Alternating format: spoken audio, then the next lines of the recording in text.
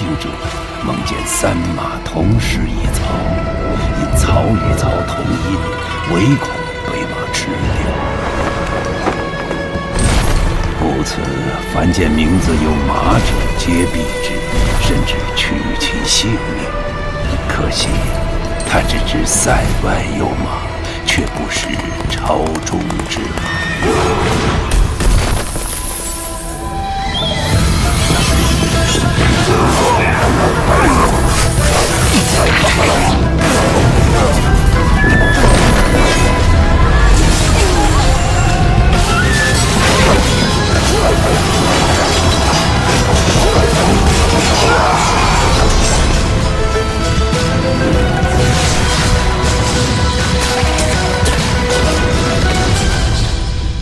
近来，我常做同一个梦，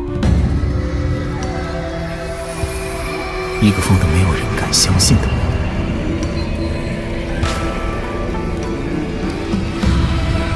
梦里的一切都超乎想象。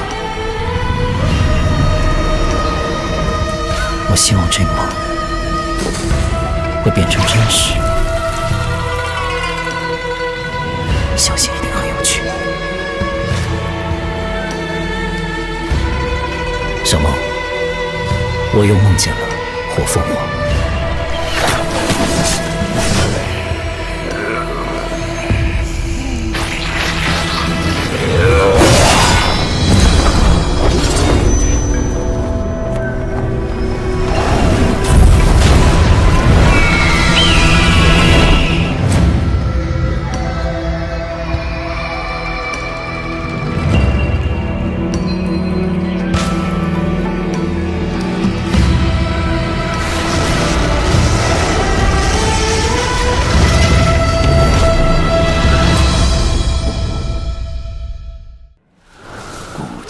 多少事，都付笑谈中。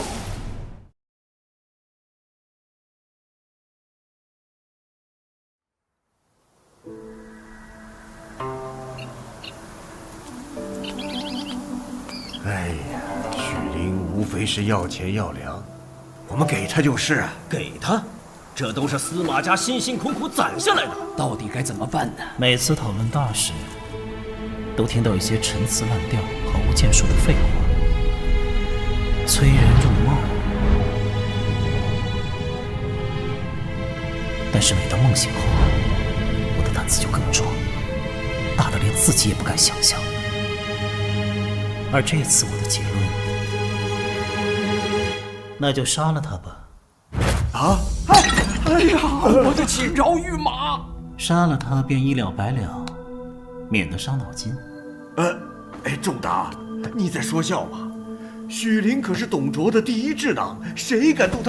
何况他是奉董卓之命前来招揽，我们此时投靠，他日董卓取得天下，我们司马家前途无量啊！许灵离咱们温县只有1日路程了。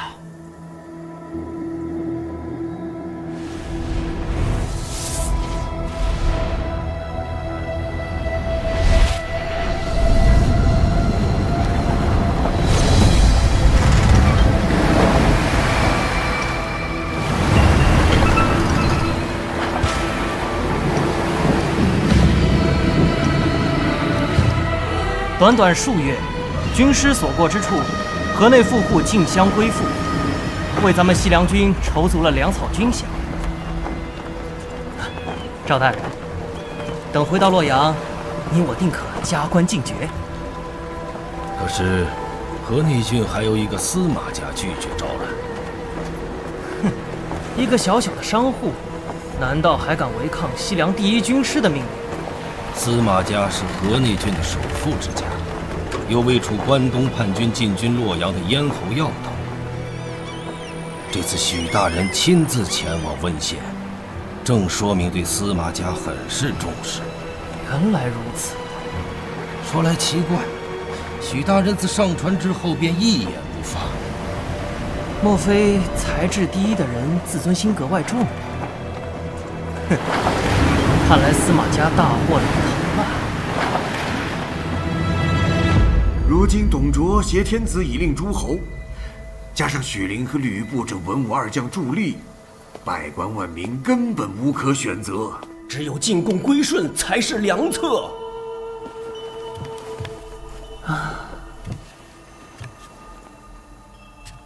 江山代有才人出，历朝国祚不过数百年，汉室孱弱，外戚专权，宦官秉政，灭亡亦不为奇。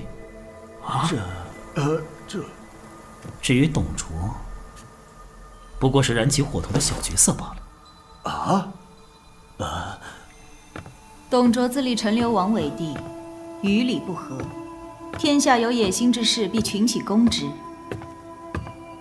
河内乃要冲之地，若进军洛阳，天下大军必屯兵河内。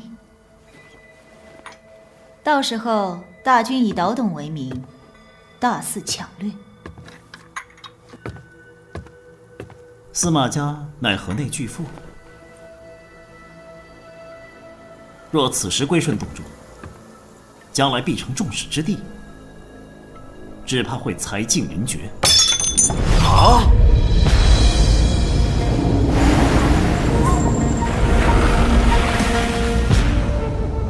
怎么好端端的起雾了？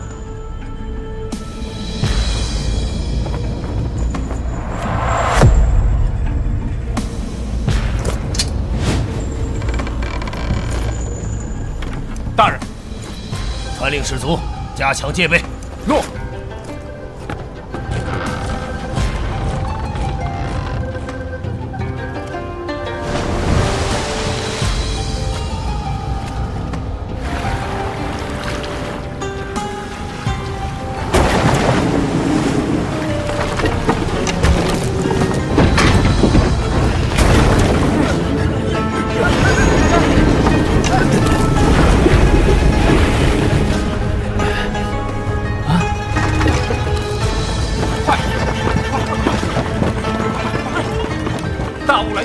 情况不明，还请大人入仓暂避一时。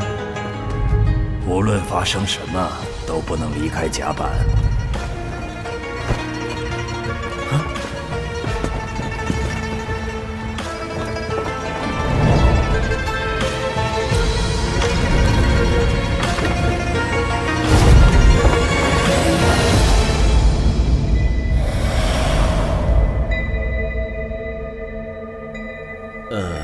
那我们婉拒董卓便是，杀许林又是何意？是啊，触怒董卓，只怕是不智之举。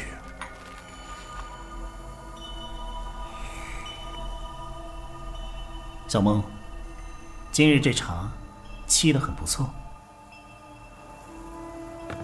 董卓看似势大，但并不足以在中原长久立足。若与其合作，必然遭到关东讨董联军势力的清算。倒不如杀许陵，既能断董卓一臂，又可令各方势力对司马家有所顾忌，不敢贸然抢夺。兵行险招，方为司马家攫取最大利益的手段。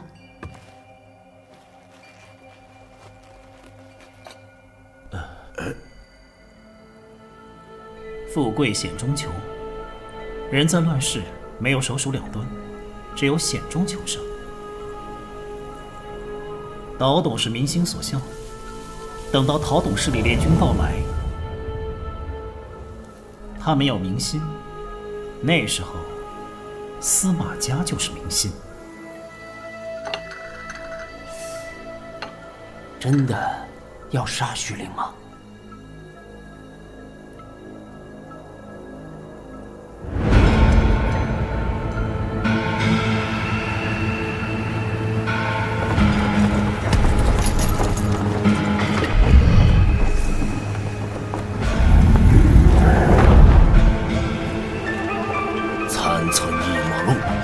兵败如山倒。那个传闻中杀人从未失手的刺客组织，残兵。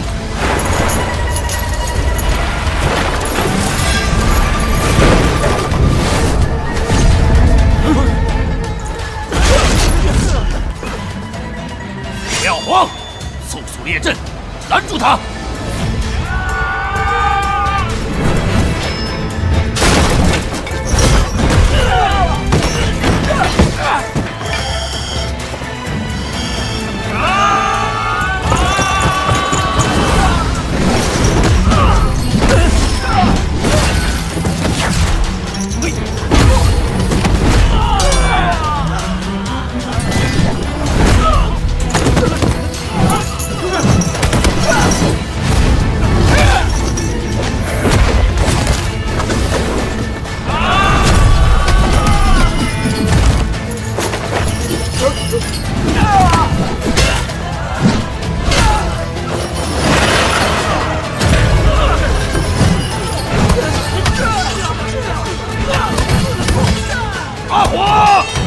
快来救命啊！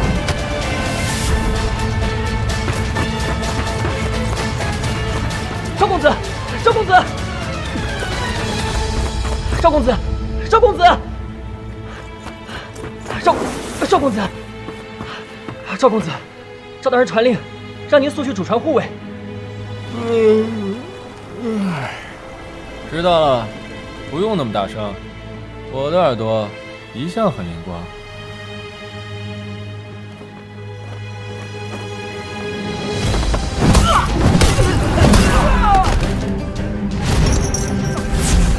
快保护许林大人！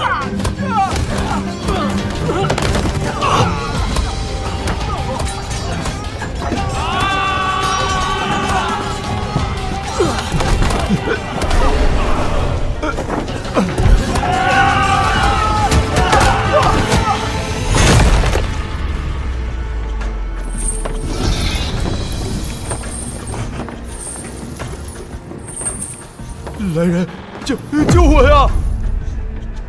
闪开！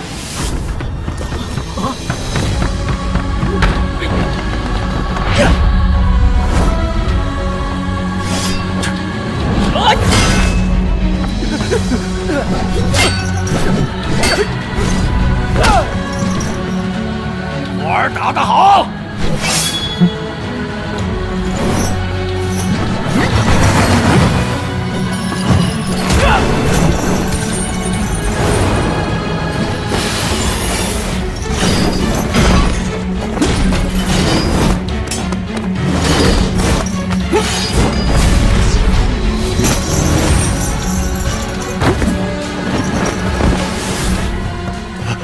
那只救虎来迟，大人受惊了，有我父子在，定保大人无恙。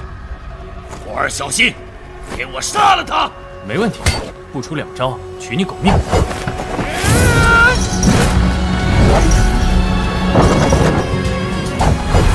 长山剑法，左去右回。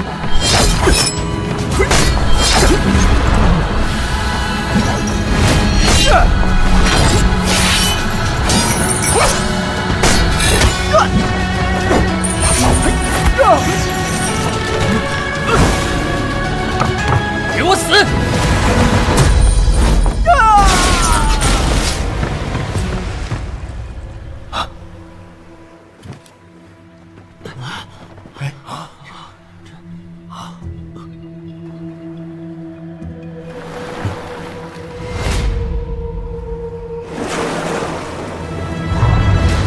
小心，危险！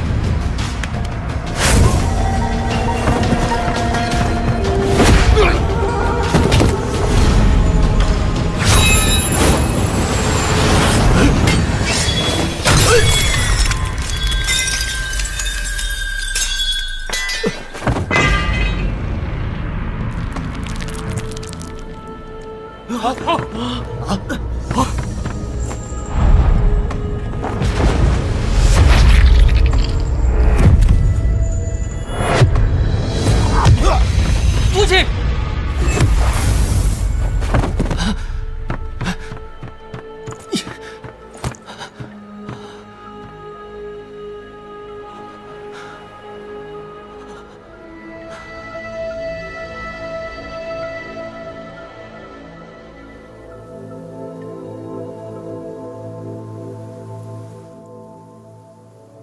三叔，你做生意是要平安，还是要钱财？当然是要钱了。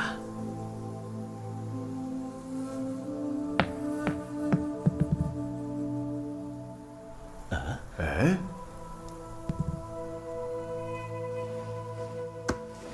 啊，嘿嘿嘿。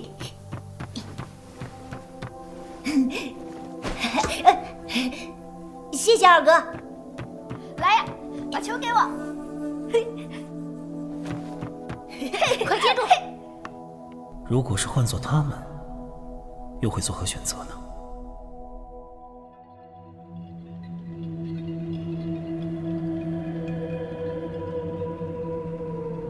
赵后公子已经跪了3个时辰了吧？唉，赵公子孝感天地，可怜赵贤老爷无福呀。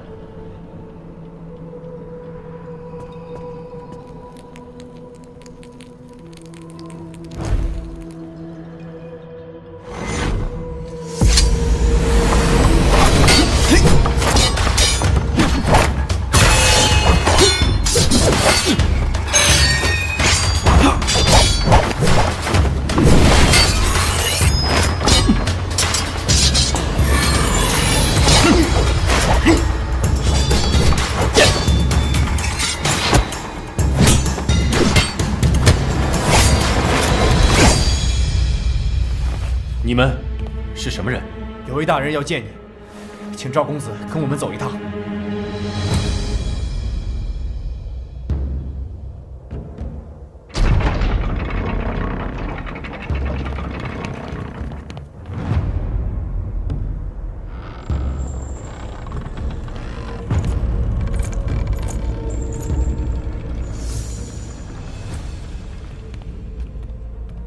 这是什么地方？赵公子，在下公曹叔佐马方，这是密室，没有许灵大人的许可，任何人不得入内。许灵大人，要死的终归要死，要活的还是活下来。死的难道是军师大人的替身？董相国忧国事，清君侧，抚汉地，反而成了众矢之的。我身为董相国的军师，也被乱臣贼子视为眼中钉、肉中刺。有心害我之人比比皆是，自该谨慎小心。只可惜，为了一个无用的替身，却害死了我的爱将。回去之后，我自会在董相国面前陈说你们父子俩的忠贞之心。多谢大人。这就是战场，逝者已矣，但活着的需成其一致。我们没有时间伤心。是，大人放心，我不伤心。哦，怎么讲？若是大人真的死在我父亲的船上，失职者死，我们赵家必被满门抄斩。如今父亲战死殉职，反倒救回赵家81条人命。说得好，你和我的知交吕布一样，什么事情都衡量得很准。只不过吕布手段太狠，连自己的父亲都不放过。赵火，你武艺超群，悟性也很好，我很喜欢。今日我许灵收你为义子，你可愿意？那么多人要杀大人，我只怕……你怕又一次丧父吗？连残兵都没能取我性命，还有谁能杀我？那么，请大人不要后悔。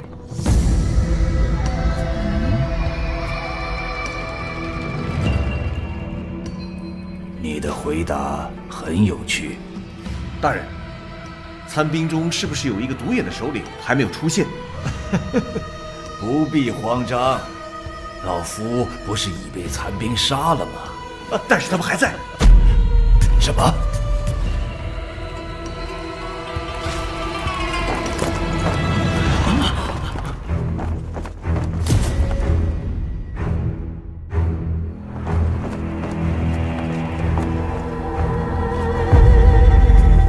所有护卫把守入口，传令甲板士卒也注意警戒。不要慌，敌人未必知我军虚实，不要轻举妄动。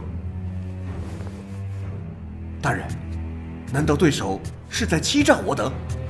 敌人离得还远，不必紧张。残兵的首领到底是何许人也？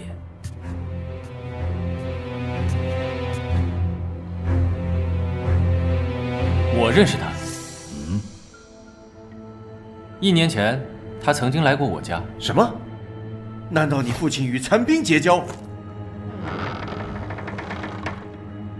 他为什么来你家？想利用你父亲接近我？是啊。这贼子果然阴险，知道大人身边闲杂人等难以接近。你父亲不会答应他。赵贤绝对不是这种人。父亲不知道他就是杀手，只是与他一见如故，十分喜欢。所以呢？所以收他做了义子。义子？赵贤曾说你是他的私生子。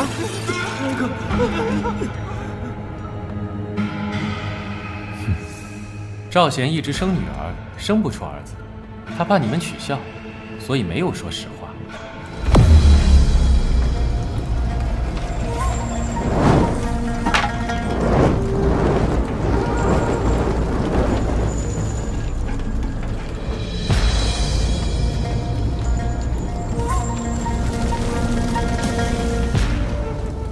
差不多是时候了。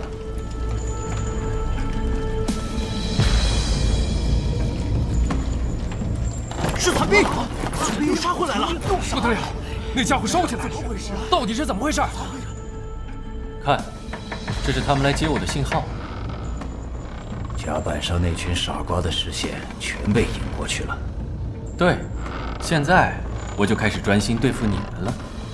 你不是独眼，不止不忙，耳朵也很清楚。至冠天下的西凉第一军师，本不该如此贪生怕死。来人，救我呀！他那声救命，声音虽然很像，却瞒不过我的耳朵。够了，报上名来。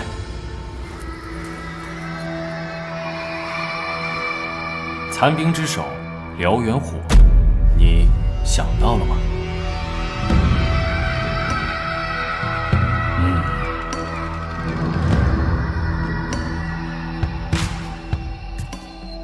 能在1年前就谋划到今天的安排，看来你背后的谋士不逊于老夫。哎呀，我很好奇他是谁。你已经用不着知道了。临危不乱，你果然不简单。徐某真的很喜欢你，只可惜我偏要来送死。对，真的很可惜。做我父亲的人都会死得很可惜。许林大人，受死吧。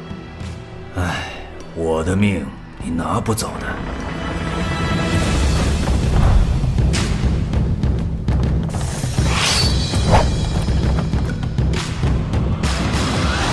哼，没有后手，岂敢称西凉第一军师？赵火，1打15，你有胜算吗？小子，就算是吕布，也未必能从我们剑下逃生。你现在连可惜也来不及了。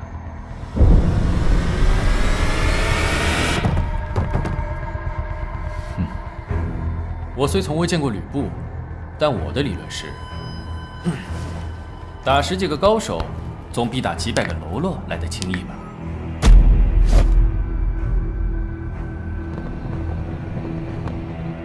世人皆知我许林麾下猛将高手如云，如果没有万人敌的实力，杀我谈何容易？一成功，我就拉他上来。孟姐，你准备好了吗？可以。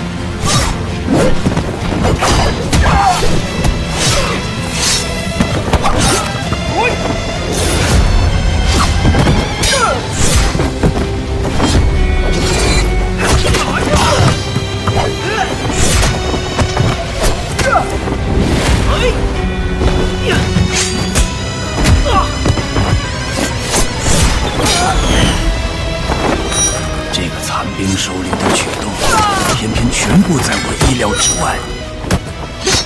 如果这小子不是疯子，恐怕他就是。一个能与吕布匹敌的怪物。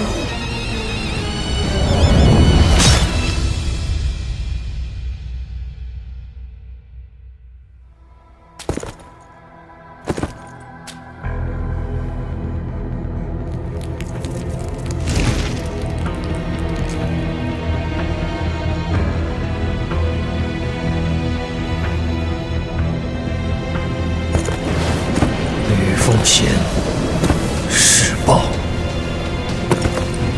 杀兄之仇。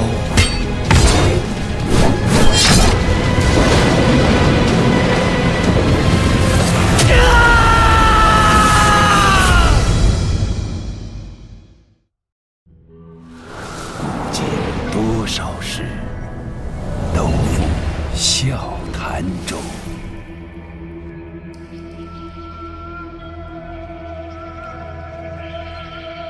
死亡并不可怕，人生的目的地就是死亡。可怕的是，在生与死之间，你究竟做了什么？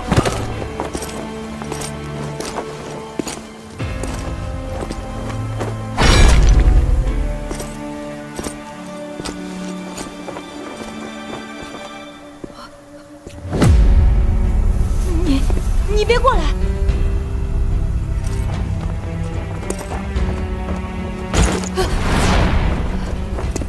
做得好，我儿奉先。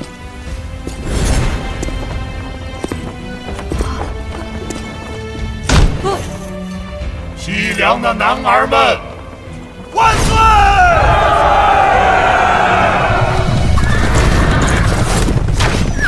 汉室幸死，黄冈师徒。微臣董卓诚心纵在，国家至尊，育人百姓。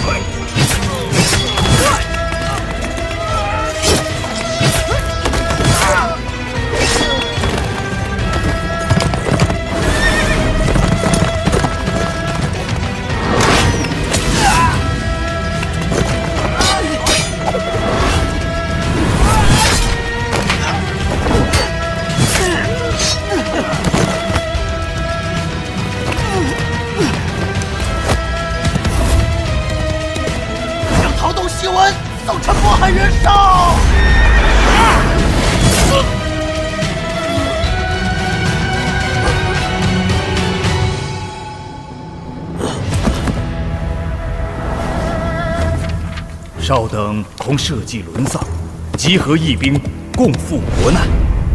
凡我同盟，齐心合力，以至臣节，必无二致。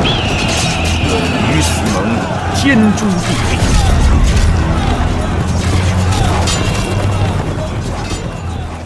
18路诸侯联军，来得好！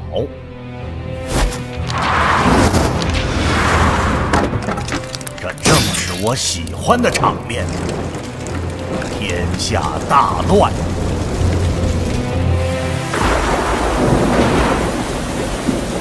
袁术军2人，张成、翁建、乔瑁军4人，关宏、彭俊、张丰、王尊；孙坚军2人，程匡、邓汉；刘岱军3人，程景、孔方、郎世平。总计29人。竟有这许多人！哎，连那百人斩邓汉也死了。死也就罢了，听说头都被人割走了。这些当真是同一人所为？经查验，皆死于方天画戟之下。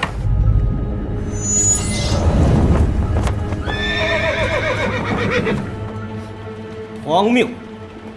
我独眼龙刘宗征战沙场数十年，见过的猛将无数。所谓100万军中取上将首级，只不过是……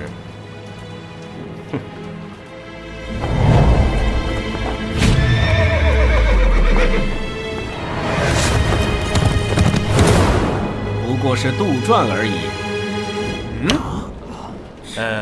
将军何出此言？末将不解。两军交战，首重士气，为了增加士气，自然无所不用其极。捏造战神、英雄传说，就是最简单、最直接的方法。原来如此，那之前传闻的独眼刺客，莫非也是有人杜撰？你说的是那刺杀许林之人？那个袁绍大人不是已经断定为河内司马家所为吗？独眼刺客之说，亦不能算是完全杜撰。莫非确有其人？司马家巨招和许林离奇之死，也许并无多少关系，但此事恰好能被我方利用，编织传闻，夸大其事，造出一个独眼刺客抗衡敌军的英雄传说。英雄传说。西凉军先杀我关东29员独眼大将，后将功劳尽归一人。不也正是要造出一个无敌的战神吕布？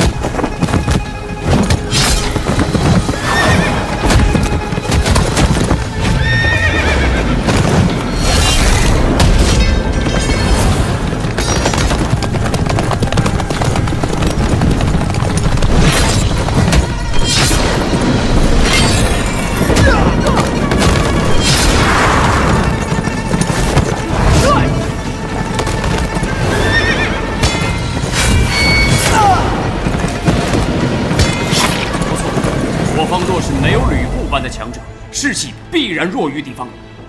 只要我方的独眼杀手传说盖过敌方的战神传说，彼之士气必然大受打击。对呀。跟外面的兵卒说，夜已深，不要再操练了。诺。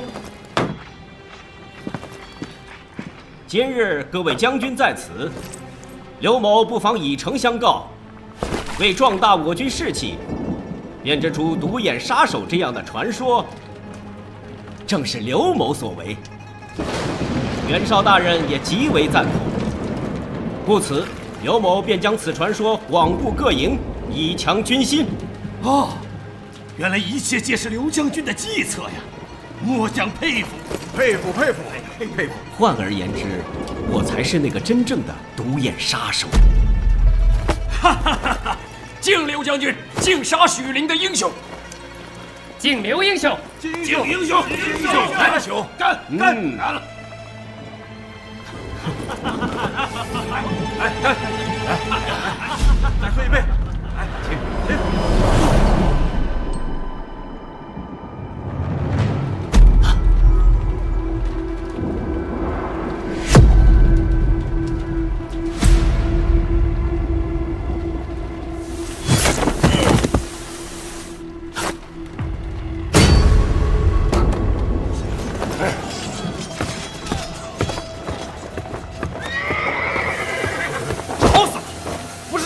不要再！是只兔马！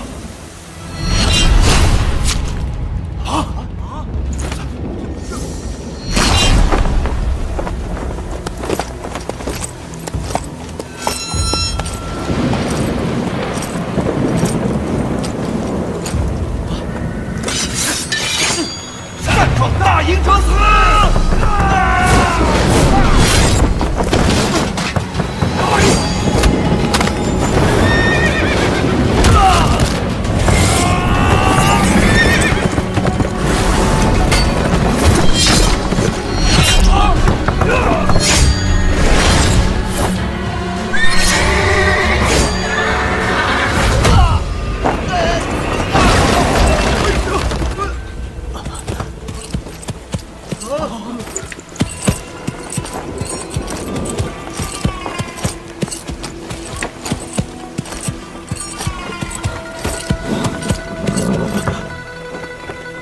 果然是毒液，你是第30个。许林是你杀的。你就是传闻中和匹敌鬼神的。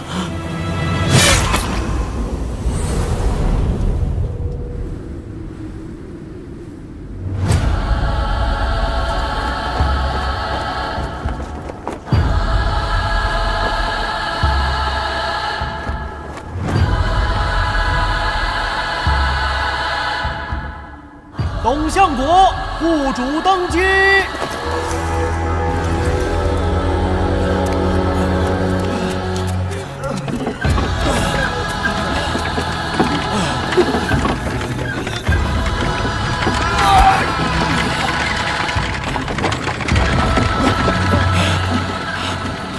乱政，残害忠良史书上一定会记载，东贼，你必将遗臭万年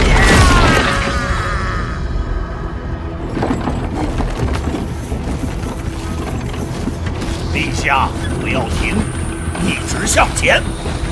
这些人都会死的。他们必须死。他们都是我的臣子啊。他们都是本朝的罪人。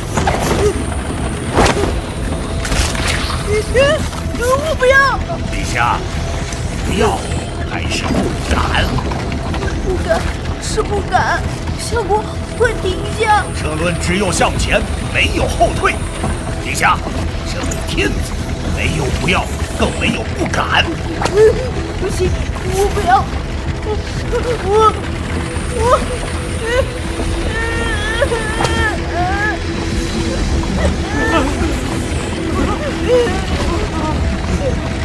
国家落到如此田地，陛下知道是什么原因吗？不知道，我不知道。陛下，你看到了什么？我不知道。陛下，睁眼看看吧。朝纲不振，宦官弄权，强征苛税，横征暴敛，只是天下大乱，民不聊生。先有黄巾贼寇，今有反臣乱党，谁之过矣？为何无人去阻止？为何无人去觐见？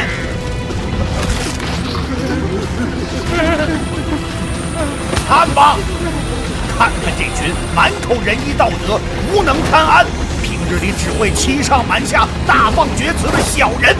天下如此动荡，社稷危如累卵，而这些人除了跪在地上逃避责任，又为陛下做过什么？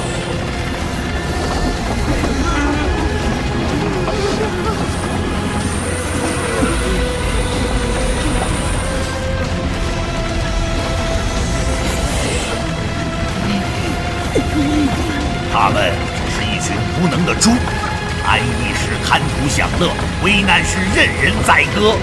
国家积弱，就是因为养了这样一群猪。陛下，你可甘心？这些人就是我的臣子，国家的栋梁。我可以做什么？我伤心的是什么？我流泪又为的是什么？我不知道。错。朕此刻突然觉得恶心，杀！朕要杀光这些猪猡！朕的江山不能毁在他们手中。陛下，让老臣助你一臂之力。董卓，朕恨你，朕恨你来得太迟。董卓无能，自知有罪。董卓有的只是力量，可恨的力量。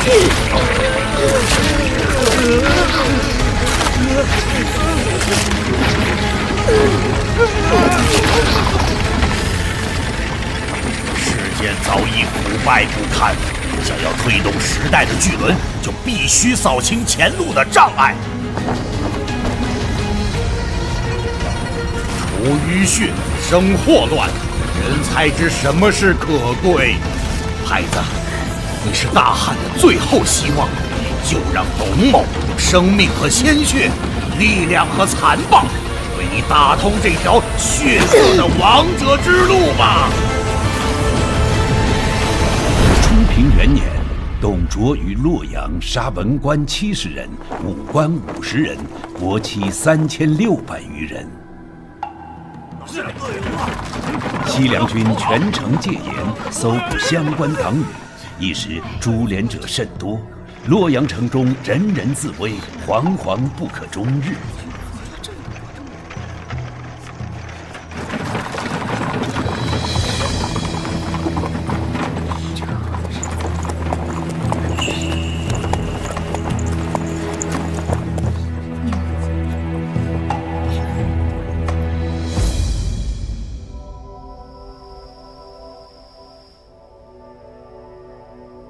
我一望，便知道是你来了。大公子的事我都知道了。除了大哥之外，关东各路诸侯在洛阳城内的亲族，也被西凉军扣押作为守城的人质。以人质来瓦解关东军心，想必是那位西凉第一军师许灵的点子。不错，幸好许灵已被我杀了。在洛阳的眼线传书上说，大哥是被吕布亲自抓走的。吕布，那个传说中的怪物。说到怪物，我们也有。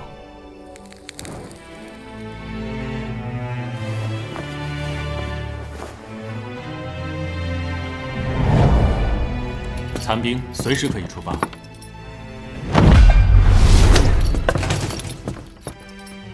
有了他，洛阳城内清风帮会听候你的调遣。我要大哥平安回来。一定。小梦，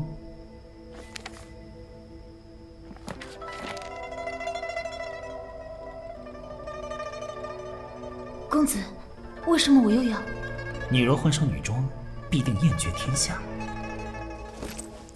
我同意。身份是歌姬，难度太高了吧？豫州刺史王允是父亲生前好友，曾得罪中常侍张让，在河内避祸。我与他交好，张让被讨杀之后，王允已回到洛阳，如今官拜司徒，他会全力助你入宫。还要入宫？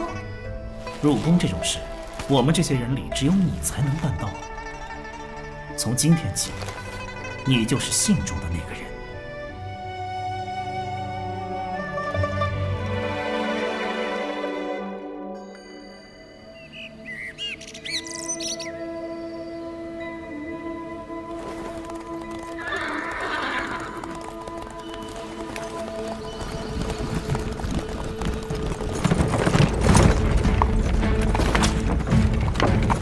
大哥，你又带错路了。吵什么？不就才比计划晚了10天吗？才晚10天，关东大军眼看就要……三弟，不得对大哥无礼。二弟说的对，不得对大哥无礼。哼，二哥，你总是惯着他。大哥，真的知道去洛阳的路吗？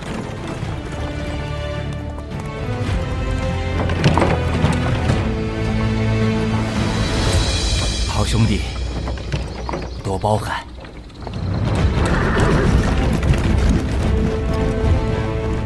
这些人也是去洛阳，有点意思。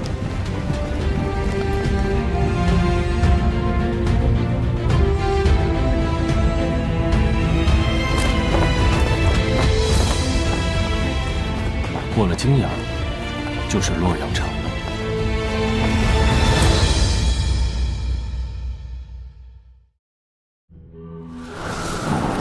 多少事，都付笑谈中。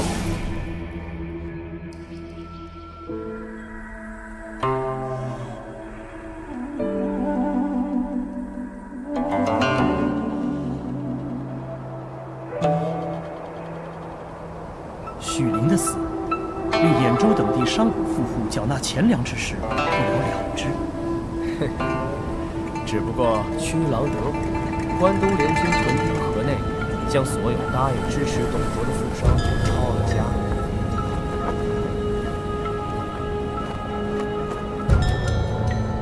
联军得到这样一笔庞大的军资，士气大振，进逼洛阳。可惜无人能过吕布这一关，战事陷入焦灼状态。吕布果然无人可敌吗？老师怎么看？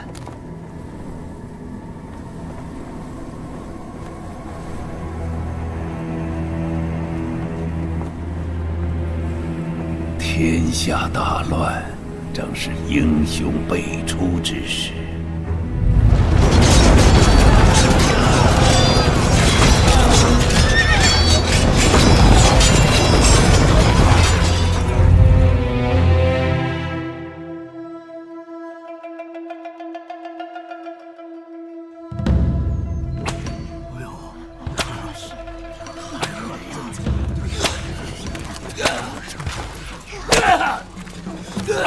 都看见了吗？这就是和董卓大人作对的下场。汉室多难，战祸连连，黄巾贼虽除，但各地军阀趁机发难，与朝廷作对。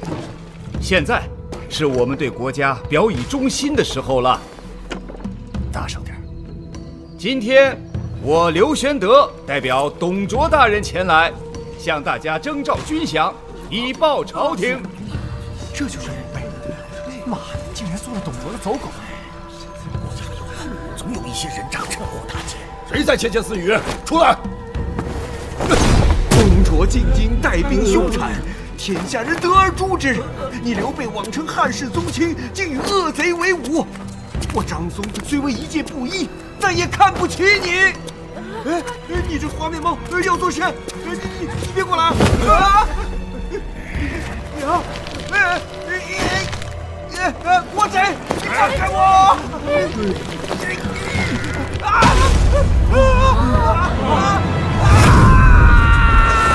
你给我滚出晋阳城！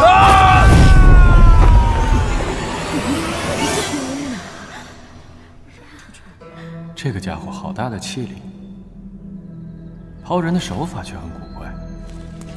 人说泾阳的桃又大又甜且多汁，不知这颗如何？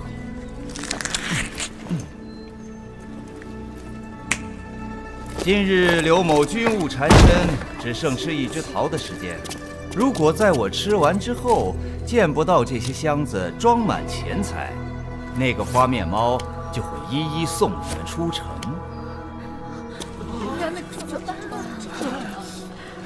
听见了吗？快坐！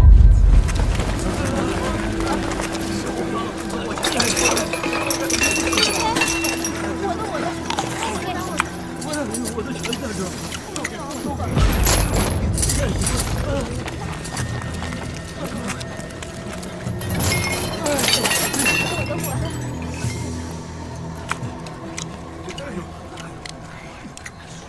这个不够啊。这桃子不够甜吗？很甜呢。不，我是说这箱钱还不够啊。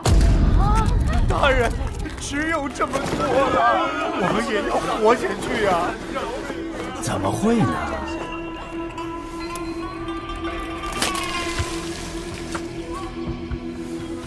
你们看，这样捏一捏，捡一捡，还是有东西的。你们身上没有，家里总该有吧？众将士，给我抄城！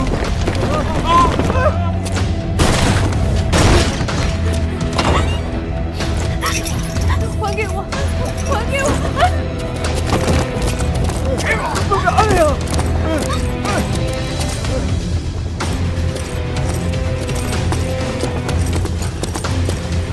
快点！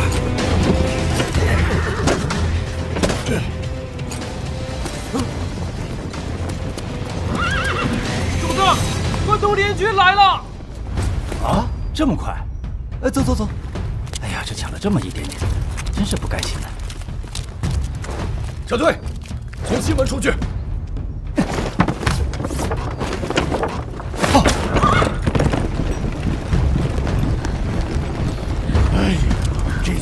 贼终于走了。等关东联军到了，一定狠狠地教训他们。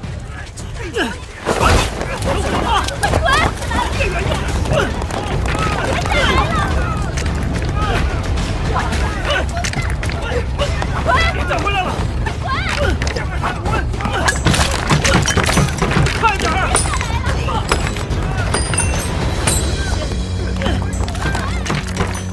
越好。你不认同，但大哥要做的事一定有你的理由。石头为什么都冲我来呀？谁叫你这个大花脸如此招摇，才把那个读书人丢出城外了？还不是大哥的主意。三弟说的是，那就快跑吧。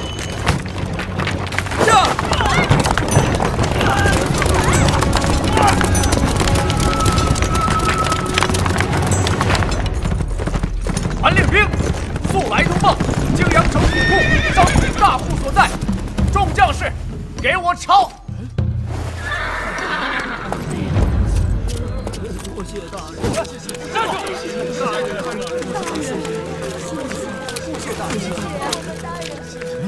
你们这救星大老爷啊！救星大老爷！我们今天百姓为联军誓死效忠，诛杀东贼！这里和富阳城不一样啊，我们还抄不抄城啊？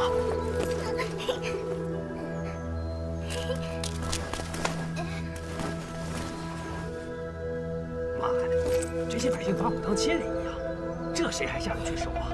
父老乡亲们，我们一直被西凉军欺压，现在终于等到救星了。虽然家园已被西凉军劫掠一空了，可是我们还能够出力气，对不对？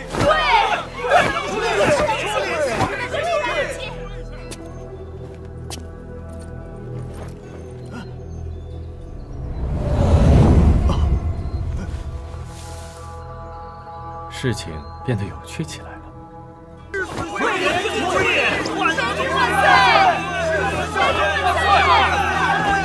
这泾阳城刚被西凉军劫掠一空，反正也无力可图，倒不如万岁！袁绍大人万岁！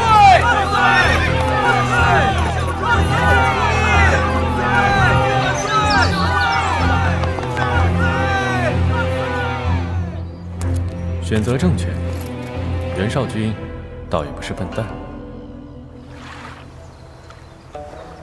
二公子，若是金钱与名声，你又会作何选择呢？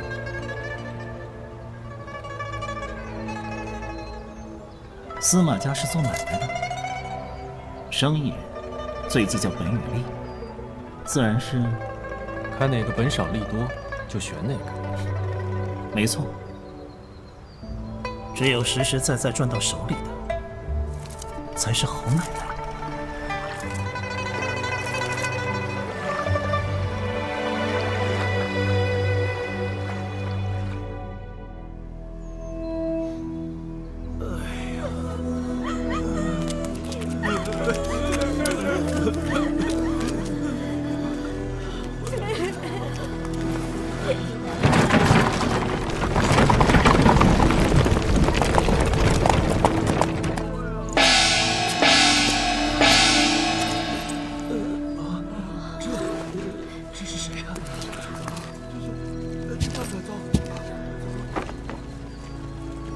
官军老爷，放我们一条生路吧！咱们刚被关东来的军队洗劫，哪里还有钱财啊？命还有一条，要就拿去。命我可要不起。阜阳的百姓们，刘备不是来抄城的，我是来救城的。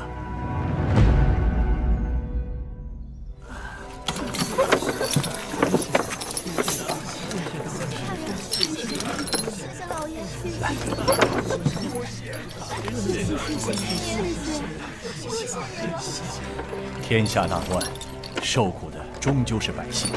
为了军饷粮草，关东联军四处劫掠烧杀，阜阳城的百姓死的死，伤的伤，家园尽毁。如今有了大哥散出的钱财，百姓便能把家园重建起来。而泾阳城，大哥先行冒充董卓军抢掠，于是泾阳百姓对西凉军恨之入骨。当关东联军到来，他们自然热烈欢迎，百般殷勤。这样一来，打消了关东联军抄城杀掠的念头，反倒救了他们一命。原本泾阳城会是和户阳城一样的命运，如今家人性命都保了下来，泾阳城的百姓早晚会知道大哥的苦心，而我只会办坏人。相比贫苦的百姓，那太守高官厚禄，受点皮肉之苦又何妨？抄一城却救回2城，天下再也没有这样奇怪的事了。谢谢啊，谢谢。这种怪点子，只有我们的傻瓜大哥才想得出。大哥，接下来我们当然是洛阳。哈哈哈哈！放心，这次不会再走错了。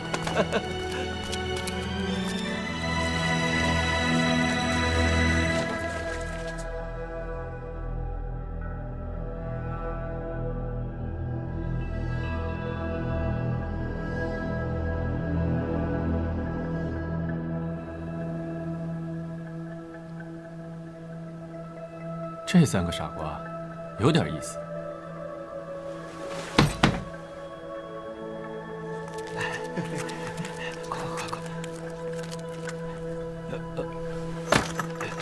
走。乱世不易，别死啊！有缘再见喽。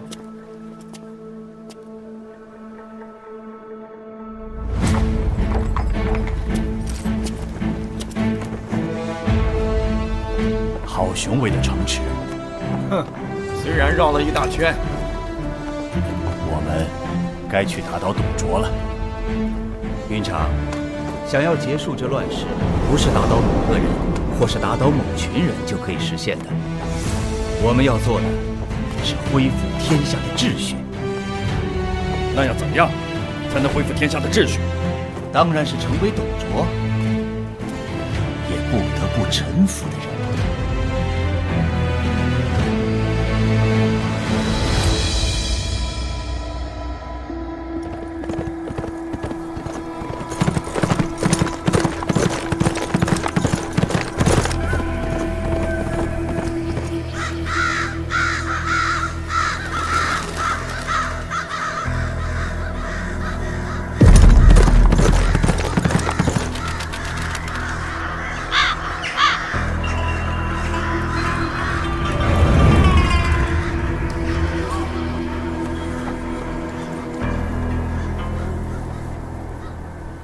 天下第一智囊，你猜一猜，我燎原火今天来这里做什么？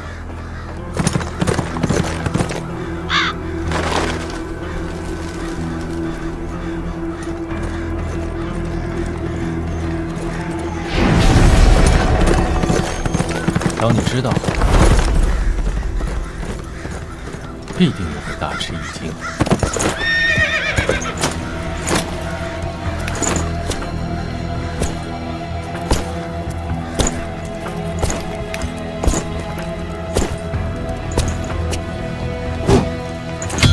陆大人，终于等到您了。家父因护卫许灵大人而死，请大人为我报杀父之仇。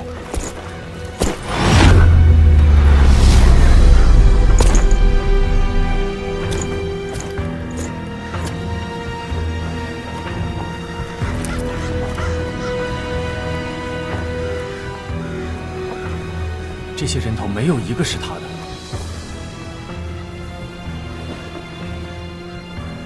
在许大人的船上，我见过他。他身长8尺，声如洪钟，满面刀疤，年约40。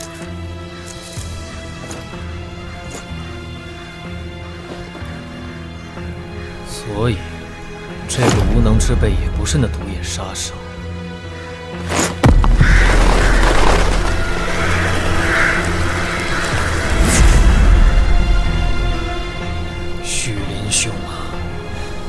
指点吕布该如何为你报仇。第7天了，今天是你的回魂之日，就请兄台的在天之灵为我找出真凶。奉现在等你的指引。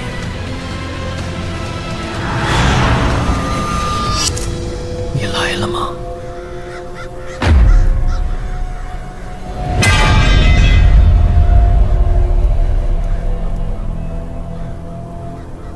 是他，是我。许林大人知道，只有我才可以为他找出真凶。许林兄，这就是你的指引吗？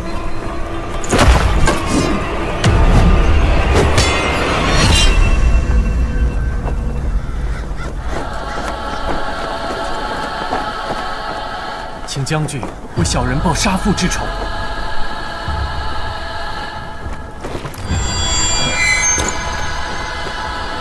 赵火，自今日起，你就在我帐下听命。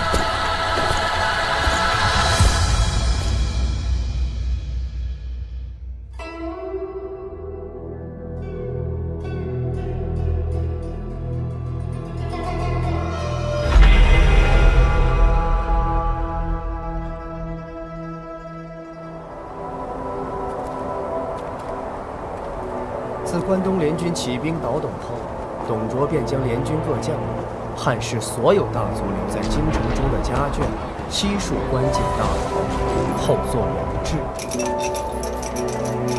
董卓利用这些人质，向其家人勒索大量金钱。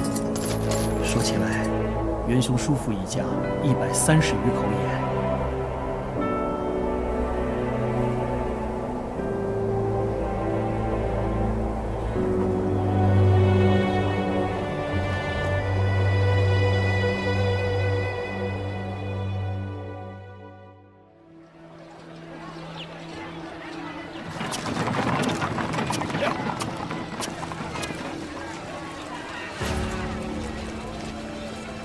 倒董既是天下事，也是司马家的家事。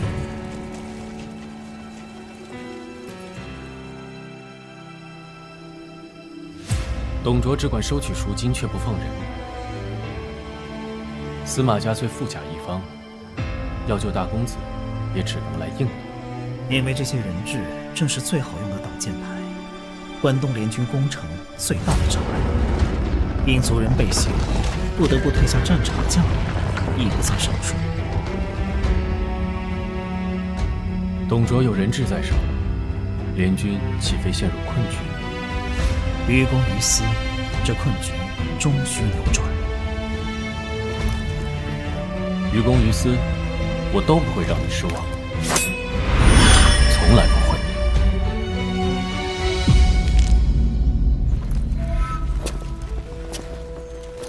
下一个，报上名来。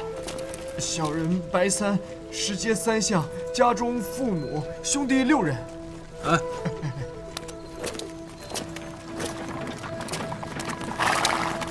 又到了祭祖节，大量留外人士将于此时回乡拜祭先祖。根据我的推测，关东联军必会趁此时机集结各方军中精英，混入洛阳城，劫牢。又让周达说中了。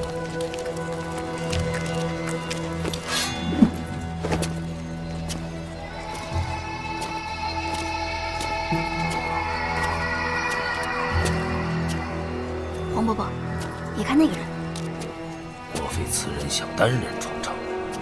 步伐轻浅，可能是高手。啊，见了鬼！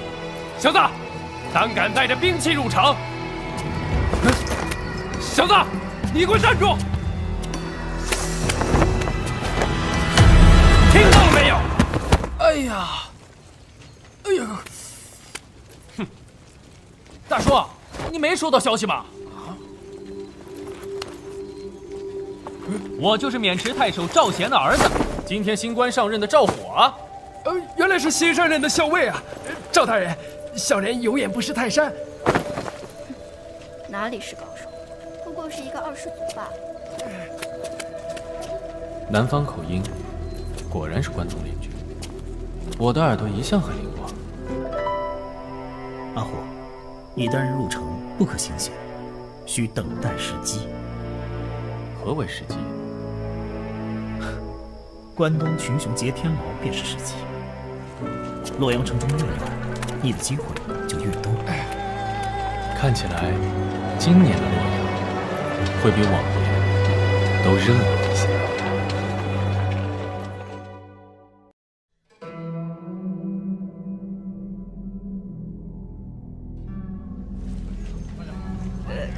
一早便收到赵大人的任命文书，小的们都翘首以盼。可是，赵大人怎么是从城外进来的？我进出哪里，也要先问过你吗？怎么敢？怎么敢？小的不是这个意思。大人不计小人过。算了，你继续吧。好。下一批。黄伯伯，这小子看来很有用啊。对，一会儿要是出了什么岔子，就先拿下这家伙。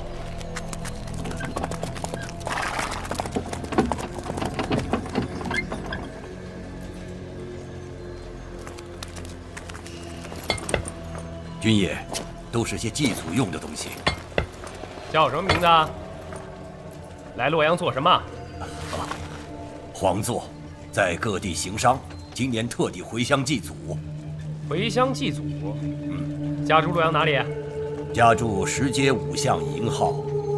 蠢材，洛阳人怎会有这么重的南方口音？老伯，你这样可过不了关呐。一行15人，前7后8，应该是江东孙坚会稽军的编制。你叫黄座？是的。住在石街5巷营号？是的。哼，被人看出破绽了。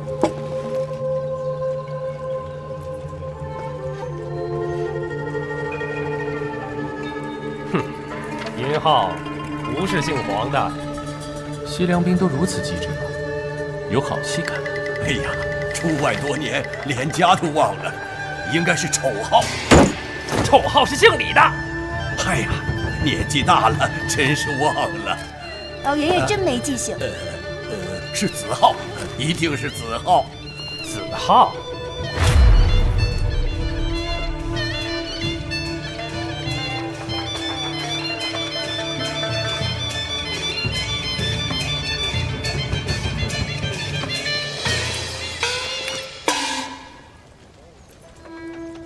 抓！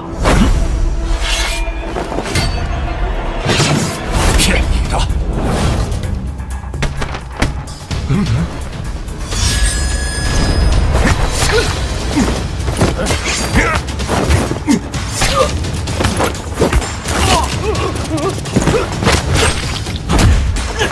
来人！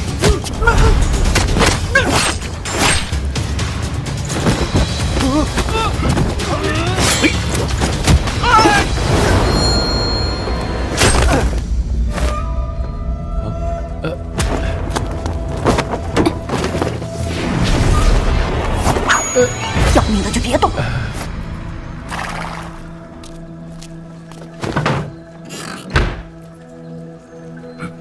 有劳兄弟送我们进城，你们先进去。是。姑娘，饶命啊！别说话。女侠，你该不会杀我吧？兄弟，别说话。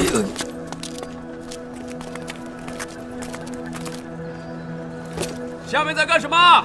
一下子放这么多人进城？不要乱说话。没问题，是同乡的兄弟。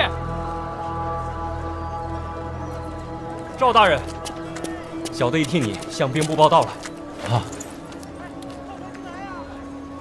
有了。赵大人，这位是？啊，他是我刚在西凉纳的第18个妾室，漂亮吧？大人年少有为，得享其人之福，下官好生羡慕。是啊，又漂亮又温柔。你走。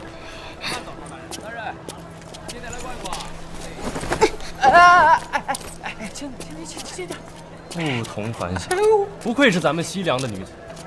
赵大人保重。大饼，新鲜的大饼，好吃的大饼，好吃的大饼，来吃喽！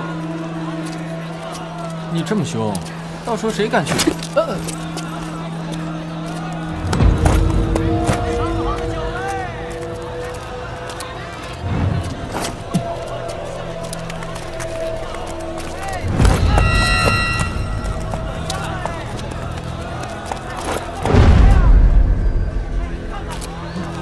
将军，早安。早安。早安。现在已是午时，不对，那是暗号。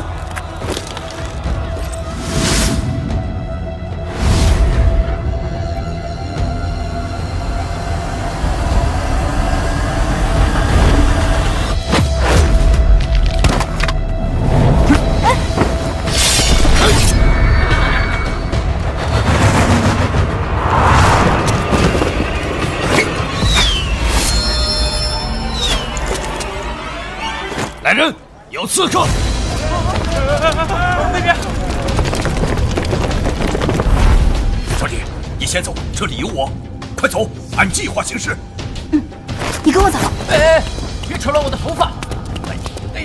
哎呀，疼疼疼！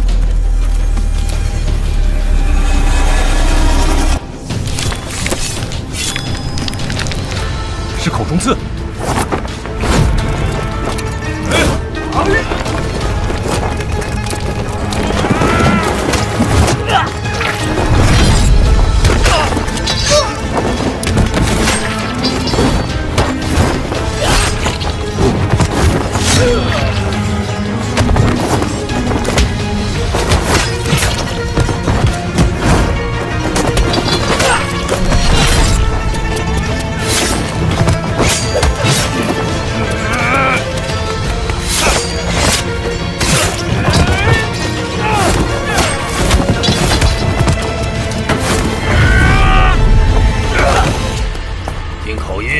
会计人，是王朗军还是孙监军？孙监军，王盖。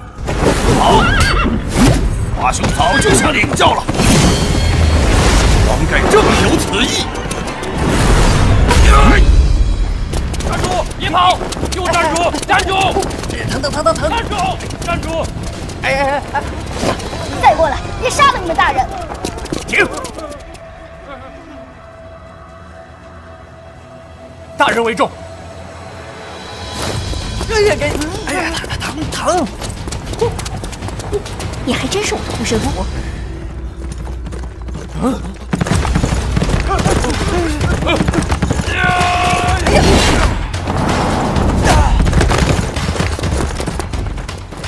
有两下子，这丫头跟小梦不相上下。护身符，给我走！我不是吧？原来除了武功外，论狠毒，你也跟小梦不相上下。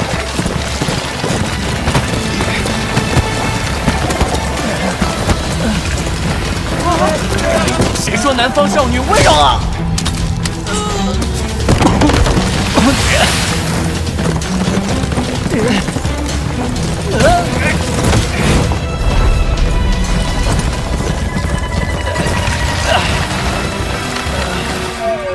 喂，不要瞎跑啊！前面是。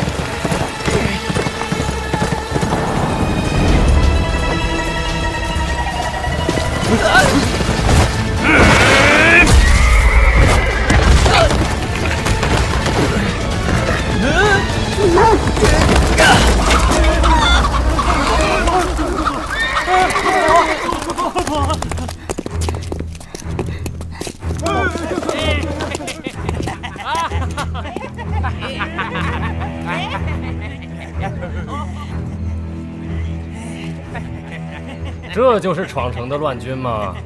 进洛阳前也不先看看地图？天下间竟然还有这种傻瓜，单枪匹马来闯北部卫所，生得这么标致，杀了太可惜了。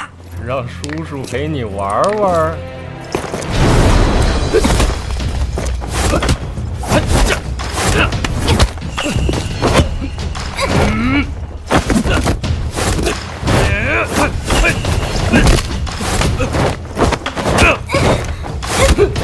这就是你们五院高手们的本事。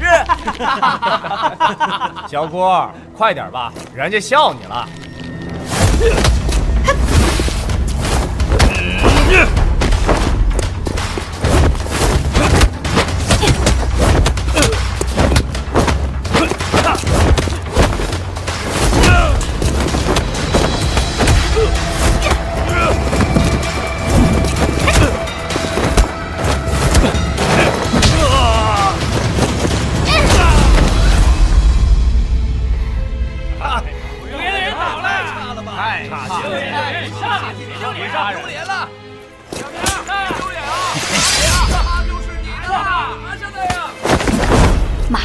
卫所里的都是西凉军中将官，这样下去，早晚会……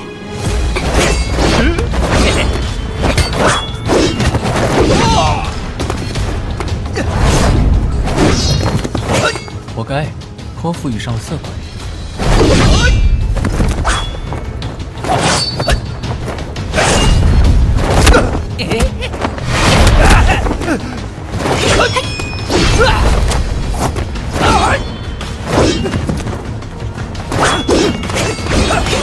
这人比之前的更强，就算是黄盖叔叔。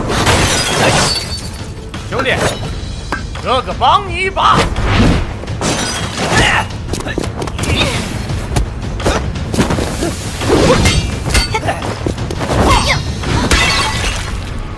我也来，我也来，我也来，我也来。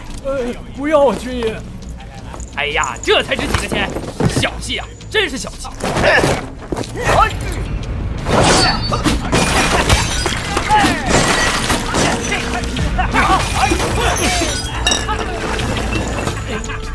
兄弟们，干得漂亮！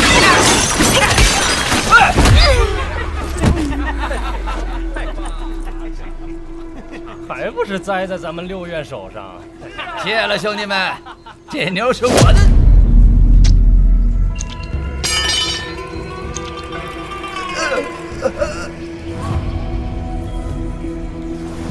你中计了。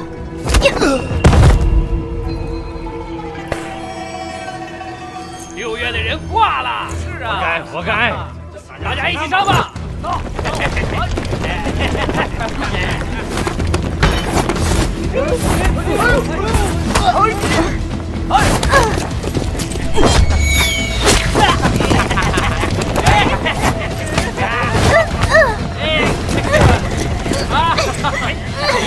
3月的人想先夺先登，我们也上了，上！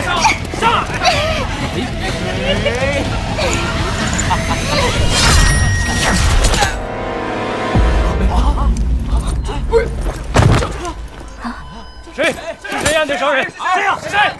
出来！出头乌龟！算什么好汉？出来！给我出来！出来！我做的都是见不得人的勾当，本来就算不得好汉。说话的是什么人？左右包抄。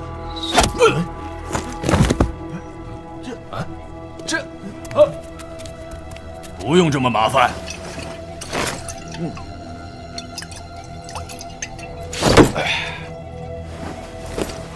一起来受死吧！弟兄们，杀了他！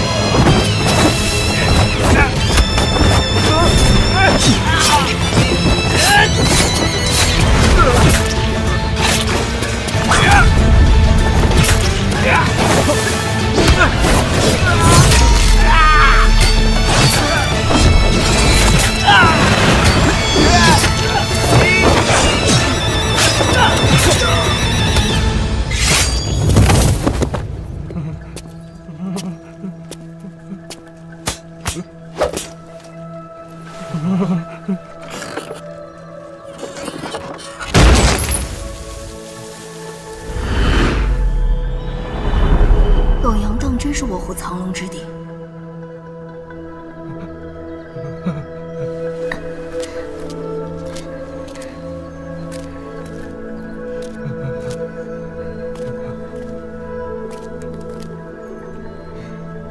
多谢壮士出手搭救。杀人了！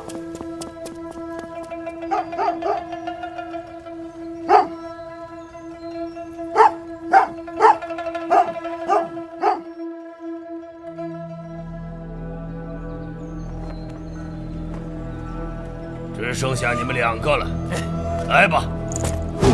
我不用兵器。妈的，士可杀，不可辱！本事不大，脾气不小。那个叫黄盖的，找到了吗？李大人已将4处街巷包围，相信很快便可拿下。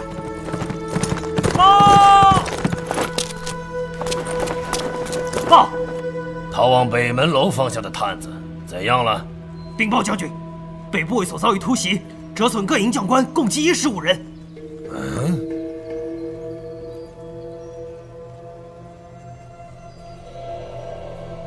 2人为孙建军口中刺所杀，其余大半为此种脱手镖所杀。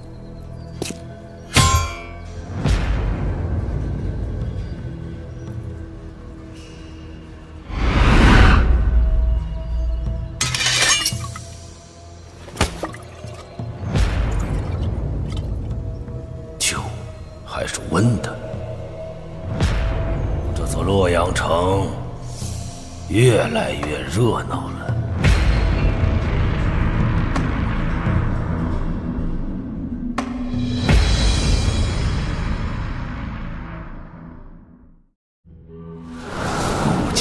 多少事，都付笑谈中。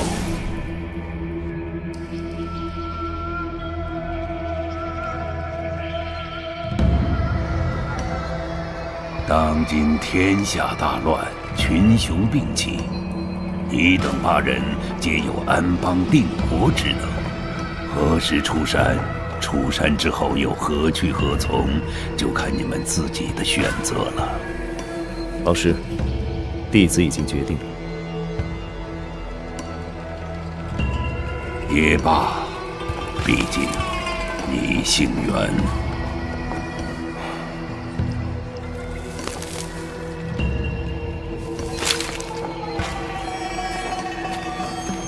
老师，弟子拜别。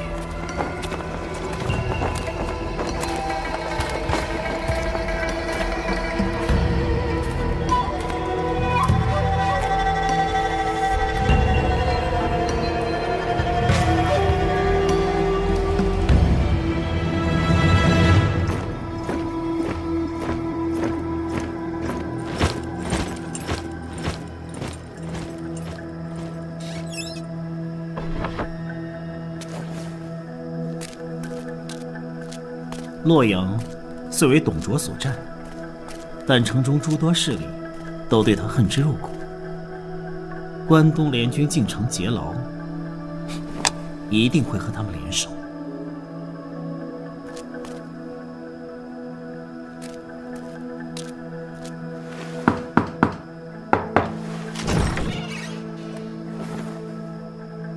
外面风声很紧，明天再出来吧。那你们也小心。洛阳城内，各方势力密道密宝众多，即便董卓全力搜查，也难以发现。侯氏兄弟到，崔广到，王平他死了，孙英到，杨崇到。喂，上面的2位关东兄弟，大爷饿了，快拿吃的来。吵什么？吃食你要不要？哎呦，辛苦你了。无所谓，为了大局嘛。就是想不到这小子会是咱们劫牢的好棋子啊！仲达，我依着你的计划混入联军劫牢队伍，在西凉军眼皮底下劫牢，九死一生。不知是什么样的厉害人物，才能指挥得动各路联军精锐。仲达，想想必你也和我一样好奇吧？一下子杀了北部卫所15员大将，如果真是这样，可是难得的高手啊！我军中有这样的人？刚才点完名，确定查无此人。那太可惜了。如果这人在我们军中，木兽华雄，就算吕布也未必是他的对手。吕布啊，想起来就让人冷汗直冒啊！那人是独眼的吗？不是。廖兰，你还很在意那个独眼杀手的传说吗？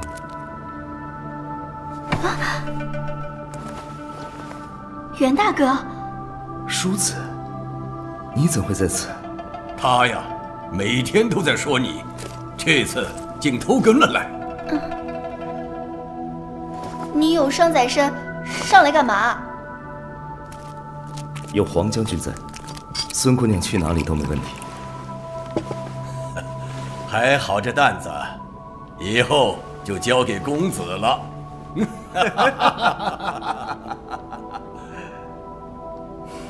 接下来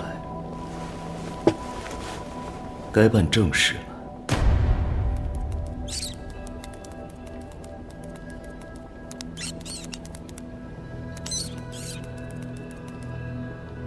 白友，准备的怎么样了？公子，全都准备好了。好，明晚祭祖节之夜，藏身于城内的义士们就会集结于此，做最后的准备。这小子身上的令牌你可查验过？我也用过，可以通行无阻。既然如此，这家伙也就没用了。白勇，去送他一程。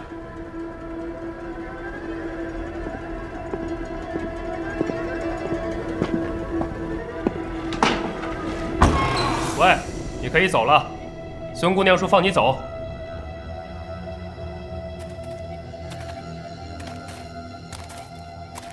从这里出去？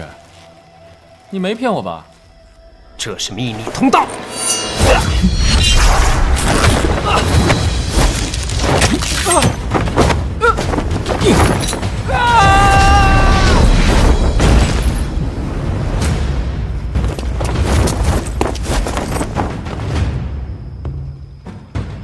公子故意将计划泄露给这二世祖，再设计放他回去通风报信。明早开始，这里将被西凉军监视。等所有义士一到，便一网打尽。但是我们的人根本不会来，而是一早埋伏在大牢四周。要消灭我们，何止用到1000军？董卓根本没时间抽调兵力入城。能用的只有城中驻军。一旦大量调动，大牢守军必会大减。有了袁公子调虎离山之计，我们劫牢救人就能顺利许多。我们今晚就全军撤走，免得明日被西凉军撞上。可是，若明日此大屋空无一人，岂非令西凉军起疑？这屋我早已贱卖了，但我要买主答应一个条件，就是必须在祭祖节当日一早，便一次将所有人搬进。那些人就是我们的替死鬼。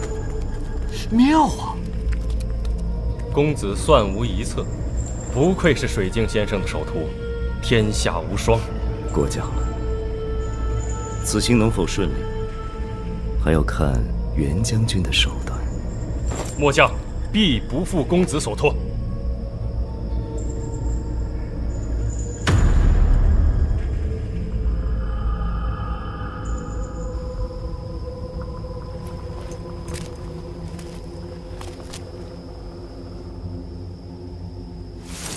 至观天下许林已被你所助，劫牢军的一切又在你计算之内。公子，你有胜天下无双。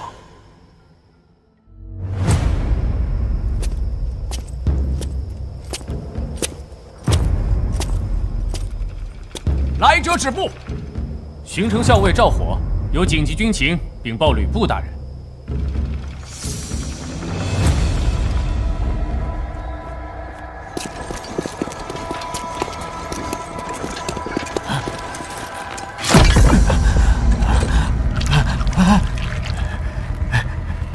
再逼下去也没有用的，就算杀了我，也不知道。吕将军，许军师之死，着实与司马家无关呢。年初，许林兄于兖州游说，所有富商都表态支持义父纳钱纳粮，只有司马家毫无回应。其后，关东乱军起兵，所有富户都被抄家，唯司马家因曾拒绝我们而得幸免。如今，洛阳所有人质的家人都给了赎金，证明了他们的重要性，我才将他们送上战场去做挡箭牌。奇怪的是，只有司马家迟迟不交赎金，你才因此得以不必上战场。这两计，怕是出自一人之手吧？将军，我对天发誓，司马家和关东的乱军根本毫无关系啊！司马家乃望族名门，连近些年声名鹊起的曹操都是你父亲提携的，怎么会毫无关系？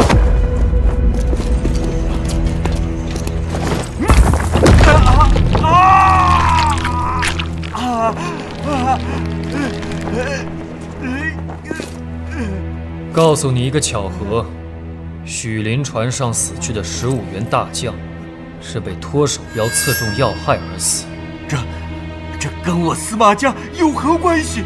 今日有奸细混入洛阳城，北门楼15名将官被杀，他们同样死在脱手镖之下。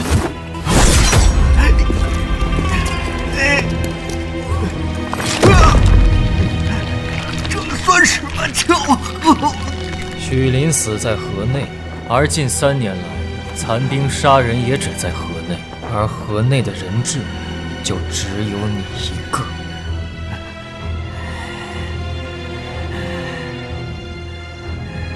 同时，我感觉到杀许林的人也来了。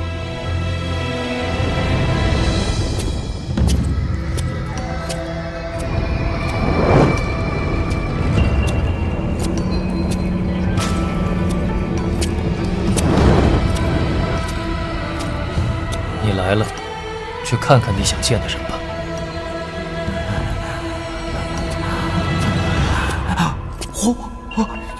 怎么会是你？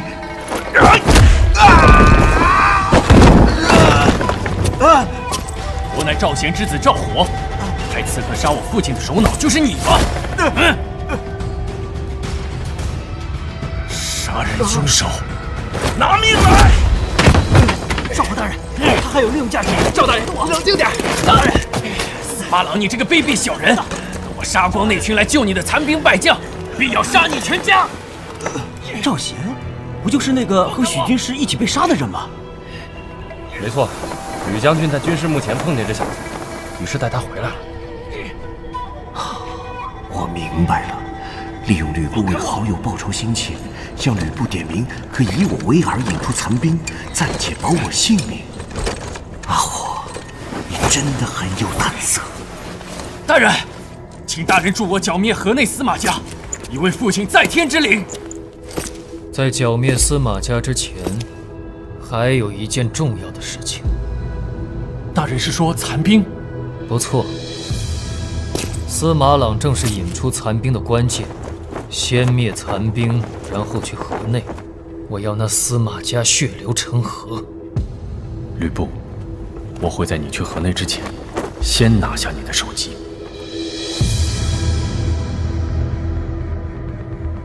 大公子这个眼神的意思是，这个叫吕布的人，并非如想象中那般简单。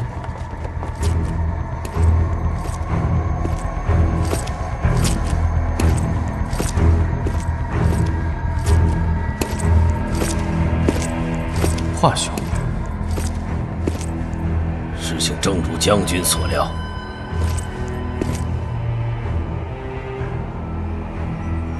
这里有人和关东叛军串通一气，准备里应外合，在祭祖节劫牢救人。而这个人刚刚从我们一直监视的张庄出来。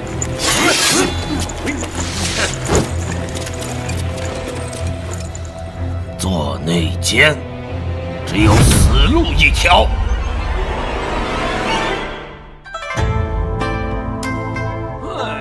跳得好啊！跳得好啊！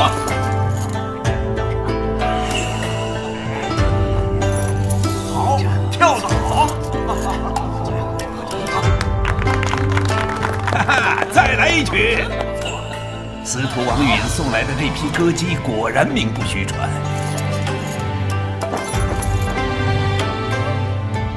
即李觉军、郭四军率先准备，随时候命。张文兄，板着脸干什么？来，干了这杯酒。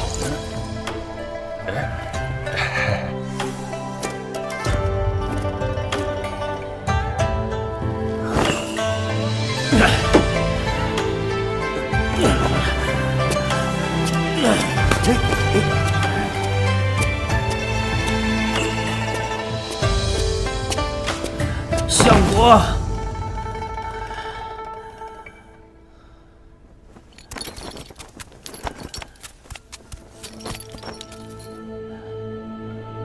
长温，什么事？相国大人，大伙儿辛辛苦苦打下了洛阳，一下子放弃，心有不甘呐。张温，你胡说什么？你有异议？咱们各大家族生根洛阳，家眷财富数不胜数，岂是说走就走的？此时仓促搬城，必损失惨重呢。张温，相国大人并未公布搬城之日，你不要妄加猜测。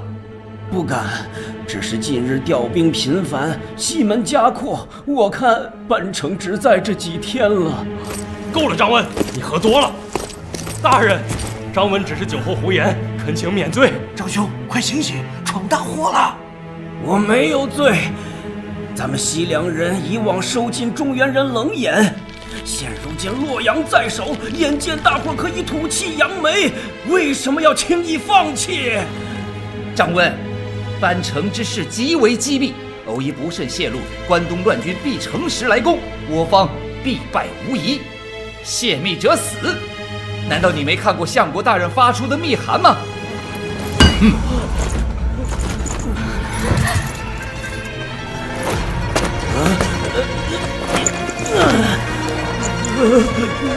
张温，你的家财就用来劳军吧。请大人免郑家老手。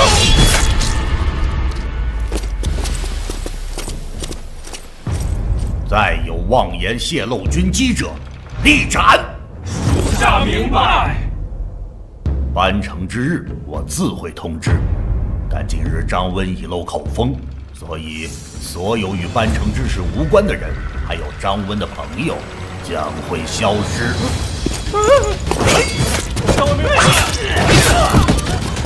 我们只知5月，此事与我等无关。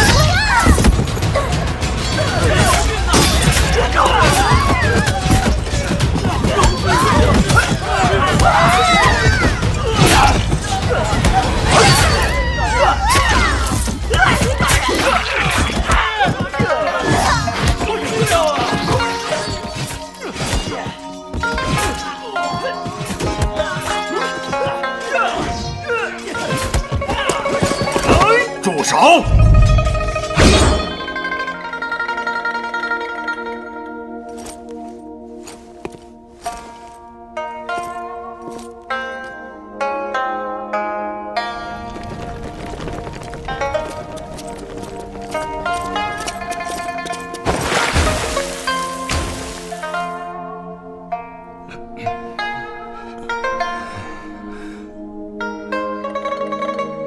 这是许灵的望乡行。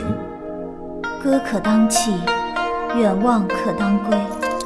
生也罢，死也罢，放不下西凉。你为什么不逃？留在此地，与众为敌，生死未卜，与死又何益？弦外有音，是你还是别人的心声？这是我在西凉兵营中听到的心声。当我的健儿们知道要离开中原之后，就不会唱这歌了。只是将士们走得不甘心，西凉军远驻穷地，牺牲性命抵御外敌，但功劳总归于他人，常进诸侯鄙视。今日一走，心有不甘。将士积怨未除，人心不一，大业有疑。乐师，你有办法说服他们？一曲道一理，一舞解千忧。未尝不可。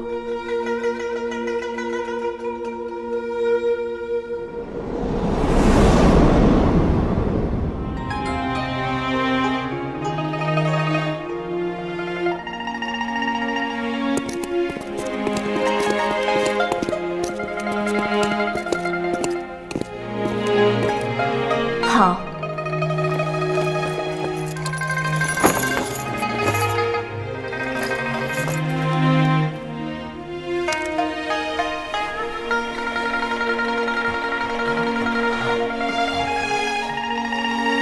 小梦，你若换上女装，必定艳绝天下。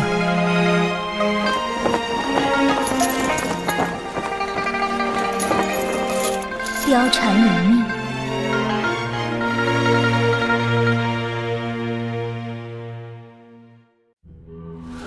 古今多少事，都付笑谈中。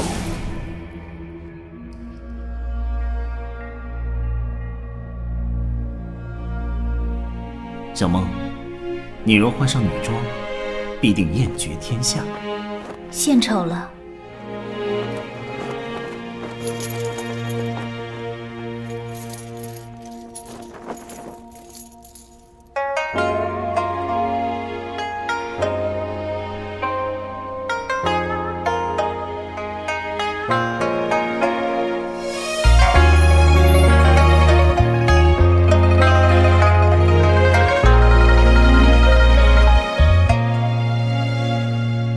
理想无恙，铁壁画江山，千里归路寸之长。这是许灵的《望乡行》。礼服清扬，幸福耍空房，是能家书寄托行。语气自无恙，仗剑凭栏望，遗憾归雁走魂香。离家男儿年轻忽，不度玉门长风万里关山路。离家男儿年轻忽，一眼护家美玉，这人容颜苦。生离是苦，蒹葭黄土。思别是苦，大几杯苦。无情是苦，也不得不。无情是苦，谁与同沐？无此是苦，竟无归处，无边更是苦。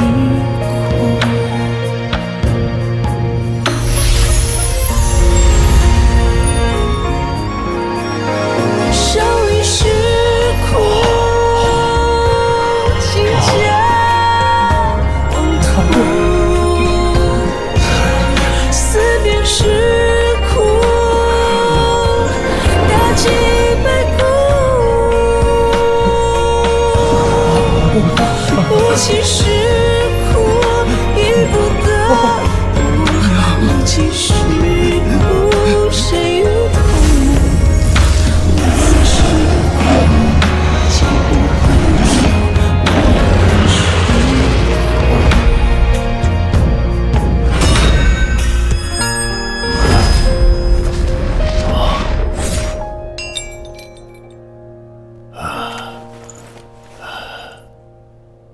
这五岳动人也深，其化人也素。这就是许灵藏于歌赋之间，兵法为刚，人性为柔的境界吗？这舞姬绝不简单，只用一曲歌舞便勾起所有人思乡之情，恰好为我的迁都大计做了铺垫。现在是要看我怎样做吗？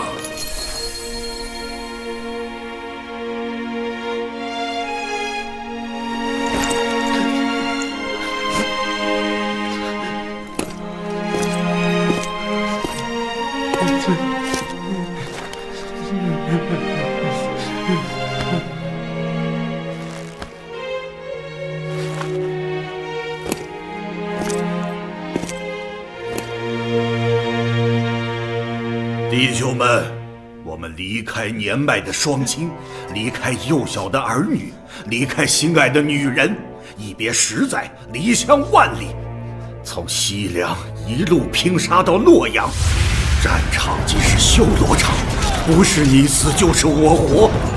在这里的每一个人都走过万里血路，都不得不抛开人性，将自己变成野兽，所以我们今天还活着。你们这些吃人的野兽，还记得自己家人的模样吗？还记得吗？很好，那你们还记得当年追随我离开家乡，踏上万里征程时说过的话吗？记得。相国大人，您说过，我们离开家乡是为了建立一个更伟大的家，以天下为家。好得很。董某再问大家，如今我们有的是什么？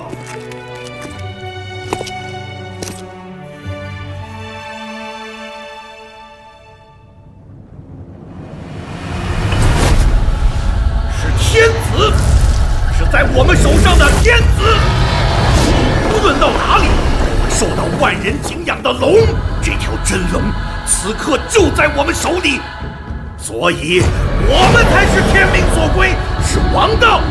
因为皇都洛阳不过是一座木石所筑、早已腐朽不堪的城池罢了。弟兄们，以天下为家，天子在哪里，哪里就是皇都。我们西凉的男儿在哪里，哪里就是皇都。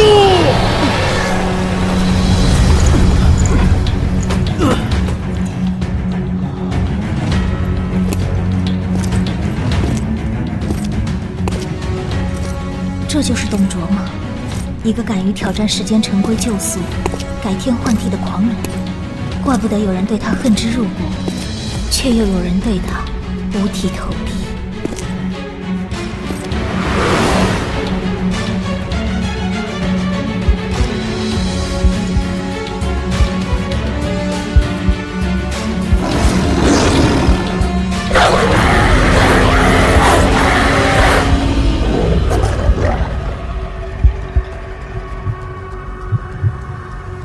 什么？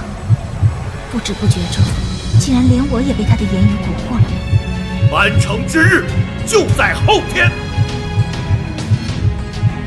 西凉的男儿们，我们要去真正的龙兴之地，我们要一起去长安，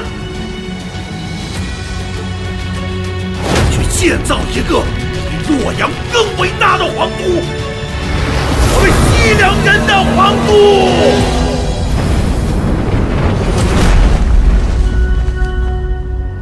董卓的将官们为何如此沉静？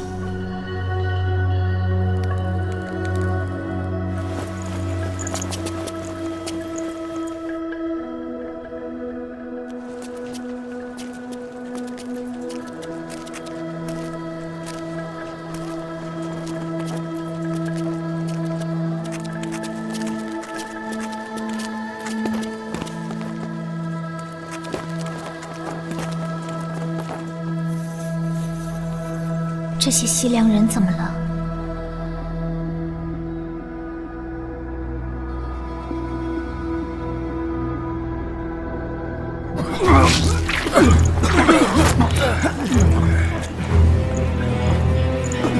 一个比洛阳更伟大的皇都，我们西凉人的皇都，伟大西凉的皇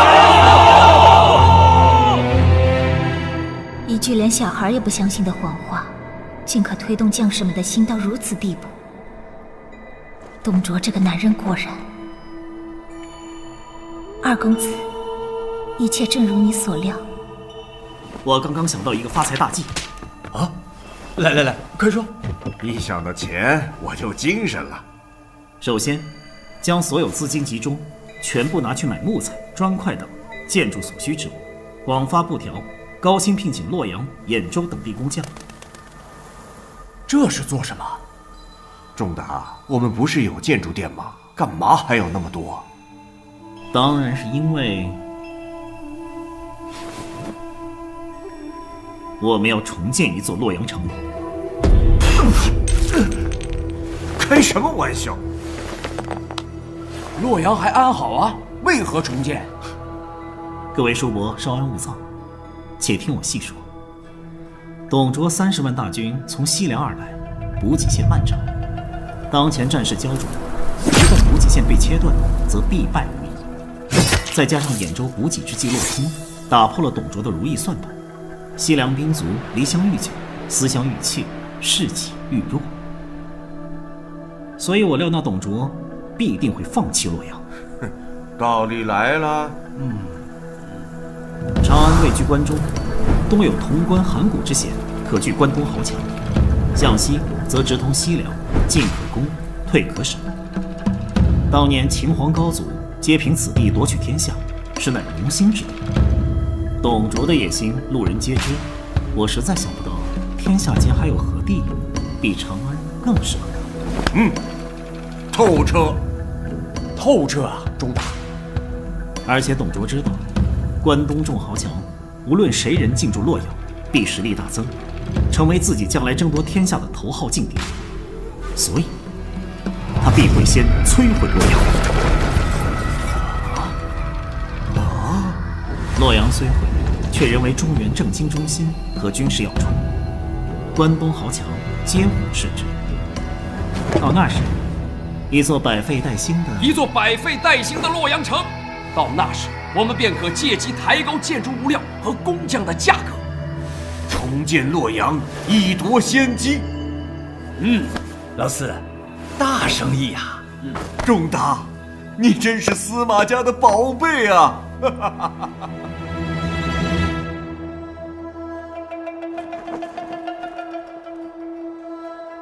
料事如神，二公子，你尤胜天下无双。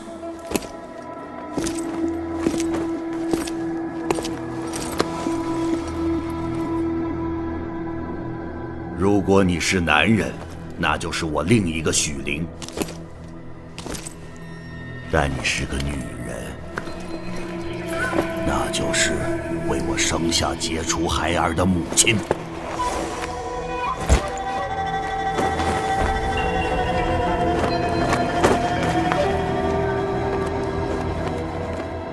霍哥，我已探得董卓班城之事，你那边怎样？做内奸，只有死路一条。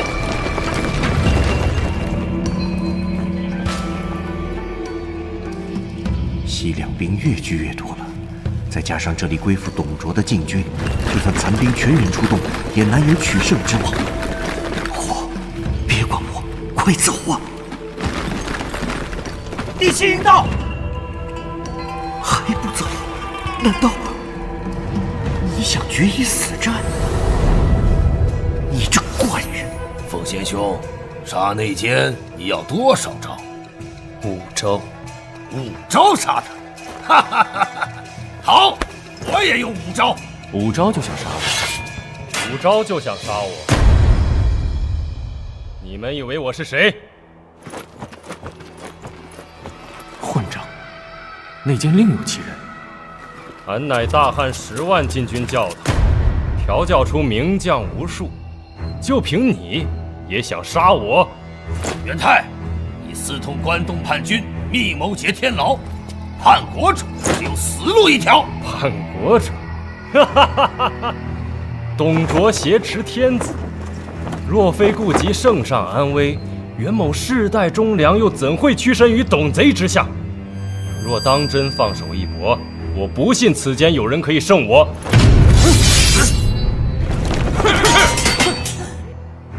此人就是大名鼎鼎的禁军教头袁泰，怪不得关东联军劫牢胸有成竹，原来早有内应。华雄，你放眼看看周围，这里是我的地盘，你既然进来了，就别想出去。哈哈哈！整个洛阳城都是西凉军的地盘，打赢我就放你走。就这么简单？那你不要后悔。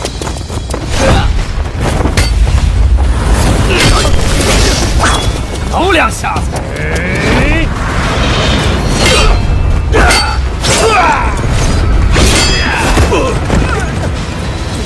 对下，第一招。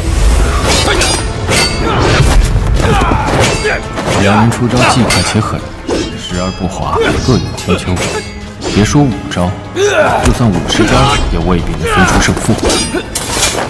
不愧是禁军教头，吕布竟说能5招之内解决他，连我都做不到。第二招。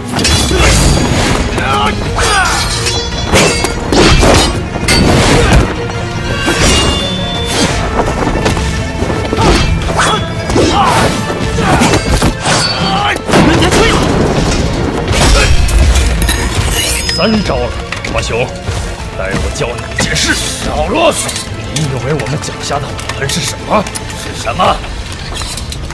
是防不胜防的武器。啊！我的眼睛！我的眼睛！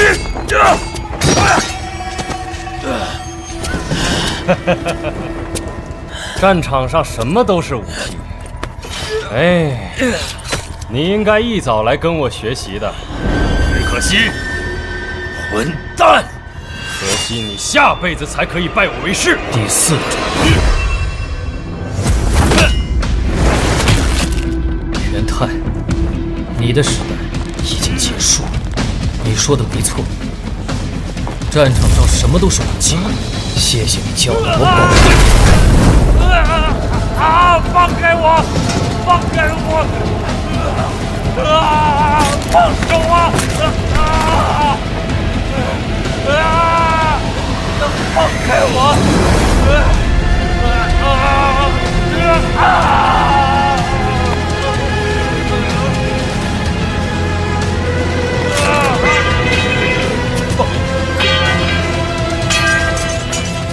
袁泰死了，他的部下没有一人敢逃，因为他们知道吕布用不上5招，只用1招就杀了袁泰，剩下的4招足够将他们杀光。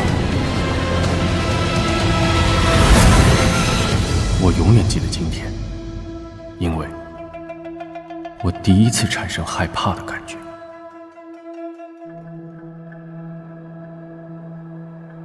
貂蝉，你怎会这样？因为我是你遇过最特别的女人。出乎意料。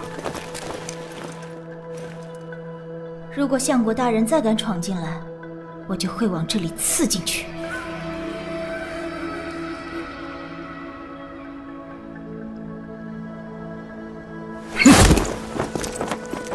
不送了，大人。主公，请息怒。息怒？不，这感觉真好。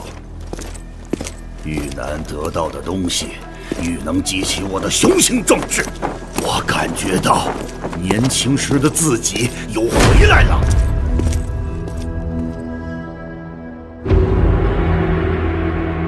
快些，还有10箱，如果少带1箱，便要你们人头落地。还有这只大将军鸡，也给我仔细带好了。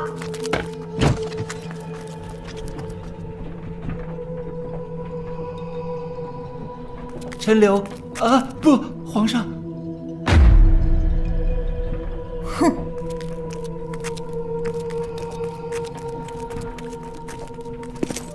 要去长安了，你哥哥已经将他的玩具收拾好。小孩子毕竟是小孩子，心智未熟，让小孩子来管天下，不乱才怪。你也是小孩，所以我也有我的玩具。袁绍等关东叛军看来会立我堂兄为帝，这莫非就是皇陵的？我的天下余威，我们要成功，必要有雄厚的根基。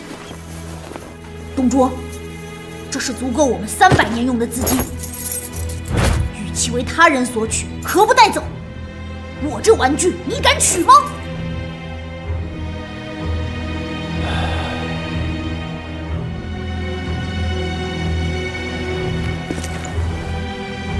臣遵旨。初平元年，董卓西迁长安，临行掘汉室历代皇陵28座，尽取其宝。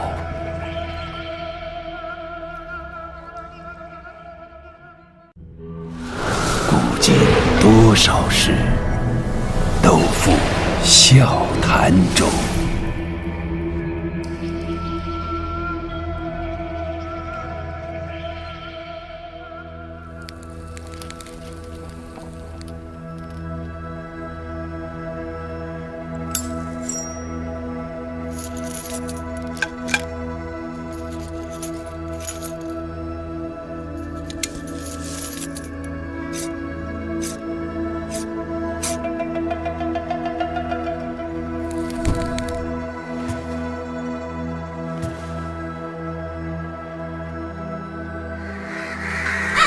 袁泰被杀，计划有变。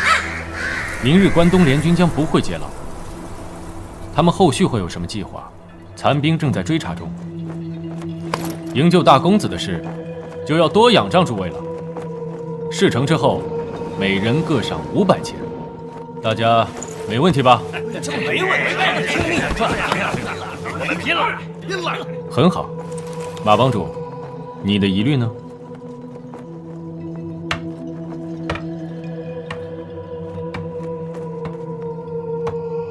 吕布为报杀许林之仇，必将调遣重兵而来。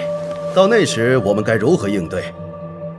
正因为吕布报仇心切，所以就由我来引开他的大军。没了吕布军，其他人你们应付有余。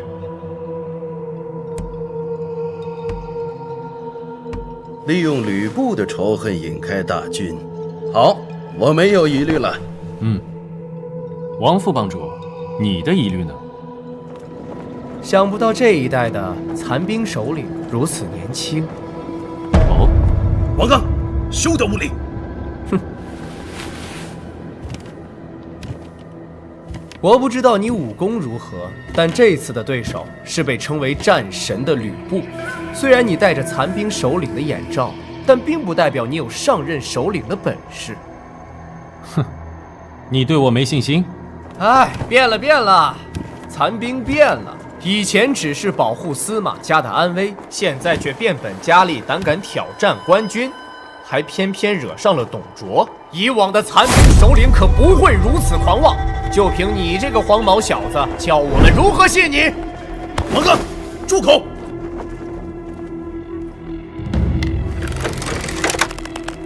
霍哥，继续。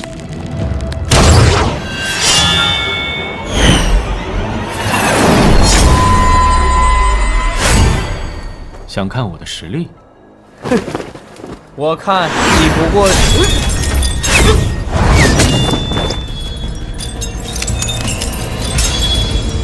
刺客！辽阳雄中箭了！这方向是从相国府那边射来的，谁人能有如此剑法？快保护帮主离开！安静！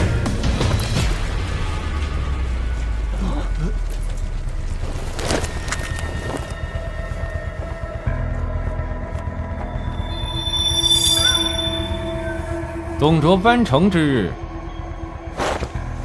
就在后天。王副帮主，刚才说到哪儿了？刚才我正在称赞英雄出少年。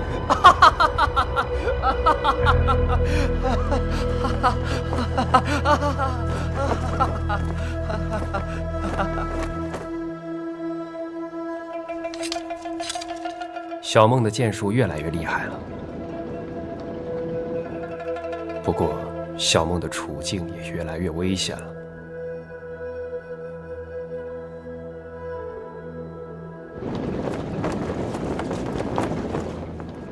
我不知道，这次你们两个会是谁来救谁。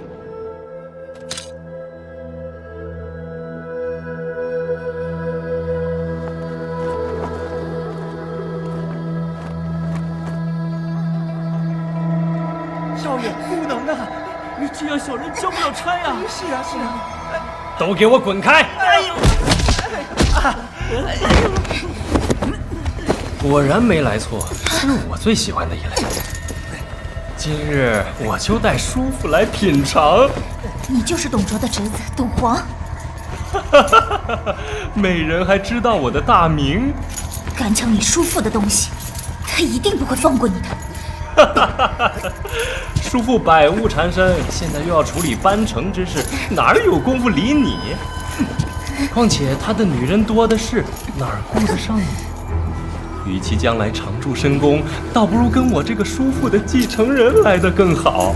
我可比叔父更懂女人。贱人，松口！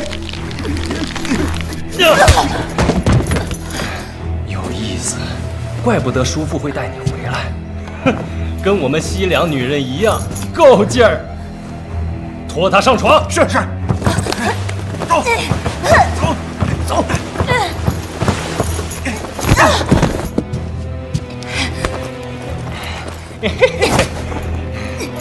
对，我就是要这种感觉。告诉你，叔父的东西就是我的东西，你敢反抗？我不但会反抗，而且会凶得你完全不敢相信。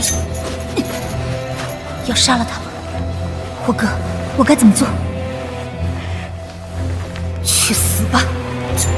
大公子，这女人碰不得。大公子，不要做出令主公伤心的事。放手！袁大人，是齐都尉大人。齐都尉又如何？别以为得到叔父的信任就可以来管我的事。你只是我和叔父的一条狗，给我滚开！大公子，职责所在，我不能。听不懂吗？别来一声！大公子息怒。你有这么多事要理，理我干什么？别以为你现在得到重用，就敢来挑战我。打的什么主意？别以为我不知道。大公子，别误会，袁当一心为了主公。齐都尉本是我囊中物，自从你来之后，什么都变了。你这个可恶的阴险小人，去死吧！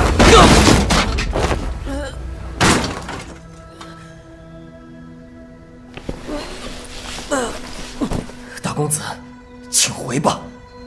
混账东西，我今日便要！公子，请留手啊！大公子说的对，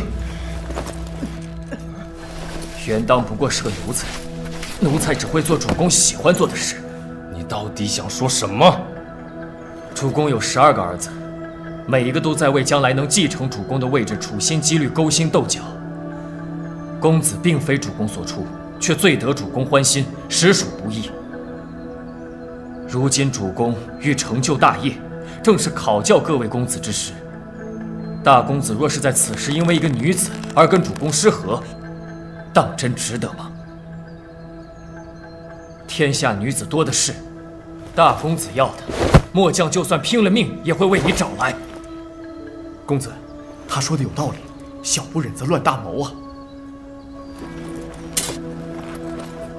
好，大丈夫一言九鼎，今后我自会有用你之时。末将明白。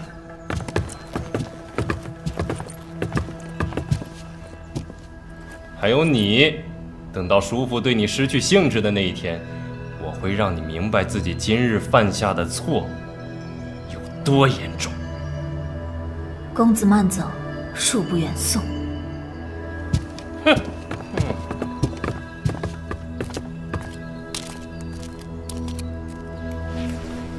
大公子的脾气变幻难测，不好伺候啊。想不到董家竟还有一条这样忠心的狗。世人之路，忠人之事，原当不过尽自己的本分罢了。姑娘又何必出言讥讽？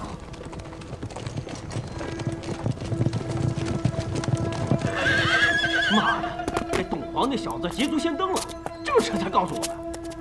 七哥，我们绝不可以输给他，快进去。又来了。什么都不用担心，有我在。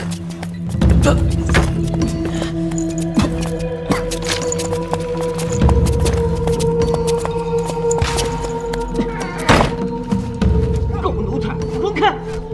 别以为是骑着位就了不起了。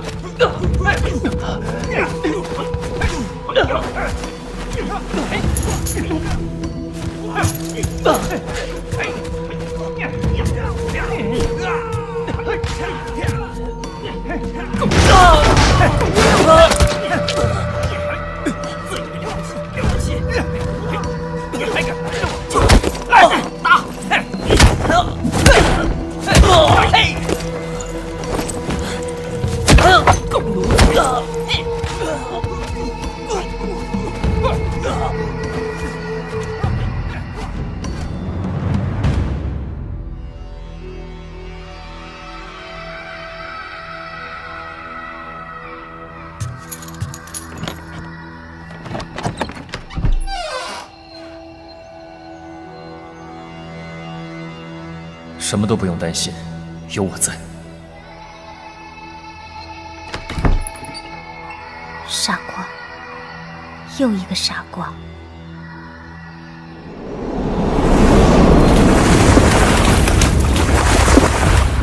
快追！别帮主报仇！别后撤，逃不掉的。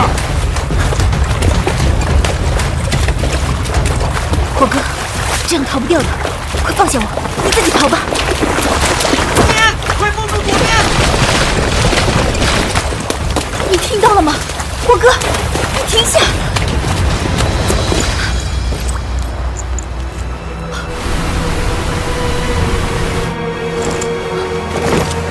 火哥，你干什么？放开我！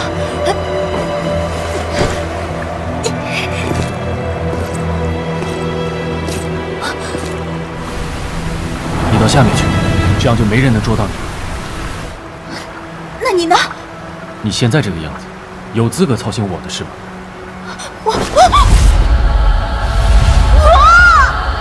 有我在，你不会有事的。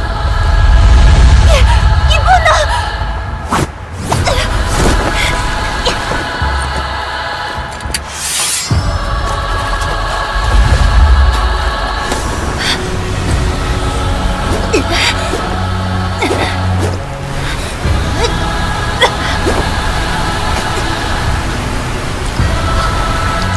他只有一只手。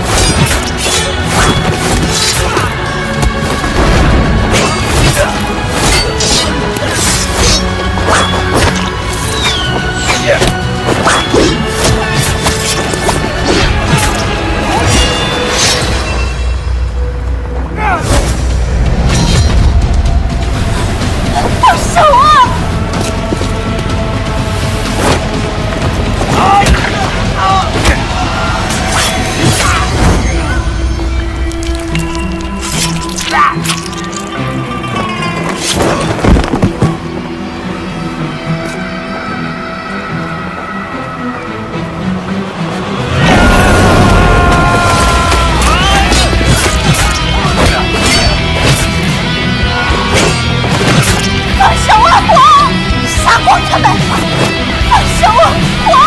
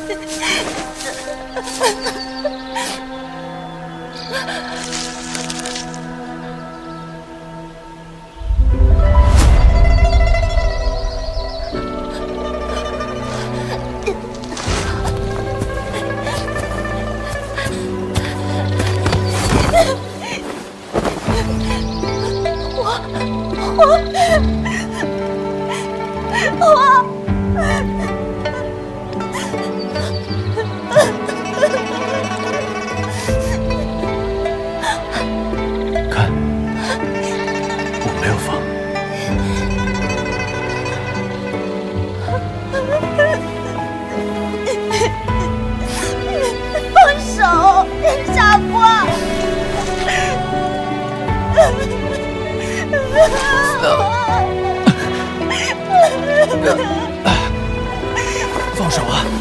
喘不过气啊！小梦，放手！不放！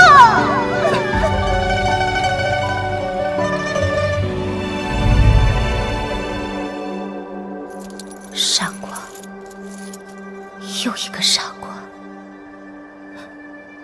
我在想什么？我。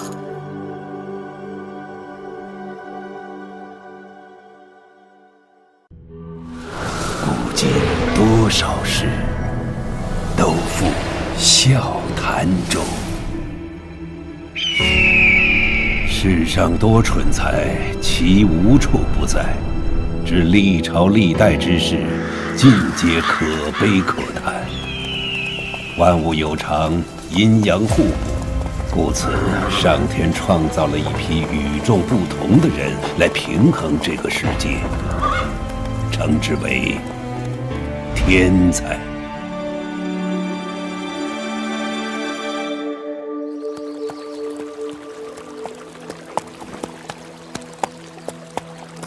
仲达，是仲达！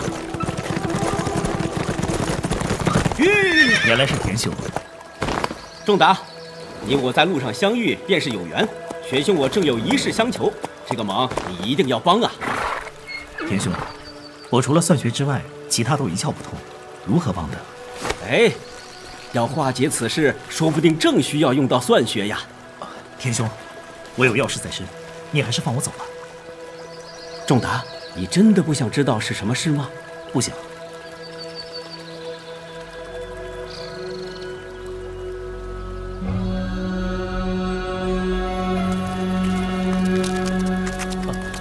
快点，到了。哎，第6营的都到齐了，第8营的军师还没到吗？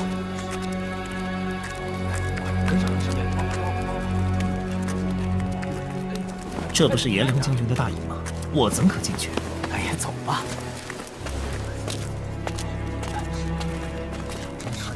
天德，还以为你早已放弃，怎么又回来了？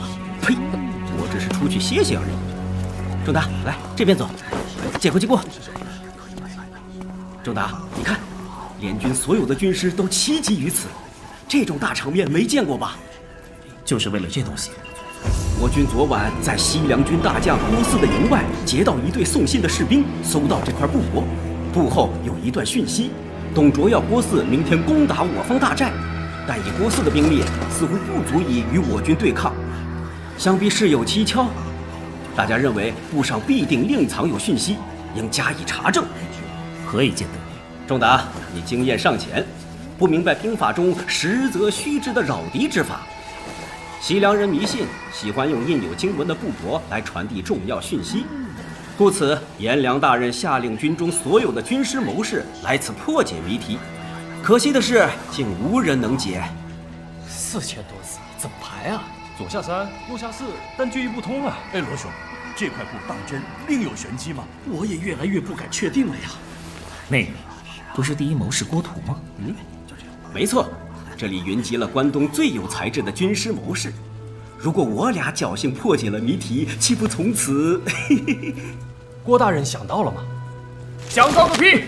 这根本就是整人的玩意儿，大家花了一整晚，有谁看出了皮毛？你们还是各自回营睡觉吧，这样耗费心力，彻夜不眠，恐怕正中董贼的奸计。连郭图大人都放弃了，现下只好寄望庞纪大人了。唉。刚刚庞纪大人好像也走了，庞纪也没解开，太好了！庞纪，不就是你伯父田丰的死对头？哼，就是他。这庞纪倒也厉害，年少时就是河北有名的天才，不逊现在的水镜八奇。天才吗？所以，仲达，你一定要帮我。田兄，你读书时已高人一等，我只是勉强合格，你找错人了。西凉人的秘密必定与布上的文字排列有关。这次破解考的很可能不是文采，而是算学。当年在书院，我虽科科夺魁，唯独算学却每次都输于你。所以你……正是，以我的才智加上你的算学，你我联手，世上哪有解不开的谜题？这……都给我回来！想了一整晚，还是没有结果吗？老严放手啊！简直有辱斯文！严大人。亏你们平时自吹自擂，什么天下名师，绝代天才，莫非我军帐下无贤能？仲达，来吧，滚开！来，你，庞大人回来了，啊，一定有破解之法了。老庞，俺以为你与他们一样夹着尾巴跑了。董卓向来喜用疑兵之计，此部议事，文艺杂乱无章，逾4000字，足够我等钻研1年半载。我们若是执意咬文嚼字，陷于方寸之间，必定白白耗费时间人力，正中敌人下怀。果然，布上这里略带酸味儿。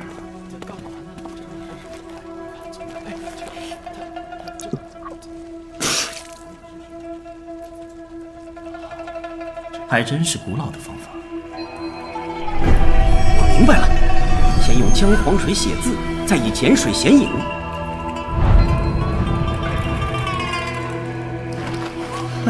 了无新意，董卓不过如此。这条是说，若郭汜引我军出击，李傕便可从后袭我粮仓。军粮若失，我军必败啊！幸好庞某及早发现，否则，关键时刻还得看你老庞的。既然敌人早有预谋，速调重兵往龙山驻扎。快！小孩子也会用的方法，居然难倒了满营谋士。庞纪真是好运呐！你觉得是运气？这破题之法虽老，但是满营谋士都被眼前经文吸引，唯有庞纪看破迷雾，另辟蹊径，确有过人之处。得意而不忘形，胸有成竹，进退有度。庞纪不是靠运气，而是确有大才。莫非这就是水镜先生说的“众生之上，天才一境”？唉，庞纪不愧是我叔父最大的对手，无不及矣。唉，仲达，我们走吧。仲达，急报！水镜先生到。水镜老师，看来主公很重视这个事儿啊。莫非另有解谜之法？是啊，不知里面还有什么乾坤。恭迎水镜老师。不知水镜先生驾临，有失远迎啊！庞纪先生，你快了老夫一步吗？略施小计而已。先生，您这次可要白跑一趟了。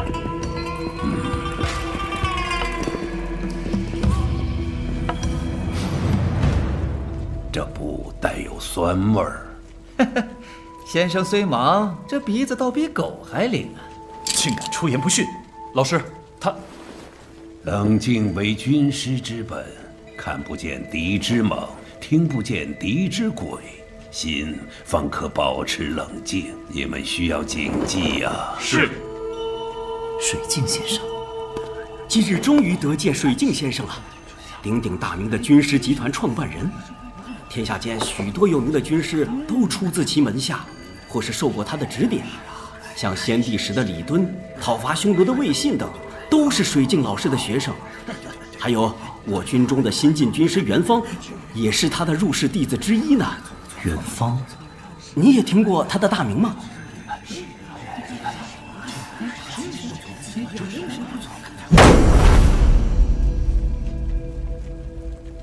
袁绍大人有令，为保万无一失，老夫可否借此不一看？若先生看得见，就去看呗。怒气已经消了吗？好，很好。老师，弟子去了。那就是水镜八旗中的武器啊！据说得其一，便可得天下。各方豪雄都在等他们出山，这么抢手，难怪不便以真面目示人。袁方大人也是八旗之一，现在连关东群儒都甘拜下风了，连水镜八旗都来露脸。看来袁绍大人并不太相信彭派的人。如果我伯父在场，水镜先生绝不会来的。田德，你是什么意思？我随便说说罢了。你伯父田丰不敢来，才派你这小子来充场面，贻笑大方。我伯父可是……田兄，走吧。等一等，小子，你是哪门的人？我好像没见过你啊。他是我们田派的新人。丁龙，有这人的资料吗？没见过，一定没有。莫非是田丰的人目无法纪，竟敢胡乱带外人进入军营？给我拿下，军法处置！庞大人，他只是我硬拉来破解密信的帮手，放他走吧。大家都是袁绍将军的人，何必呢？这么说，你是承认田家不守规矩，私带外人入营喽？老庞，什么事？兵部有令，闲人不准进入军营，更何况是主营。严将军，军令如山，大战当前，请力斩此人。等一等，你们知道他是谁吗？他是河内司马家的二公子司马懿。河内司马家？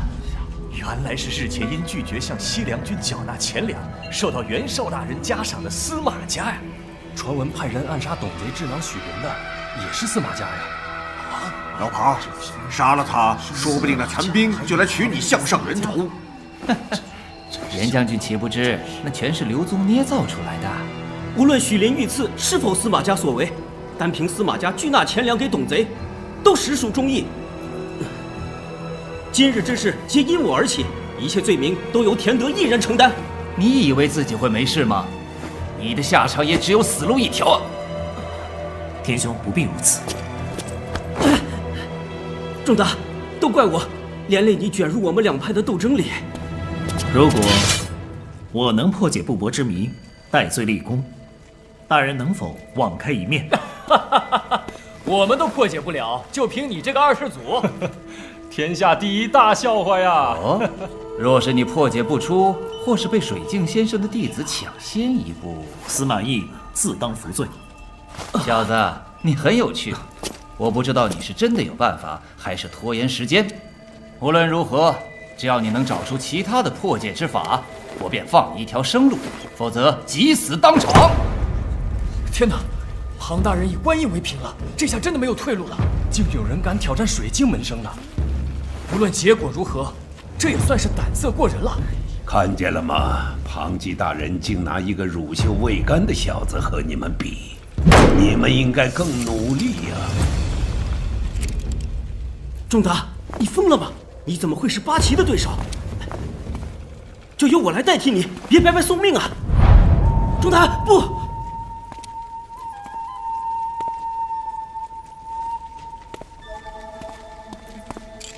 这小子居然敢挑战水镜先生的弟子，有好戏看了。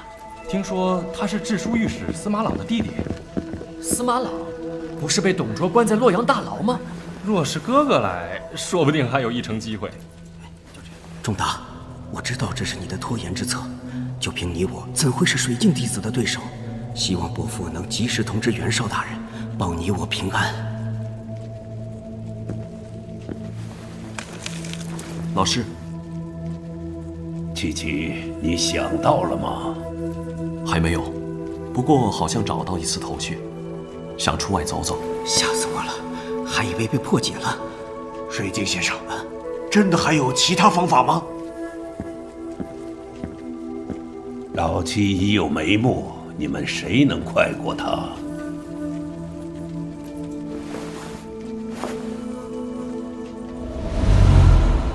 左七，右八，折十，转五，下章相反。有了。小六，我还没看完呢。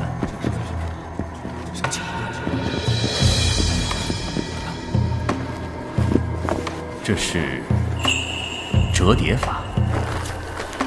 拿笔来。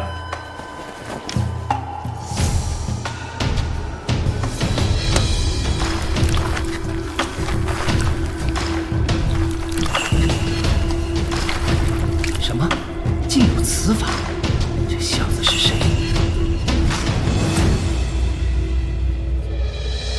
第一个讯息是要郭汜攻我军大寨，引我军回防。第二个讯息是李傕乘机火烧龙山粮仓，而现在的第三个讯息是趁我军回防保粮，在北林放火。真是计中有计，我方若只知应对其中两计，则必败无疑。江山代有才人出，我不如他。水镜八旗果然名不虚传，太厉害了！不像庞纪是另辟蹊径，而是堂堂正正以一己之力解开满营谋士。不，连庞纪、郭图这等名士都没看出的谜题，莫非这就是名士之上的天才境界？我还有10个答案，但是以日子推断，这个最为可信。好小子，没有你，咱们可要去送死了。你叫什么名字？对啊，水镜先生是谁呀？这位奇人叫什么呀？能在短时间内破解此谜，你已在为时之上。水镜集团从来无人可得2杰称号，今天终于有人乘龙攀凤。从今天起，凤雏就是此人。谢恩师赐名。什么？我还以为没有人可得到凤雏的名号。相传2杰分为凤雏与卧龙，2者得其一，可取天下。可恶，凤雏这名号被老六拿了。早知道我就尽全力了。哼，马后炮。仲达，趁没人注意，我们快走。既然司马公子败了，那么就请两位接受军法处置。庞纪，你真的……慢着，谁说凤雏解对了？现在轮到我。此子，仲达，你还有方法？轮到你放屁了吗？对，还有8旗中1人跟我放屁。司马公子，那就看谁放得下了。在下认为，真正的谜底只有一个。不知我们的想法是否一致？将军，可否借护身短剑一用？但借无妨。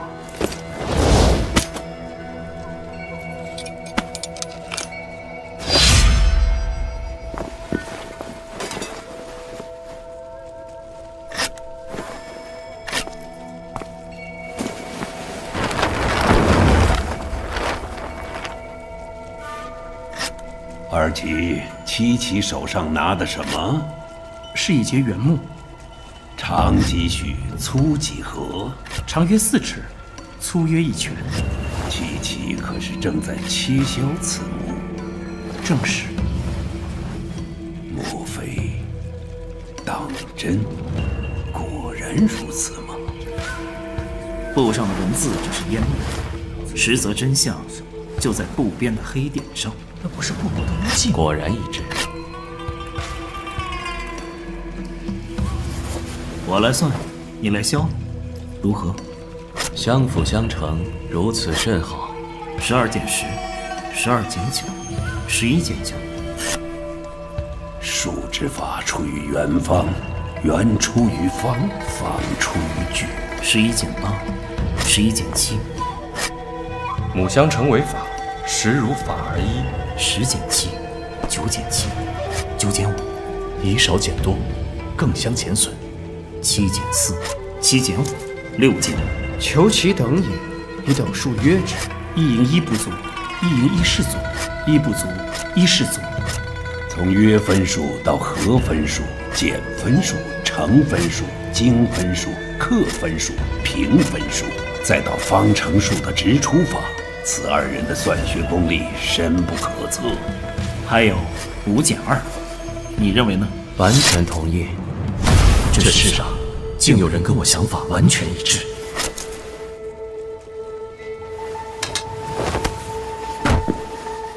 司马公子，削好了。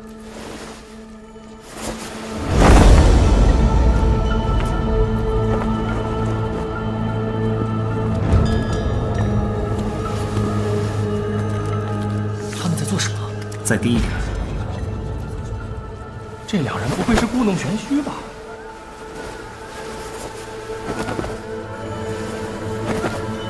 啊！竟然有字！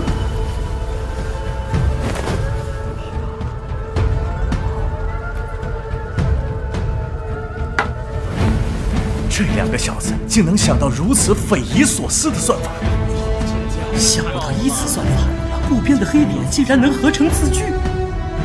城下一句，到底是什么意思？太厉害了！仲达还有七奇都太厉害了。看看庞纪，无话可说，连解除第2谜题的6奇凤雏也无话可说。能够震撼到像庞纪和凤雏这样的天才，难道仲达和七奇已经到达了那个境界？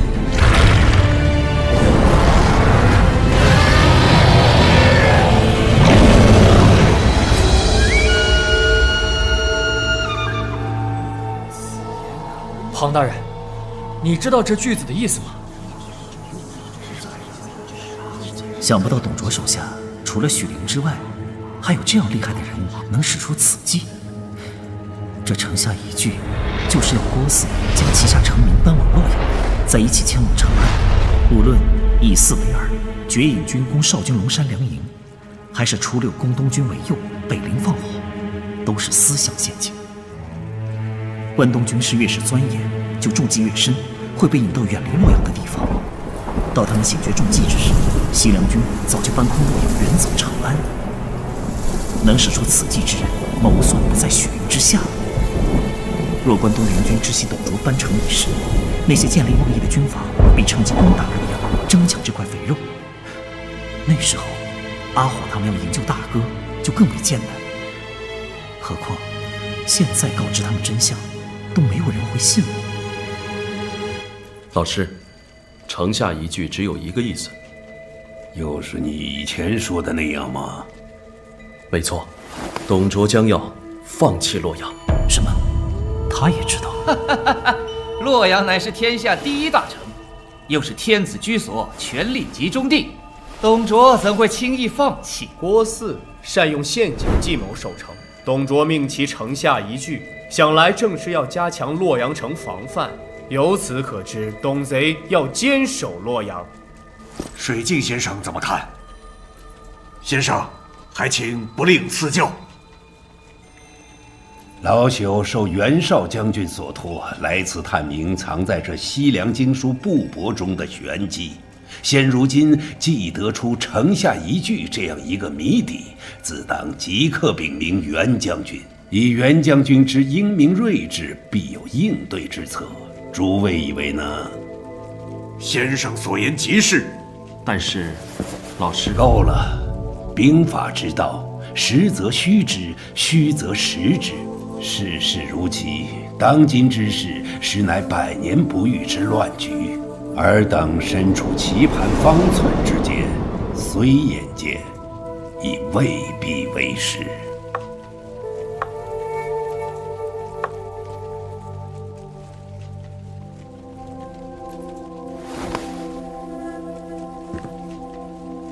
这小子才思卓绝，可惜，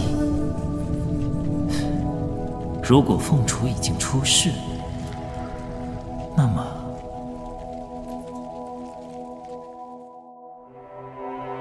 仲达，现在这么多将军想见你，不要错过这个机会啊！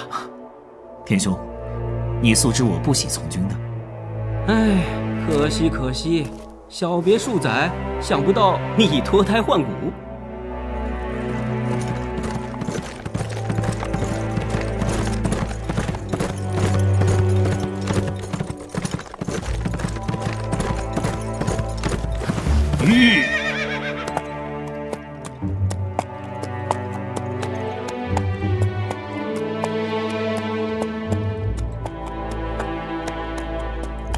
司马公子要离开了吗？是。今日有幸领教了公子的算学。彼此彼此，不过还没算完。如果我没算错，如何？卧龙之名必属于你。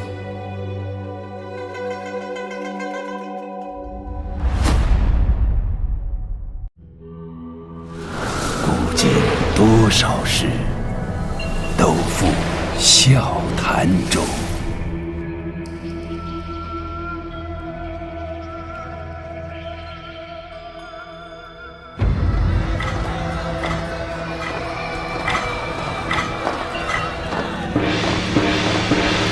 爷爷，为什么今天大家都要烧这些东西？这是祭祖节，献上祭物，奏起号角，以告慰先人之灵，求他们护佑。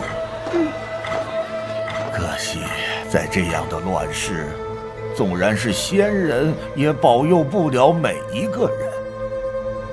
临街张家庄新搬进去的过百口，全都被人杀死了。那些当兵的只说凶手去向不明。哎，天子脚下尚且如此，天下之乱可想而知。西凉军在城内散布流言，说关东联军另立新地，对拥护旧地的城池皆赶尽杀绝。董卓大将李傕更是将自己辖地内的百姓驱赶至洛阳城下。洛阳百姓深信，他们是为躲避杀戮而来，城内人心惶惶。董卓见机，下令班城迁都长安，百姓连夜收拾细软，洛阳城内大乱。终于开始了。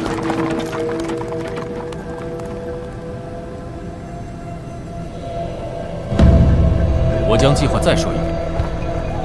班城之日，人质将会从西门出洛阳城，然后去往长安。我们就在西门前较窄的七巷落手。获救后的大公子，就由你们带往东门，趁乱出城。残兵已经探得，届时东门守将是杨琴。马帮主，杨琴在洛阳的胞弟，我们的人已经盯他很久了。动手。押送人质的队伍分成两波，大部队从洛阳大牢出发，大公子作为吕布钦点的特别人质，直接从禁军府出发。差不多也该点卯了，事不宜迟，我现在就回大牢兵营去。马帮主，明日我们里应外合，带大公子回家。兄弟，西凉军凶狠狡诈，你身处险地，千万多加小心。告辞。你不是应该在南城盯着李傕吗？怎么回来了？南城出了点计划外的状况。哦。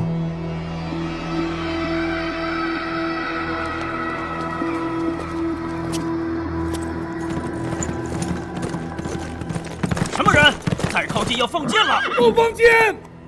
我乃郭汜将军麾下传令官。郭将军的人，发生什么事情了？关东叛军连下3寨，保阳城被围，情势危急，请李将军火速支援。快，通知将军！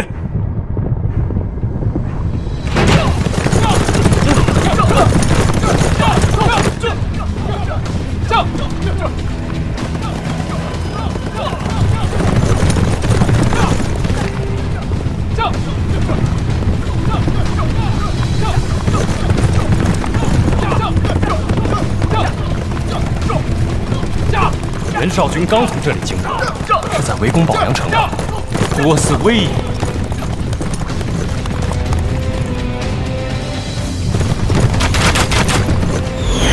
跟我上，将关东狗贼斩个稀巴烂！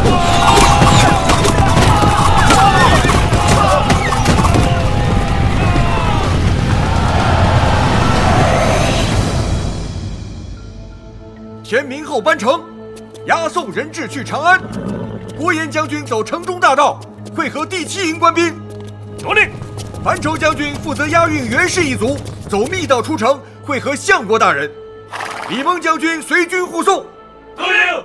关押在禁军府的特别人质，由吕将军帐下校尉李经、许交、徐杰、赵火护送，由大道转7巷出西门，再和我们会合。奇怪，特别人质为何是吕布的人护送？那个叫司马朗的人很重要吗？我等4人速速去禁军府。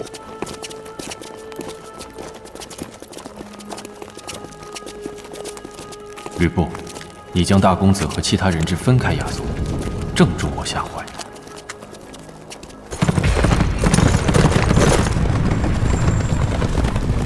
让路！让路！急报！计划有变！什么人？这是吕布军的令牌。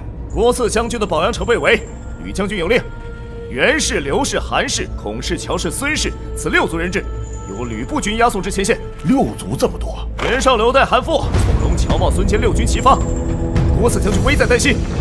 看来这次围攻保阳城的是叛军主力啊！休得多问，军情紧急，尔等若有延误，军法处置。末将明白，速速将人质带上来。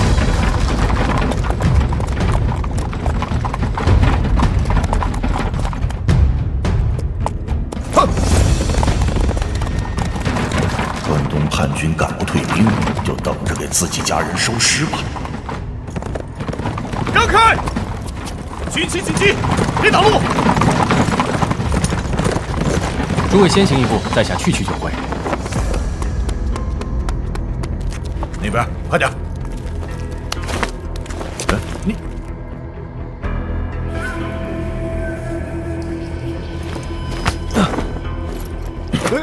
那些是什么人？他们也是吕将军的人啊！你们不相识吗？要把人质带去哪儿？出南城，助郭汜将军解保阳之围。南城？怎么回来了？南城出了点计划外的状况。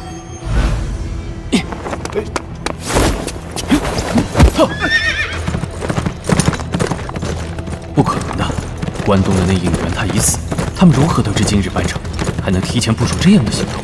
难道更强的计策已经发动？好身手，小子，我们又见面了。黄盖，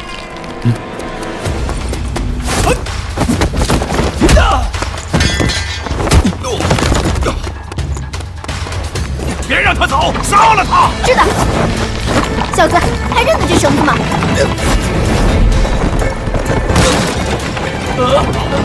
忘恩负义的臭婆娘！困住他！走，这人留不得，别让他通知西凉人。知道了，小子你受死吧！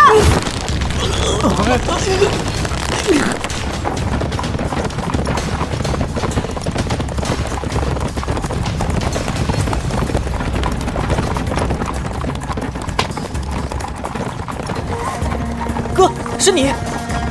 方儿，做得好！谢业。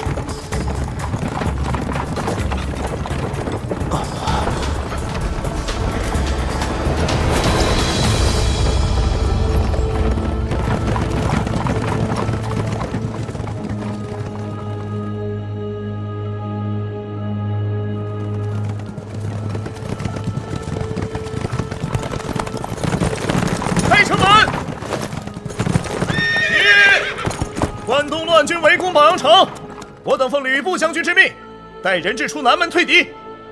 李傕大人出外抗敌，小的拿不了主意啊，请稍等。等什么？郭汜大人城池一失，洛阳必遭围困，这责任你们大人担当得起吗？副总大人，他说的有理，咱们可不能连累李大人啊。但是快，10万火急！副统，该如何是好？3、2、1。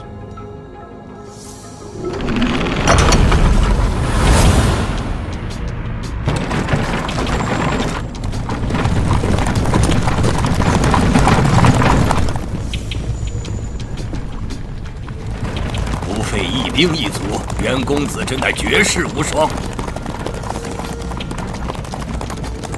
袁公子，李傕出城抗敌，莫非也是？将军似乎已经猜到了。第一步，以救宝阳为饵，诱出李傕；第二步，以救洛阳为饵，诱出郭汜；第三步，沿途固步迷阵；最后计算天时。昨夜无星无月，伸手不见五指。郭李两人又都是擅长先发制人的西凉奇帅武将，自会上演一出好戏。有袁公子在，什么事都办得成。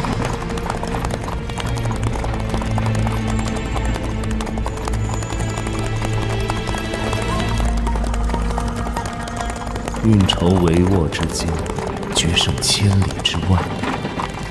七师弟啊，多谢你飞鸿传书告知城下一句，令我得以施展这样的计谋。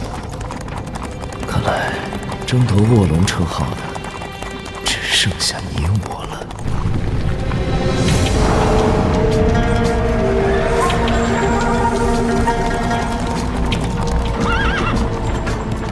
是骑兵，这种速度是护城大将军华雄的赤骑军。护城大将军华雄在此。这就是赤骑军，这些西域的汗血马比我们中途马快1倍以上啊！怎么办？会被包围了，怎么办？会好过。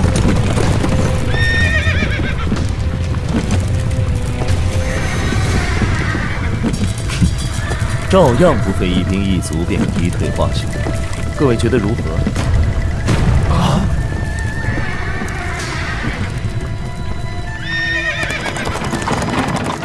七师弟，你猜猜我的下一步是什么？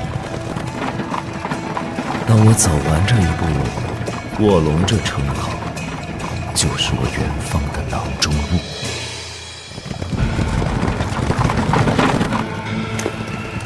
你们怎么又回来了？开城门！关东乱军追过来了，快开城门！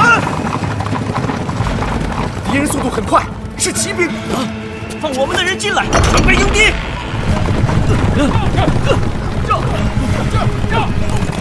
将军，他们往城里去了。奇怪，为何如此？竟然往城里逃？他在干什么？莫非？操！掉头！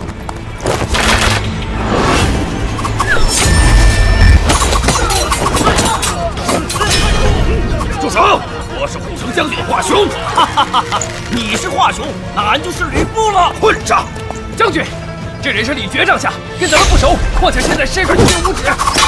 夜黑无众，不得出城迎敌，给我弓箭伺候！退！快退！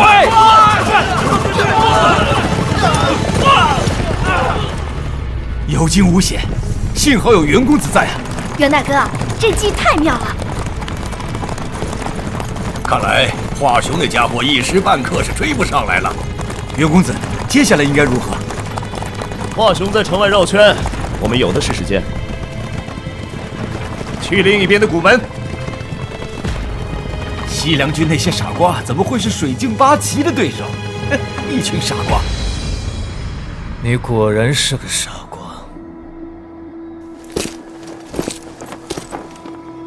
将军何出此言？刚才你竭力阻挡公子们对这女子行非礼之事，同时却暗中派人将此事告知义父。为了令义父欣赏你的忠心，你不惜使用苦肉计，借此拉低公子们的形象。将军莫要含血喷人。义父得此女子的消息，想必也是你暗中散布到公子们耳中的。将军为何如此怀疑我？你的确算是个人才，短短时间内便能晋升为骑都尉。奇怪的是，你每升一级，原先位置上的人即被义父以叛乱之名除去。这心计，恐怕已用到众公子身上了吧？我不由自主地想到，这漂亮的小妮子，就是你特地带进宫内，用来分化他们父子的绝佳工具。当公子们被义父……够了，你没有证据。这是……自家祖传宝剑的样子，你总不会忘记吧？禁军教头元泰叛乱，我已将他杀了。原来这人就是关东联军内应元泰的儿子。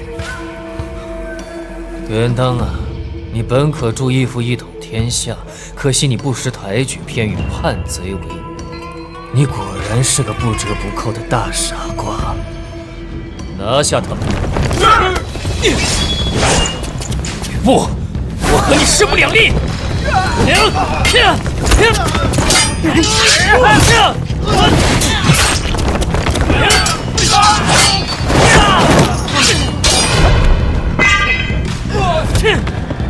姑娘，过来！别给他们跑了！柜子下面有密道，快推！姑娘，你先走，我来对付。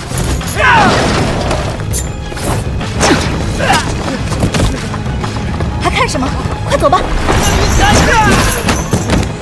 抓住他们！快！果然，天明之后就是班城之日。关东的傻瓜们，此刻想必都很忙吧？城下一句的真意，你们很快就能明白。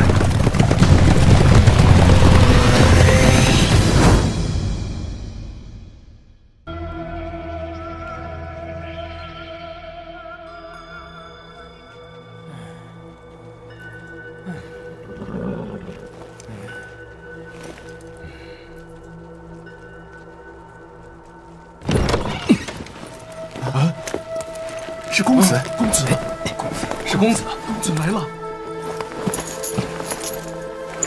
公子，公子，公子来了，公子来了。公子，公子，主公他被吕布给……我知道，主母、小公子们也全被那畜生给杀了。姑娘，我连累你了。公子。既然事败，那么救人之事，家事归家事，国事归国事。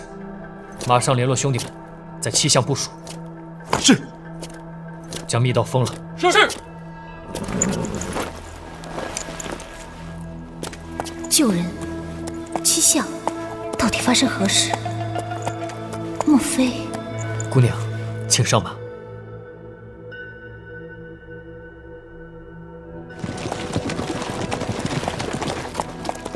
公子，我有一事不解。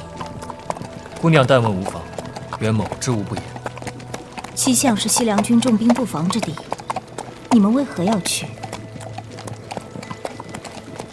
为了救出我的挚友司马朗。什么？他去救大公子？在此之前，我会先将你送至安全的地方。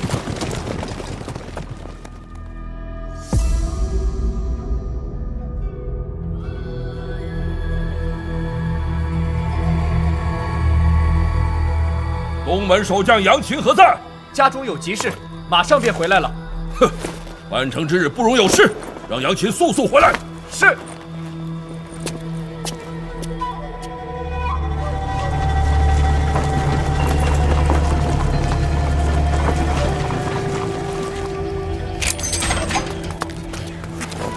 爷爷，我们还回来吗？快走，快走！别等关东叛军入城，把你们都杀光！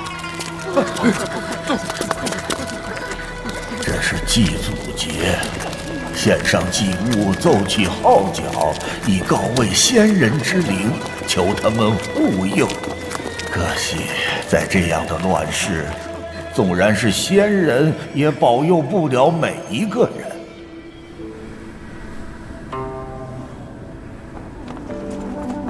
我要大哥平安回来。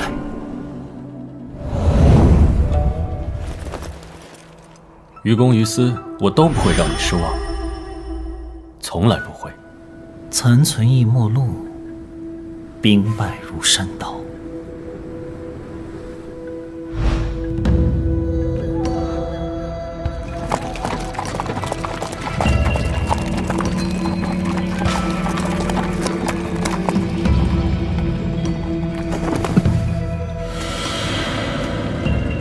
如何？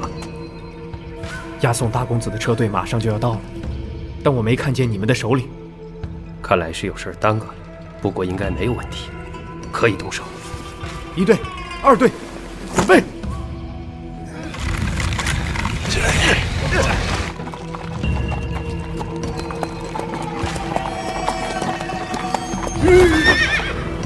请，有可疑任务。只有一个人。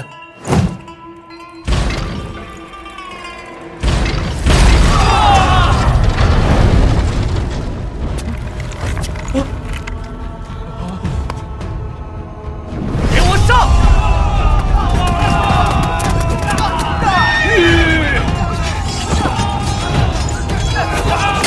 保护这边！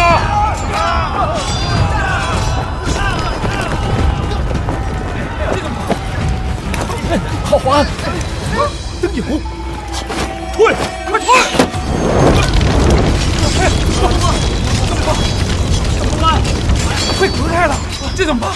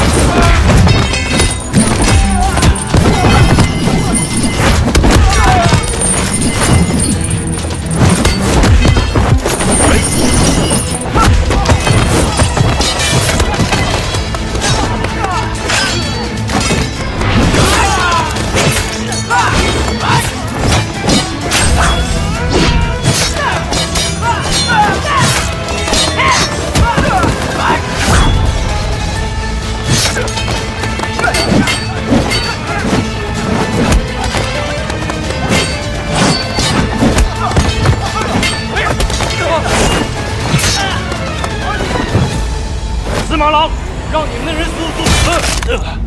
公子，久等了。哼，我已经腰酸背痛。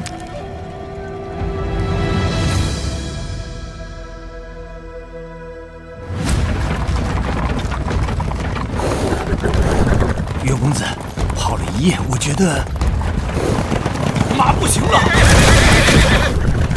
速速开城！奇怪，北门的赤骑军怎会绕到古门来？快开城，放我们的人进来！为何这么多人受了箭伤？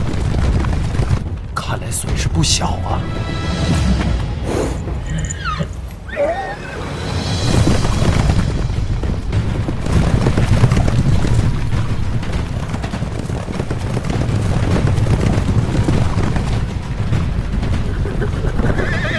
中途马毕竟能力有限，急赶起来就不行。和华将军的赤兔良马相比，真是相形见绌。哼，你做梦也想不到，我们的赤兔马可以这么快从城外绕至古门吧？就算多跑1倍的路，也不在话下。真的想不到，速度太惊人了。不过，华将军的赤骑军似乎也损失不小啊。不用担心，足够干掉你们。我们怎么办？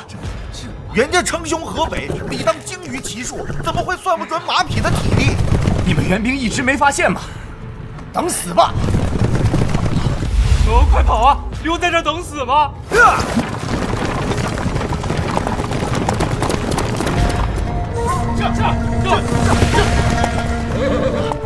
退路也断了。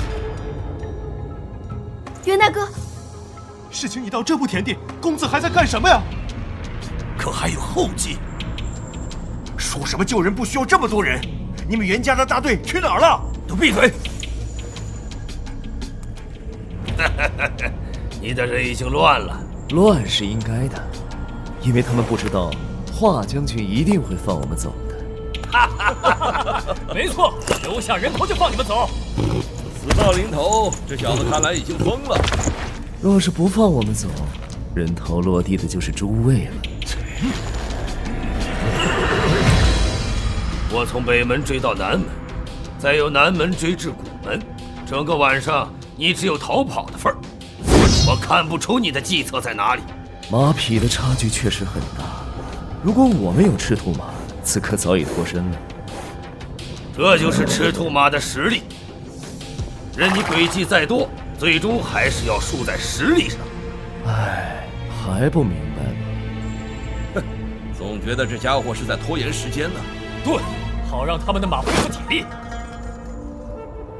董卓今日班城，主力已在西门往长安途中，而洛阳城作为掩护全体军民撤退的屏障，此时此刻又不得不守，至少也要拖过今日。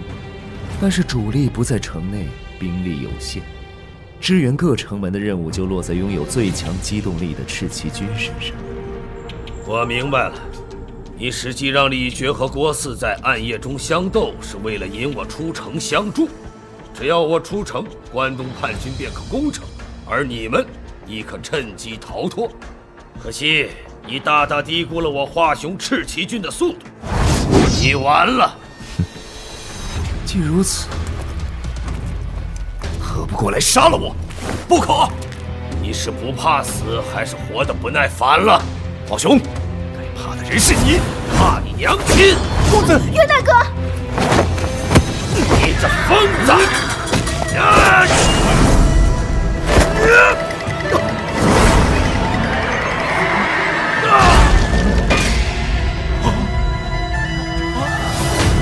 华雄，你现在怕了吗？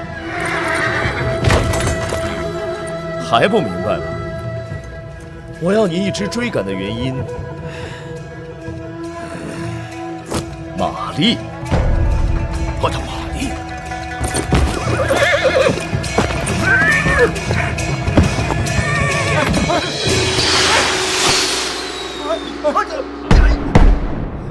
北门方向，信号箭吗？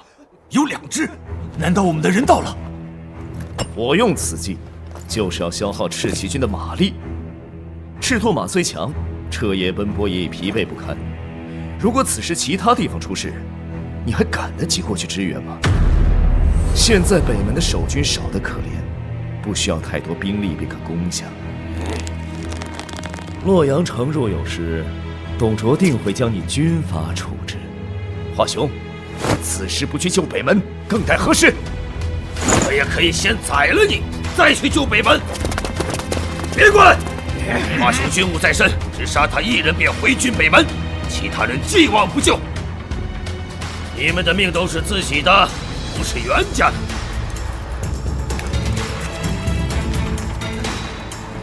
嘿嘿，你很聪明，只可惜聪明人往往不旁。小姐，要生袁公子，先过我这一关。年纪轻轻，何必为了……华雄，我们俩还没打完呢！来呀，再战！老东西！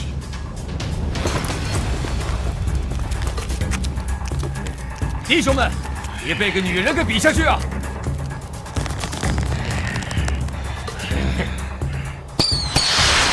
又是北门，北门告急！赤旗军的弟兄们，你们的命都是自己的，不是华雄的。洛阳若失守，关东大军入城，你们中有几个能活下去？混蛋！车里的人质，北门的援军，我这一计双管齐下，看你如何应对。华雄，你是要继续在这里跟我们斗，还是抓住一线生机回去守城，好在董卓面前保住你这颗护城大将军的人头。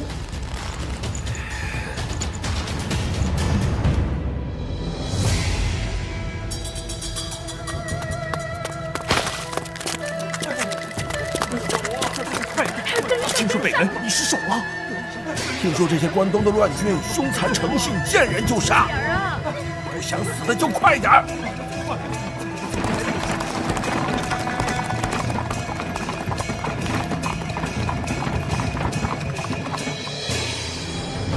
马帮主，事情已照您的意思办妥了。至于我的老弟，清风帮办事诚信为本，待下一批人过关之后，你们兄弟就能团聚了。多谢马帮主。联军攻洛阳，这里很快就要闭关了。辽源兄弟怎么还没到？难道出了什么岔子？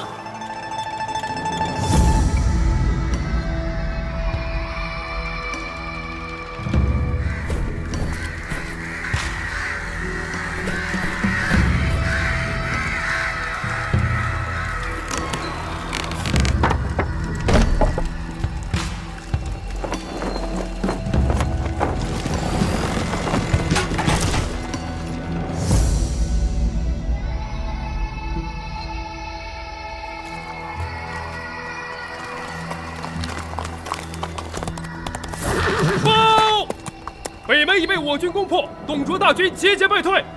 华雄果然来不及回防，袁大哥这一石二鸟之计太厉害了。哼！大事将成，二位为何面有难色？据探子所报，联军在平阳的主力已被引往龙山和北陵，洛阳附近应该已没有其他兵力部署。不错，但是袁绍军却忽然攻克北门，事情似乎有点不对劲儿。哦，怎么不对劲儿？你显然比我们早一步得知班城之事，却只字不提，只通知你们袁家的人，反而利用我们救人的计划，来实现袁家独吞洛阳的野心。等等，这只要洛阳被攻下，皇帝又被挟往长安，这座大城便名正言顺的归你们袁家所有了吧？袁大哥，你不想解释一下吗？没错，我袁家4世3公，更有皇帝诏书讨贼，若没有雄厚实力，如何可行？再者，以你们主公孙坚的野心，我又如何能不防？小子，你这是什么意思？袁大哥别误会，我们忠于汉室，何来野心？自黄巾之乱以来，各位虽也奋力讨贼平乱，但是你们在未向朝廷请示的情况下，到底吞并了多少地方？每霸占一城，便立刻征兵收粮。黄巾贼已除，你们主公此举又为的是什么？你们有谁可以告诉我，这为的是什么？是野心，争夺天下的野心。这种人若不除，天下就只有更乱。怪声怪气，是谁？快给我滚下来！这人有一种君临天下的气势，令人望而生畏。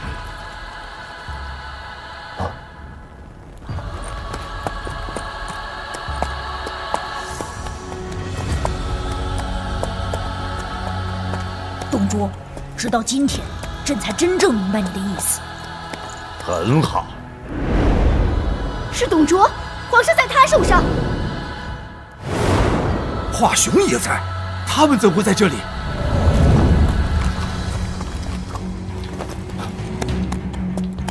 北门被破，西凉军败相已露。董卓，你还不快逃！你就是水镜八奇中的袁方，哈哈哈，不错不错，难怪华雄会被你吓得屁滚尿流。不必虚张声势，华雄是因为还不知道我的计策，才会被你耍了。什么？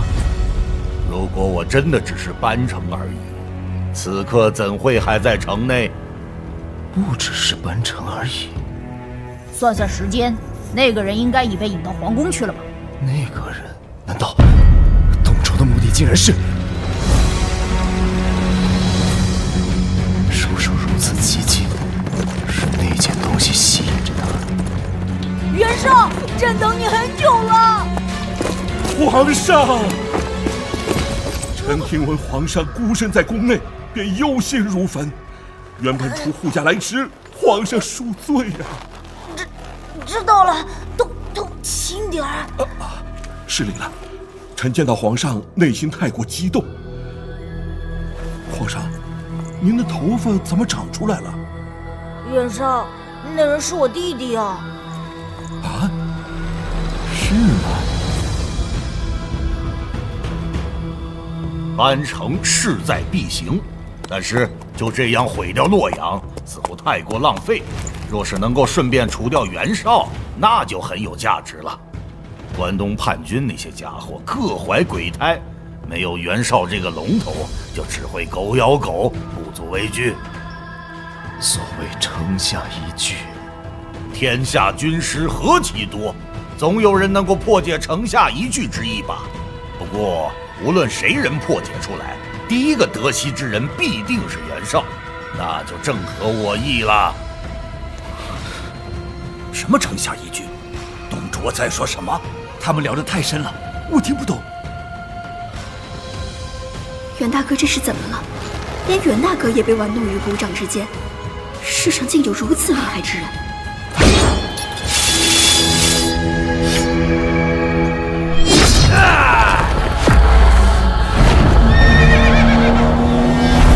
这就是战争吗？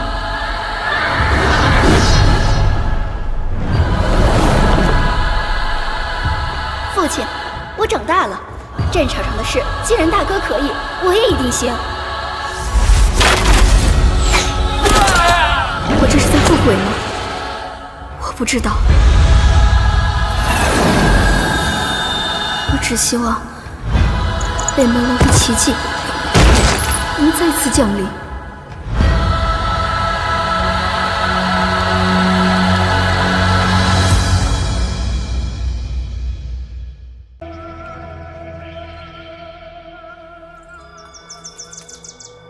老大不在，事情似乎顺利的有点过分，你不觉得有点奇怪吗？难道他被吕布缠上了？有可能。吕布，你在担心老大？担心他？嘿嘿，他可是个不会死的怪物啊！只是真的很想看看老大和吕布那两个怪物之间的对决。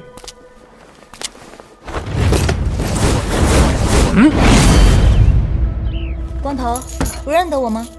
你是？是你？你终于回来了。哎，这位朋友是？在下袁当，是司马大公子的朋友，久仰残兵大名。他是关东联军内应袁泰之子，因为事迹败露，我们花了不少时间才摆脱吕布的追杀。难怪我们营救大公子时没遇上吕布。我说，梦姐，这是我见过你最有女人味的一次啊！这次洛阳没白来。死光头！报，袁绍已攻下北门，直闯皇宫。董卓呢？董卓已关上东门，准备决一死战。看来我们要另觅出城之路了。我就是为了此事才带袁公子过来。哦，愿闻其详。城西是东周的旧王城，那里有一条密道可直通城外。哎，还有这种好事啊！这原本是为营救司马大公子准备的脱逃路线，所幸仍能派上用场。看来只能如此了。只是老大还没到。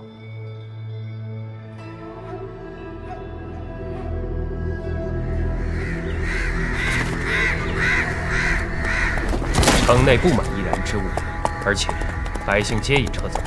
看来董卓是真的要烧城了。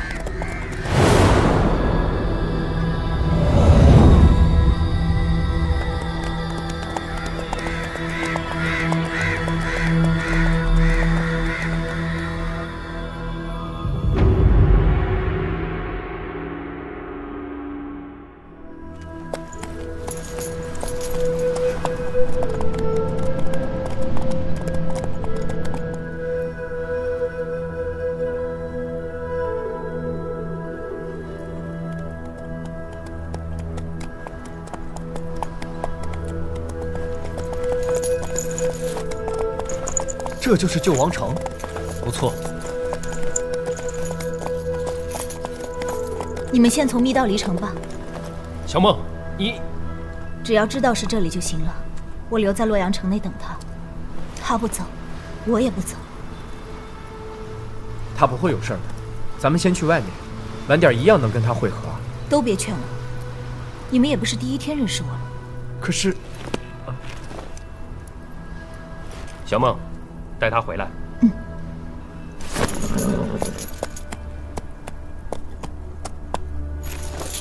袁公子，多谢照顾。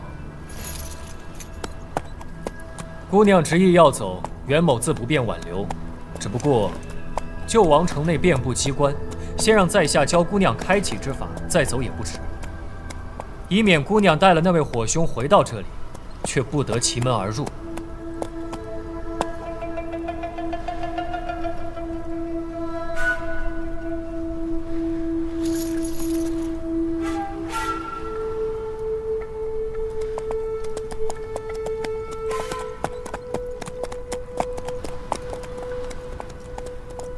千年之前，周公旦受命在洛阳建了2座城池，一座为成州，而另一座用来做朝拜之地，便是王城。厉害，有点意思。这趟洛阳没白来。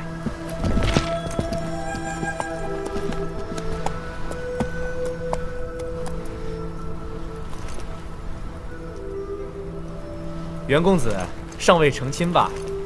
什么？你想也不要想啊，没机会的。没机会？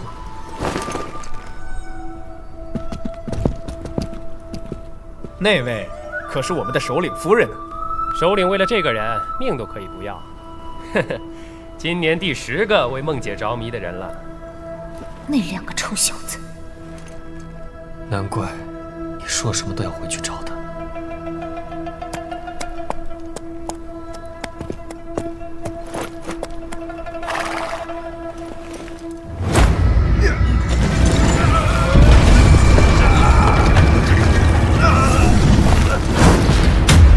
大公子，吕布，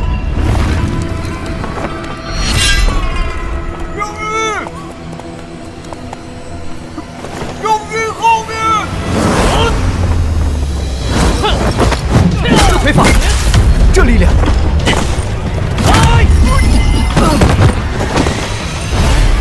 我早就知道，那个不通音律的王允，怎会忽然送一名歌姬过来？所以军师一早便设下死计，引你们上钩。美人儿，惊讶吧？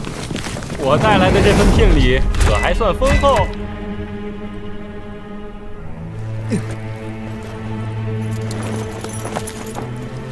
令我惊讶的并不是你，而是一个令我费解的人。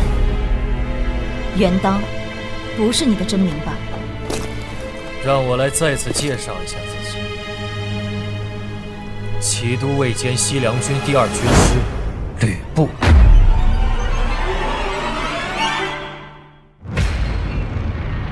文人不能武，武者不善文，文武俱备者稀。汝谓吕布是何人？人云马中赤兔，人中吕布。吾却谓吕布不是人。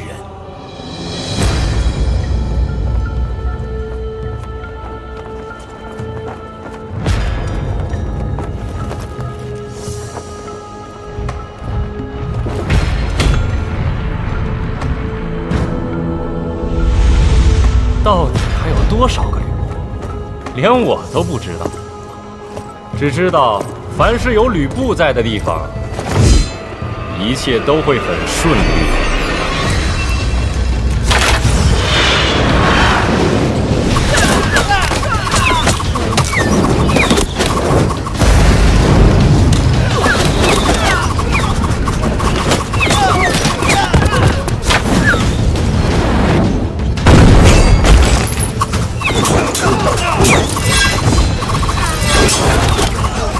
少主哥们，一个都不许退！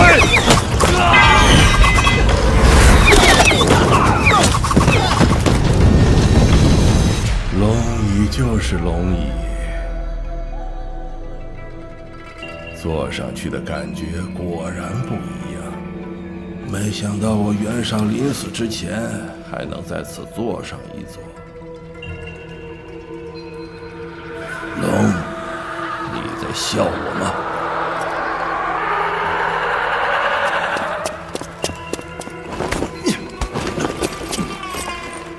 文丑，我这样做有错吗？主公，现在还不是时候啊！我们中计了，文丑。为了做这把龙椅，就必须要有人流血，而那个人就是我。今日就是你我的死期呀！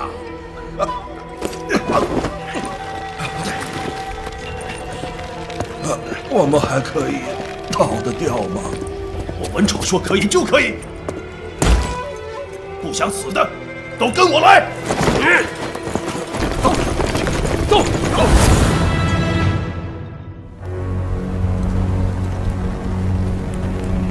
董卓，你不过是要我的命，何苦让大汉基业毁在这场大火之中？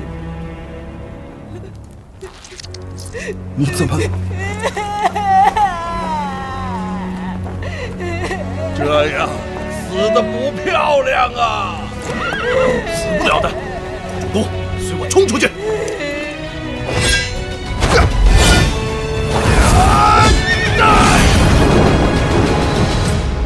皇上，不怪董某烧了这座洛阳城吗？再造一座就是了。有你皇兄做饵，也不介意吗？如果事事顾虑太多，将来如何管治天下？好，成大事者不拘小节。有董卿在，朕没什么好担心的。再说，朕此刻也已骑虎难下了。当我是老虎，那你是什么？朕当然是骑在猛虎之上的真龙。胆子不小啊！难怪我这么喜欢你。袁绍已经完了，人质没用了，全部杀光！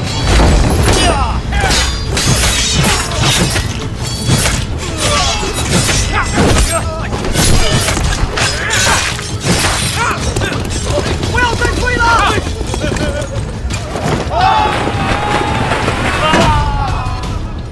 公子，快想对策呀！你可是水镜八旗之一呀！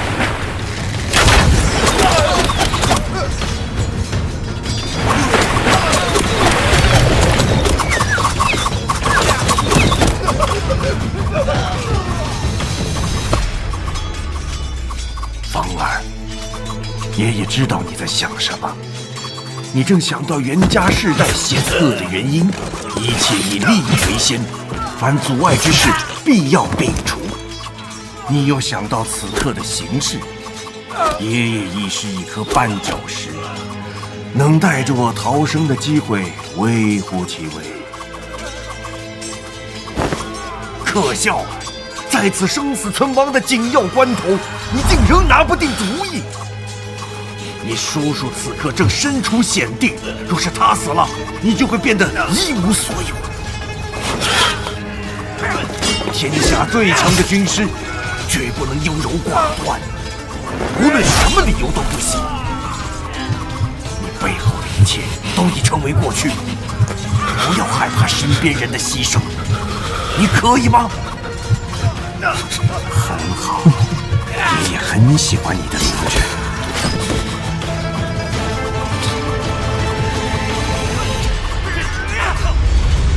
袁大哥，叔子，我有一事相求。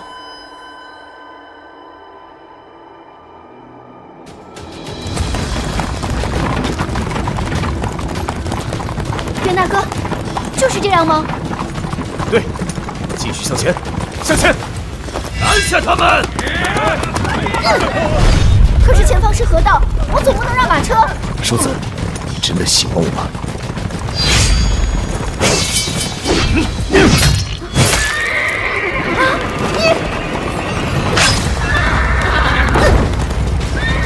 别怪我！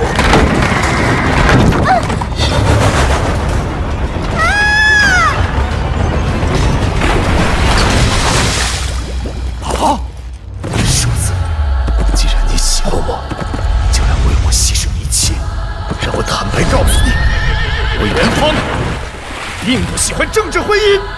这小子身为军师，竟然如此善于骑术。小姐，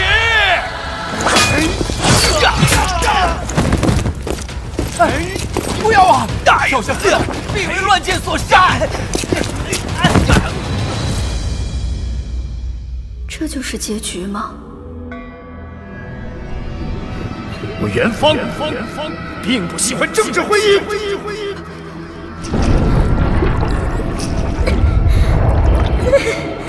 紫渊来，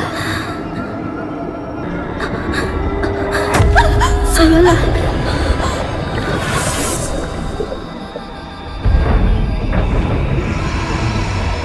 如此可怕！我不要像他们一样，我忽然怕死了，怕得要死。元芳，如同此刻的我一样，你也只是怕死而已。你也不过如此。北门楼的奇迹，奇迹就是奇迹，怎么可能一直发生在我身上？这种想法真可笑，我真可笑。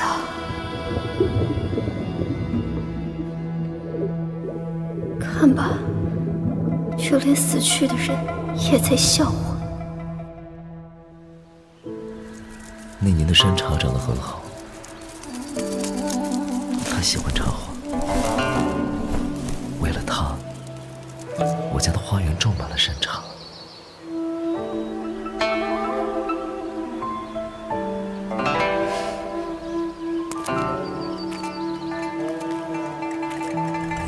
只是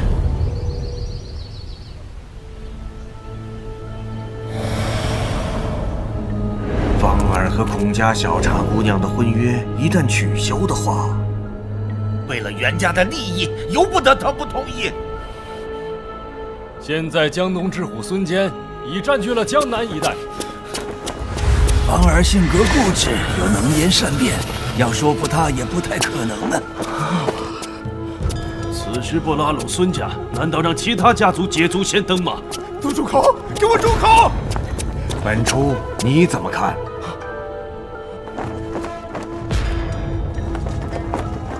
少以为孔家能够为袁家带来的利益有限。你的意思是，要做的终归要做，而且要做的彻底，以免夜长梦多。这是为了袁家的利益。对，为了袁家的利益。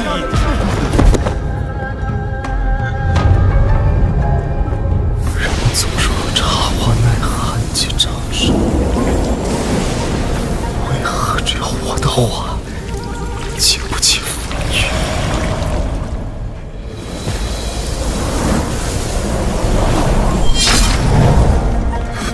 不可能！我绝不相信小茶是病死。我不明白你的意思。你明白的，为了袁家的利益，逼我和江东孙坚之女成亲，为了让我死心，终派人杀死小茶。你既知是为了袁家的利益，你有那么多儿子，他们不更能代表袁家的利益？为什么不让他们去进亲？为何偏偏是我？为何要牺牲我？回答我！你父亲是什么时候去世的？我父亲，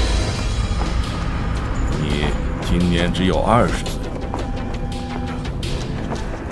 你从来没有怀疑过吗？我袁绍一生呼风唤雨，想要的都能得到，可惜却生了几个不争气的儿子。所幸20年前，一位杰出的女子终于为我生下了一个天资聪颖的儿子。住口！可惜，因为礼节的缘故，我无法给他一个名分。不过，我始终认为，这个孩子才是我最适合的继承人。我叫你住口！为了让这个儿子可以继承我的事业，我会不惜一切让他得到最好的东西。他会得到最好的生活，得到水镜先生最好的教育。将来他也会得到一个最有利的婚姻，壮大名声。不，届时他才能够有足够的实力和背景，去和我那些不争气的儿子竞争。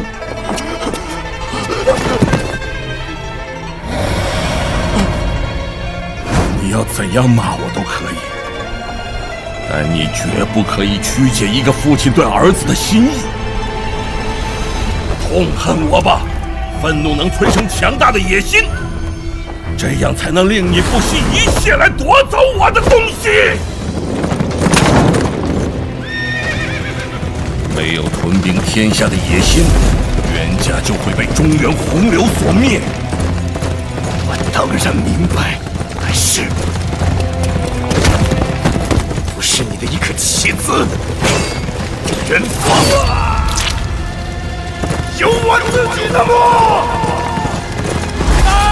别让他去救袁绍！为了得到你的一切，实现我的野心，袁绍今日还不能死！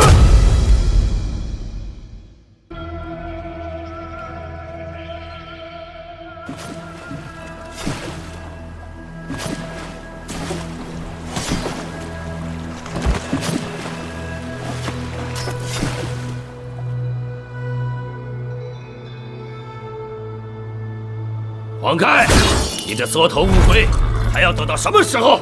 这里的人都被你杀光了，黄盖应该也在他们之中吧？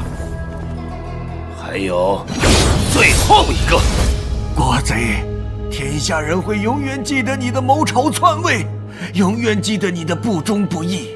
今天死在这里的每一位忠臣烈士，他们不死不灭的精神，更会像厉鬼般缠着你，诅咒你。你不只得不到天下，更会受尽后世唾骂。主公，袁绍将死，这人留着也没用了吧？督抚国贼，天下人人得而诛之，世间将容你不得。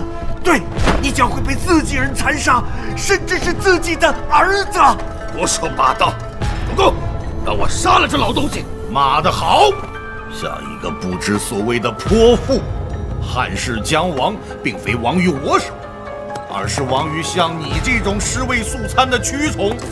你贵为太傅，高官厚禄，享尽荣华，却上不知劝诫皇上，下不知监察百官，是外戚阉党祸乱宫廷，黄金贼寇荼毒天下，赤地千里，民不聊生。你凭什么在此满口忠义之词？我问你，究竟是眷恋自己一手腐化的国家，还是眷恋自己的荣华富贵？圣上，请你不要理会这国贼的胡言乱语。臣等之心可照日月，列祖列宗在上，我们的心。袁奎，你既无扶国之见，也无救国之能，甚至你根本不明白天下百姓的心。天下百姓的心？这国贼竟会有如此政见？不对，你不是不明白百姓之心，你根本就是不在乎。扪心自问吧，袁奎，你和我之间究竟谁才是国贼？董卓的样子是在膨胀，这不是真的，一定是幻觉。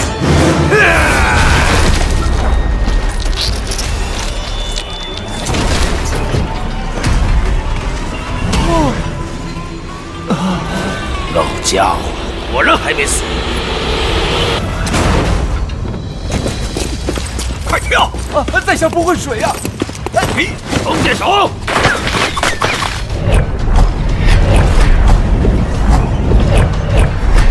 廖廷，老家伙是孙坚的水系提督，水性好得很，给我再射！无妨，不用管他，差不多该去王城了。这么说，袁绍已成功逃出皇宫了。以袁绍当前残存的兵力，只可逃往旧王城。吕布已引兵埋伏，我们从后方夹攻，这就是天下第一计谋，城下一句的真意。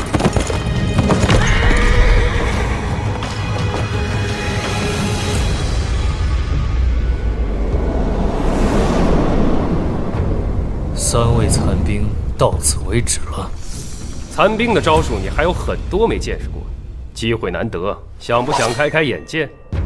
雷分散他的注意力，咱们趁机。哎，你要去哪儿？去哪里？回来呀！事到如今，做什么都没有用。我只是一个佣兵，不想死得不明不白。吕将军，只要你带我走，我便是你的人了。公子，她不是你的女人吗？有感觉的不只是我，对吗？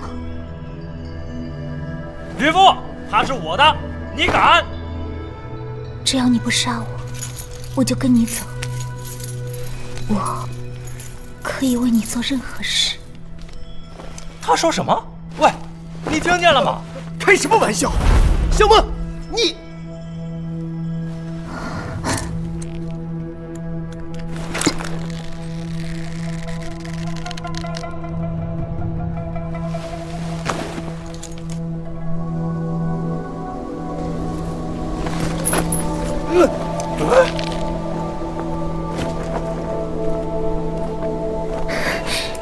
走了。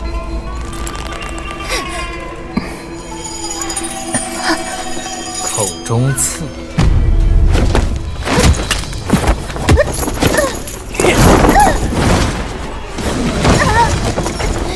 梦姐，抱歉，计划失败了。想要挟持我逃出洛阳，残兵果然不简单。公子，好险啊！若刚才的是你，公子，你不是说过要他吗？我可以安排。我没说过，你记错了。不，会死的，我不要。你不要，我要。这个人到底在想什么？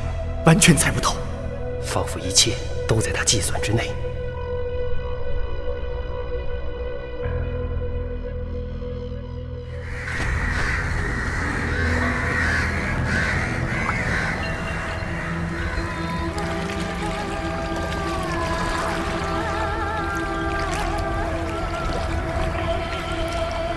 红色，这是水还是血？如果这是水，为何如此之热？这到底是什么地方？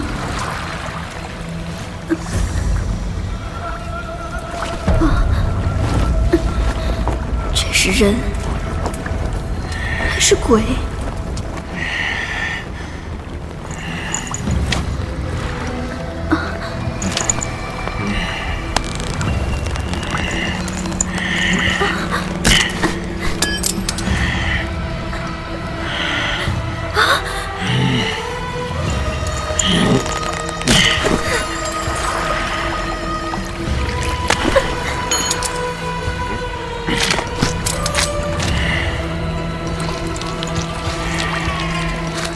他在笑。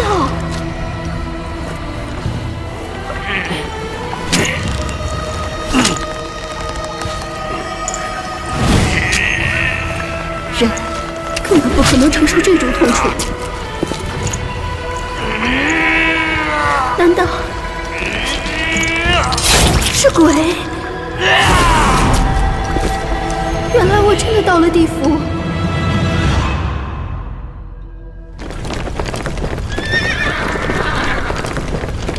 停！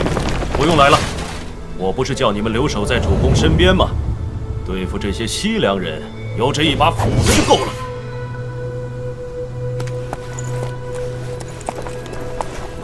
文丑啊，我真的摸不透你的实力。前面把守王城的，想必是更厉害的货色吧？不过，我今天状况绝佳，就算有10个吕布，我也吞得下。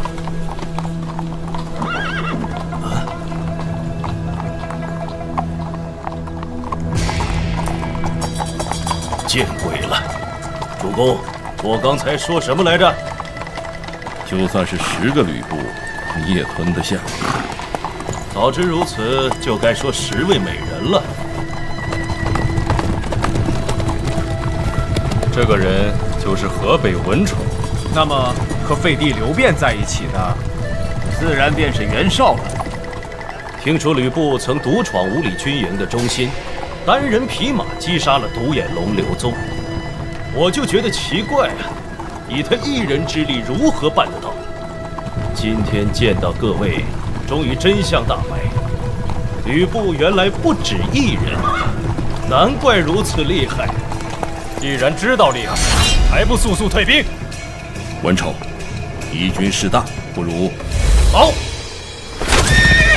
好想与尔等一战，各为吕布来！战！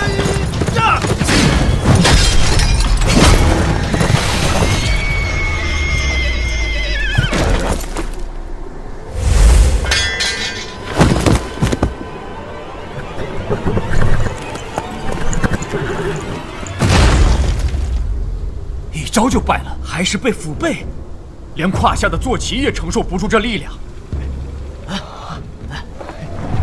死得不漂亮啊！如果这人是吕布，莫说10个，就算100个，我也吞得下。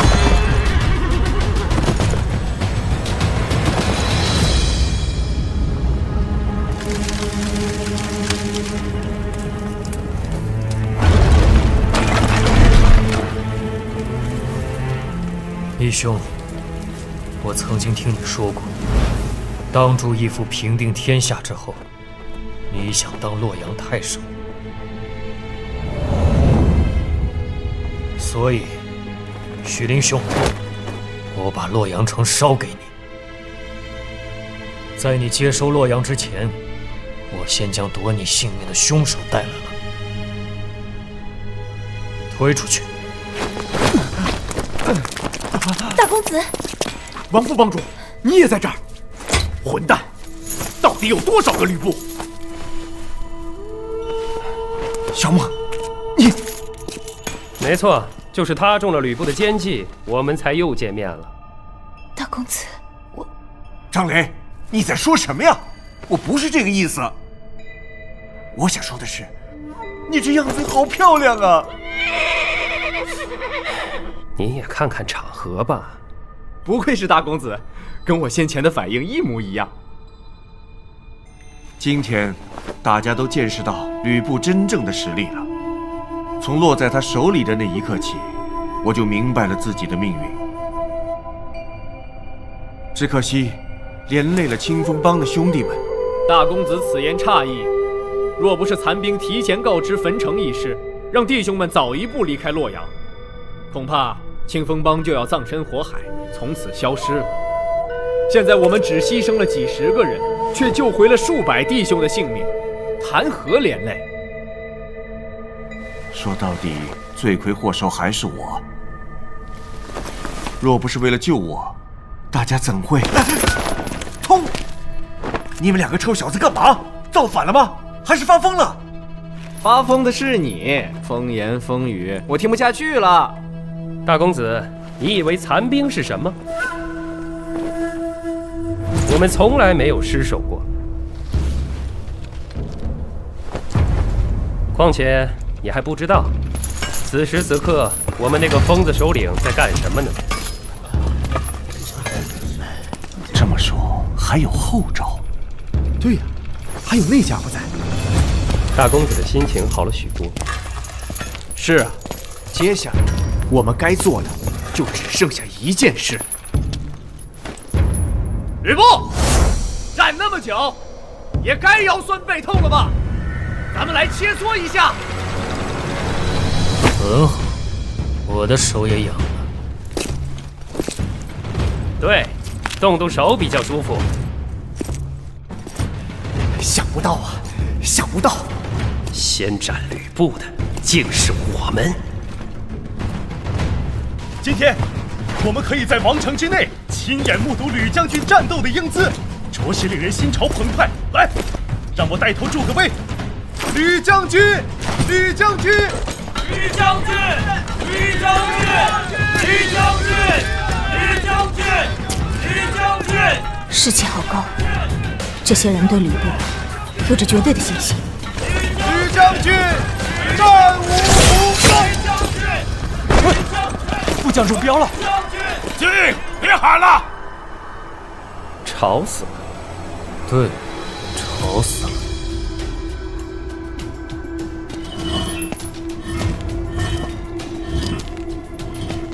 100斤。哼哼，错。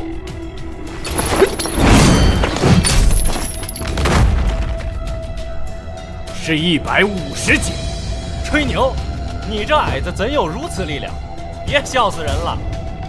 但是，待我左手一挥，力道足有1000斤。来！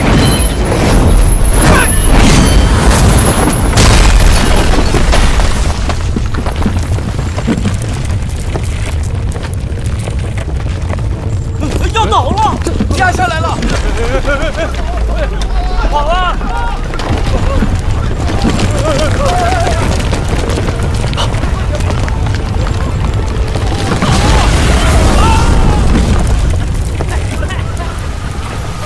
这不是人呐！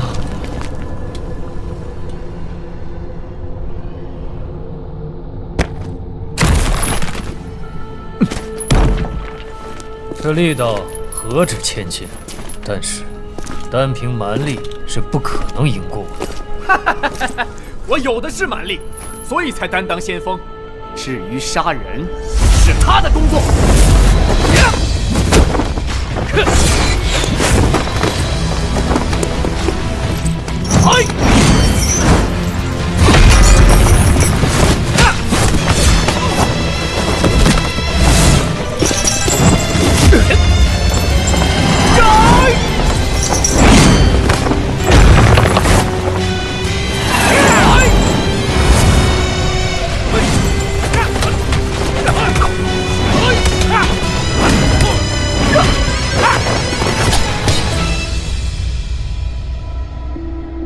残兵这么强的吗？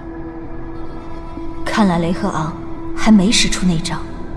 真的有希望赢过吕布吗？可怕，真是强的可怕。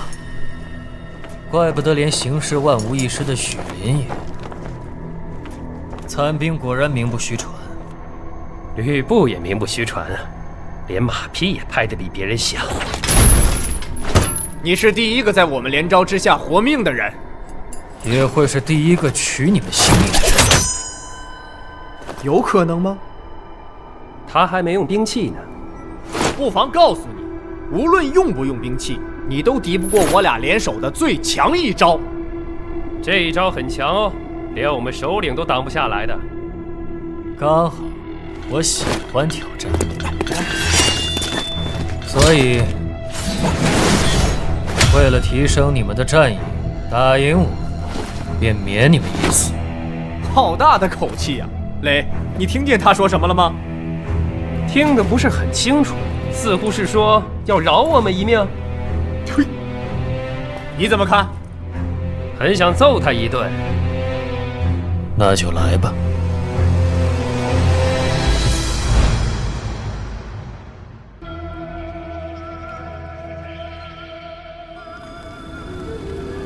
小姐，小姐，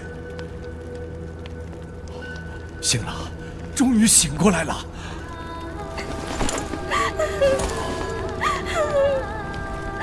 太好了，黄伯伯还以为没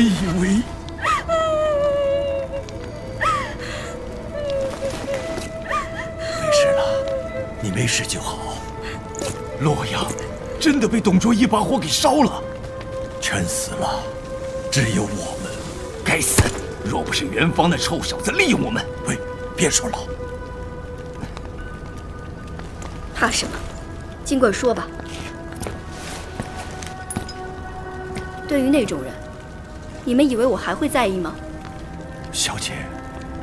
不过，有一件事，此刻却不得不向他学习。学习他的逃跑伎俩。走吧。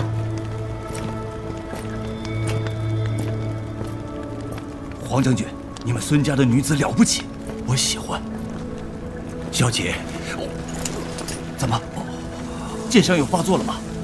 是啊，这次受的伤很深。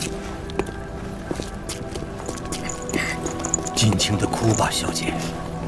深入骨髓的伤痛是不会那么快就痊愈的。好热呀！大火还没烧过来，这里就已经和火炉一样了。我准备好欣赏你们的绝招了。好戏来了！我们也准备好了。绝招的名字是只用一次。出招了！怪名字。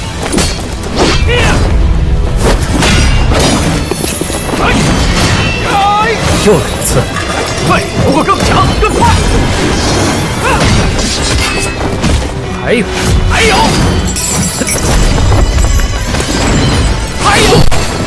还没完呢！一样，听到了吗？还没完呢！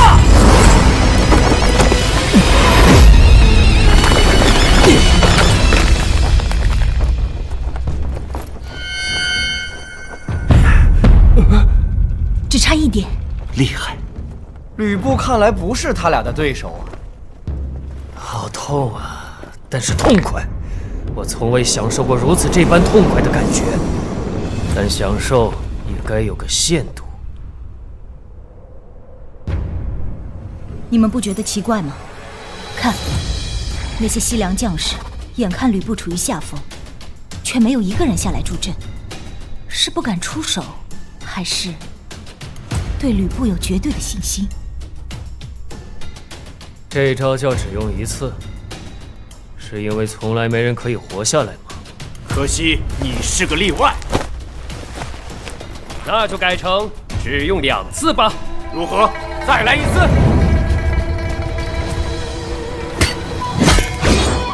单手单脚在战场上本已算是废物，没想到却练成了如此强劲的杀招，令人佩服。你本为丁原义子，却卖富求荣，投奔董卓，对名利的执着也着实令天下无耻之徒佩服。董公子，吕布加入西凉军的目的是什么？公子可曾想过？公子莫受挑拨，我对义父之心可昭日月。吕布，你要小心了。公子，你说什么？我叫你小心呐！太迟了！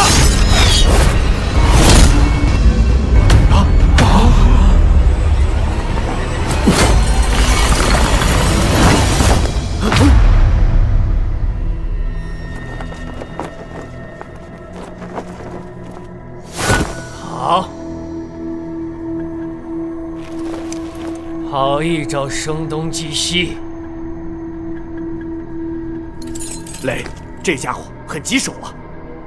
别担心，战场上没有杀不死的敌人。可怕，我开始担心了。直觉告诉我，如果现在不杀了你们，下一个死的就会是我了。说的没错。哎呀！又来一次吗？可惜，我已经看穿了这招的破绽，就是先攻你这小手，然后再攻你的下盘。啊！糟了！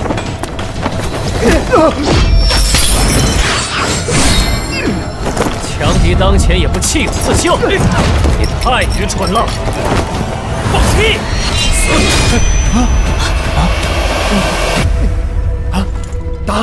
挡下了。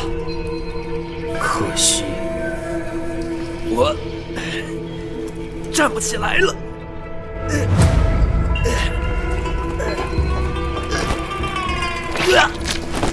雷，别过去！这小子的五脏六腑已经被吕布强大的力量震伤了。只剩下你了，去取件兵器吧。唉，没有这个必要，我赤手空拳照样可以。来来来！笑死人了！就凭你这个残废，你没有兵器，连我都能打赢你，做你的春秋大梦！打得不错啊！谁？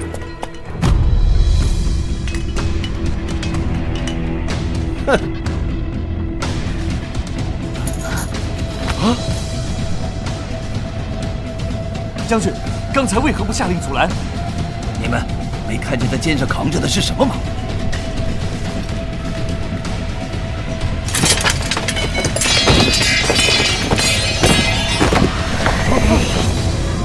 我已经杀了9个吕布，还有多少？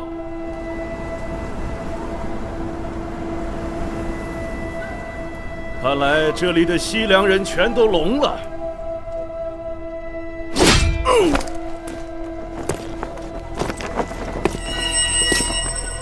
又是一个拿方天画戟的人，莫非？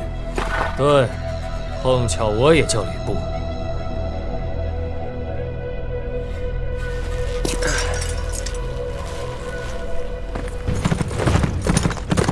捷报！张辽将军于西门外大败袁尚。好一个张辽！反而你们9个却打不过1个。简直有损吕布的名声啊！这些个窝囊废全是假货吧？怪不得城内城外到处都是吕布的踪影。这些假货的作用就是迫使主公来这处死地，所以他们死的还算有价值。你才是真的。这么肯定？相当肯定，因为我从未见过将士们用这样的眼神看着自己的主将。懂得观察兵卒的眼神，你很不错。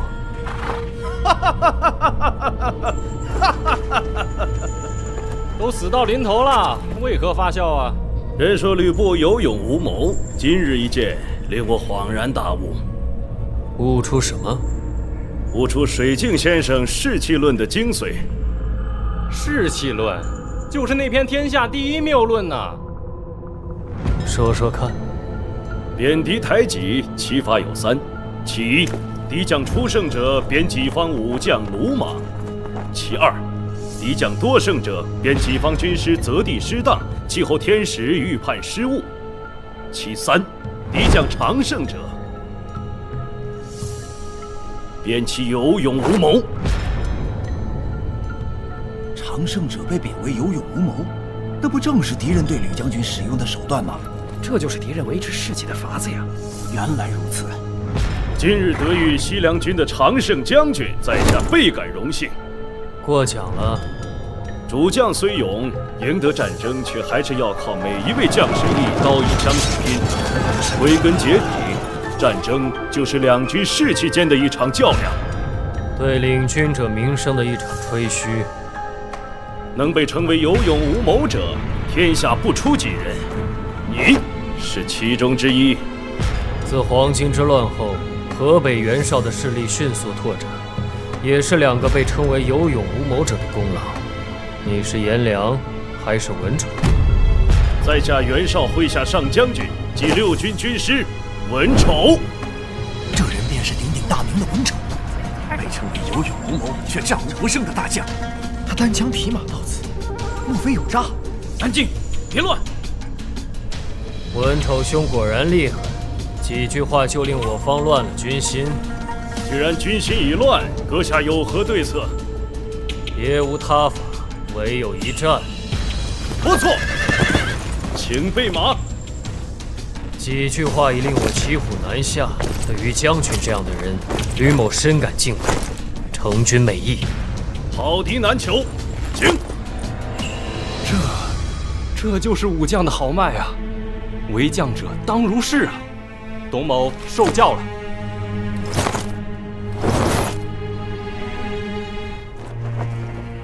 这才是真正的武将之勇啊！眼前这2位将军，智勇双全，残兵真的不如他们？我们败了吗？还是我们的勇者还没有出现？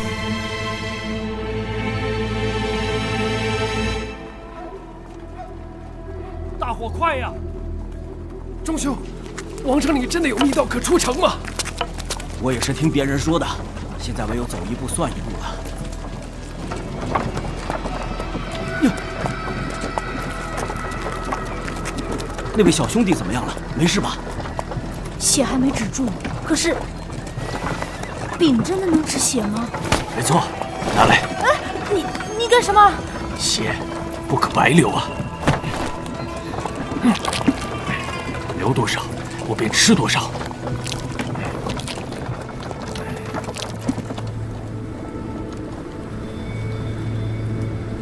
风向变了，大火马上就会烧过来。就算火不烧来，我们若杀不出去，一样会被这烟呛死。知己知彼，生来不死；知天知地，生来不穷。孙子啊，我竟忘了你的兵法，真静啊，静得有点过分。前面地势凶险，我若是董卓，必会在此设伏。知道又能如何？此时此刻，我等已无路可退了。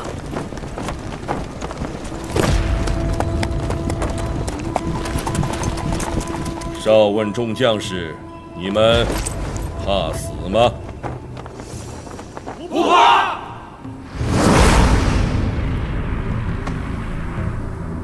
我问完了，现在就把答案告诉敌人吧。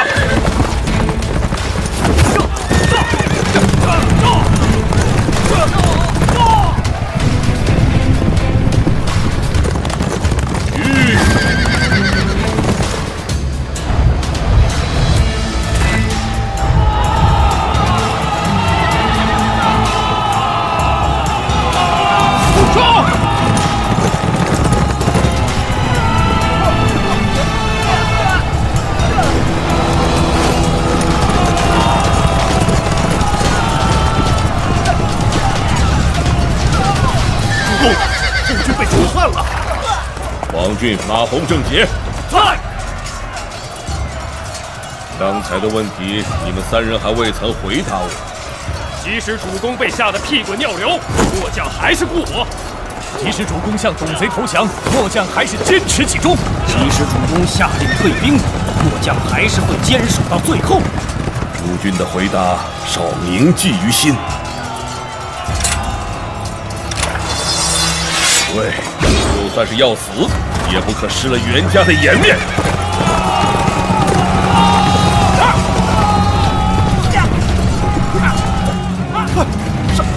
上面是董卓。卓。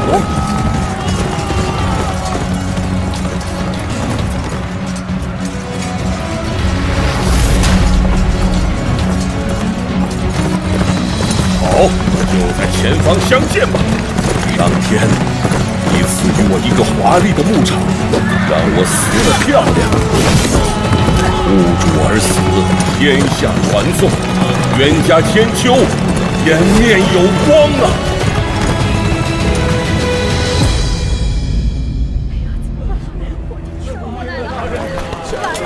让我们过去吧。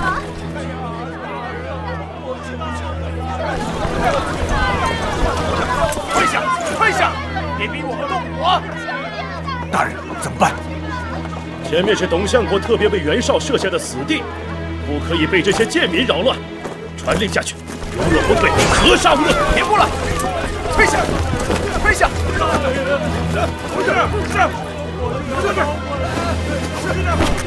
快看啊，烟吹过来了！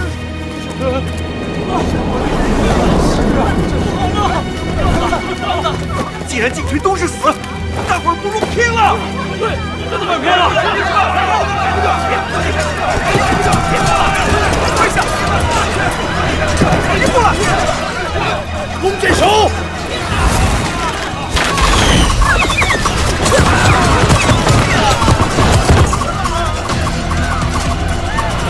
快退！傻瓜，别站起来！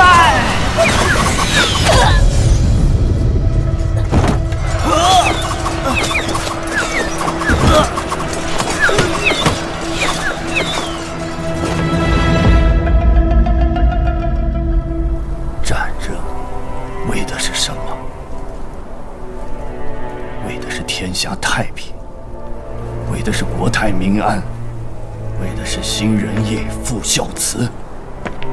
何以眼前竟是人与人相杀不休？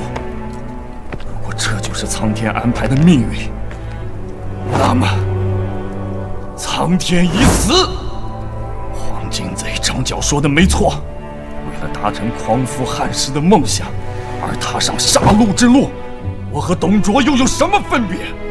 大哥，我矛盾了。所谓的苍天，乃是民愿，万民的意愿即苍天。天行有常，不为尧存，不为桀亡。天不在乎生死兴亡，生命凋零，只在乎是与非。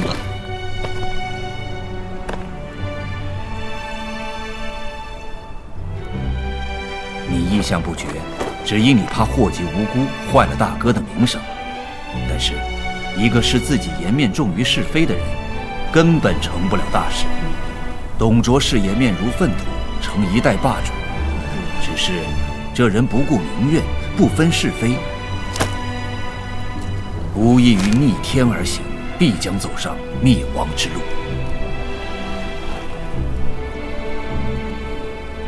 大哥，我好像明白了。很好，二弟，现在情况如何？我们只有数十士兵，加上这群民众，要是杀上去，必死伤惨重。别做无谓的牺牲，我可以帮你们上去。你是董卓军，我们为什么要信你？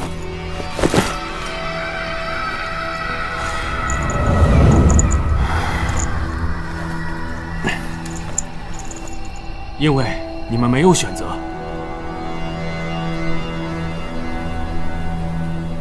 再加上这些人救过我。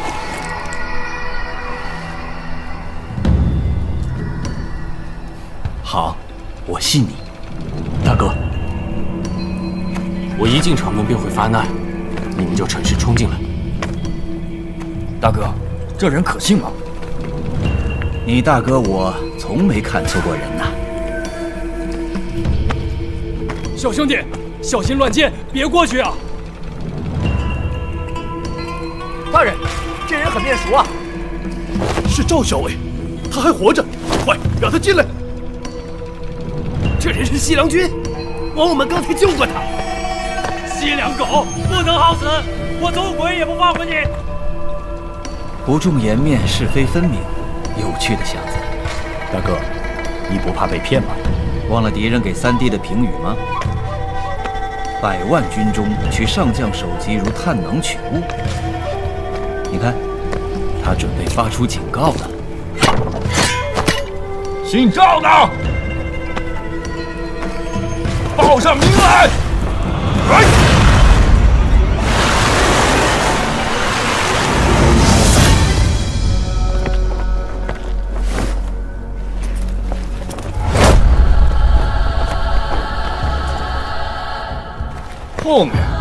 后面是焚成大火呀，所以他是叫赵火吗？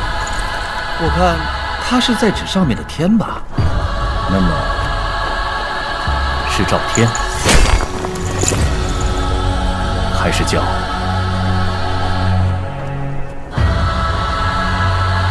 赵云？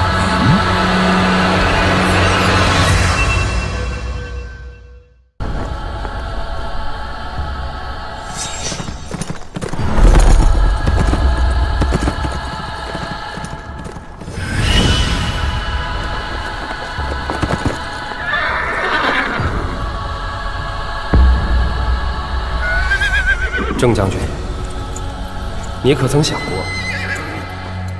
生命是什么？生老病死吧。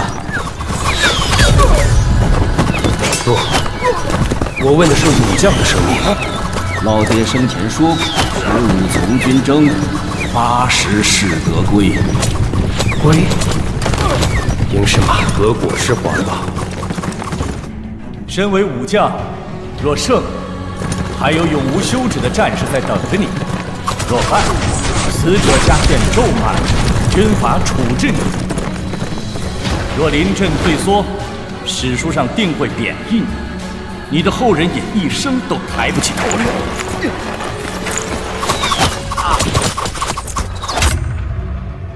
若有幸80岁仍不死，但看见年轻一辈沙场杀敌，而自己却有心无力，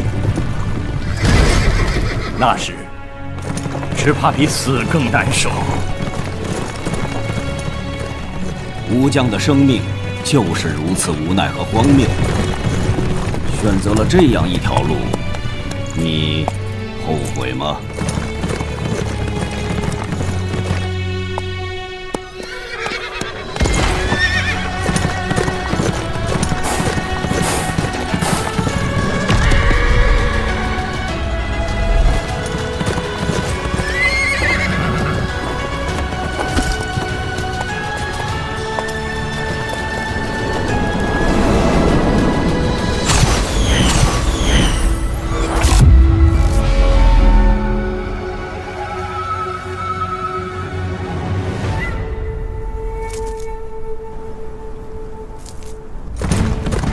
多谢两位大人提点，我豁然开朗了。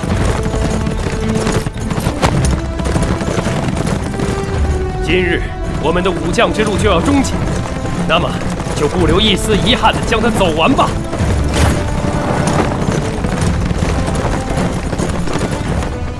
来了，是袁绍的先锋，领头的是郑杰，听说过此人。让他们过去。不错不错，还有人记得我的名字。不错不错，能葬在如此壮观的墓地里。现在只差一个轰轰烈烈的死了。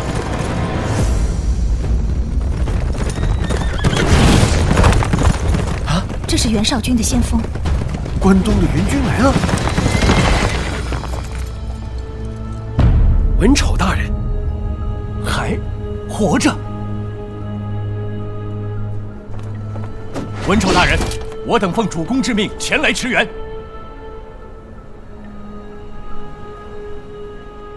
吕布，你发现我在想什么了吗？文丑大人的手在抖。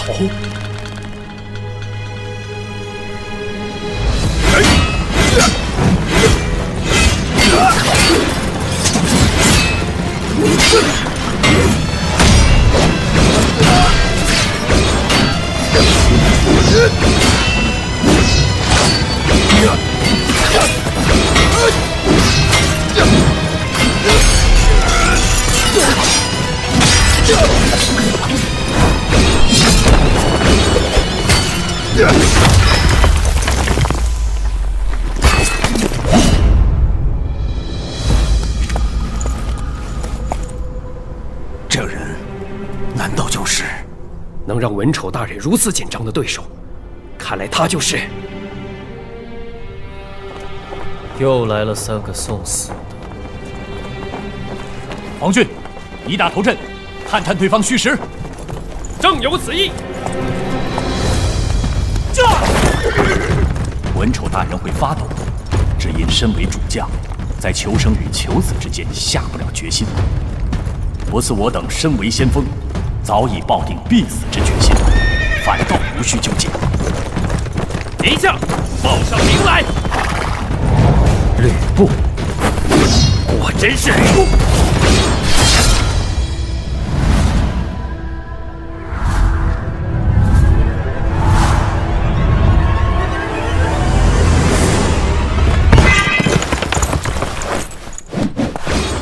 选择了这样一条路，你后悔吗？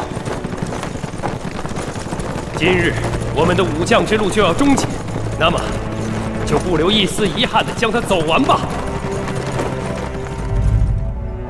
战神吕布，名不虚传，能死于战神旗下，我死得漂亮。才20岁，便战死了。身为武将，能与天下无双的吕布一战，他死得其所。郑兄，强敌当前，你我还有时间悲悯吗？哈哈哈哈！马红，我的手也开始抖了。哈哈哈哈！不是因为害怕，因为我等早知今日必死，会发抖，只因为我好兴奋呐！这就是战役。作为武将，面对被称为战神的对手，只求一战。无关生死，只求一战。吕布，袁绍军先锋马洪在此，袁绍军先锋郑杰在此。请能和天下第一猛将一战，今日纵然战死，也无悔了。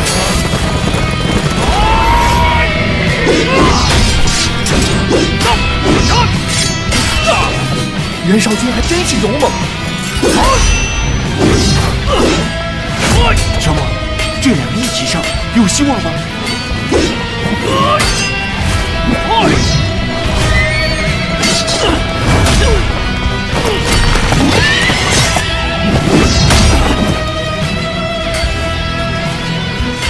文丑在等什么？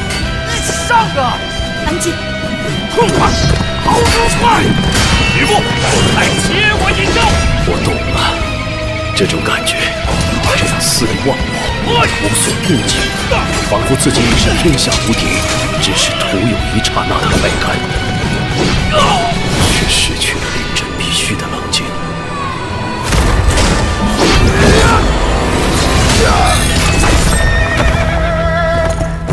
文丑大人，他终于下决心了。文丑，这次要让多少招？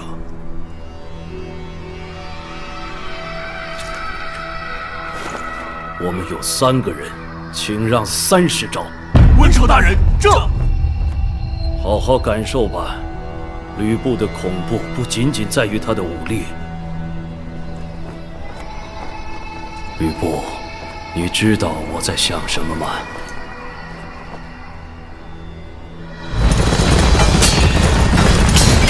保护主公，杀出重围，我等今日以死报答主公。最吵的那个是我的。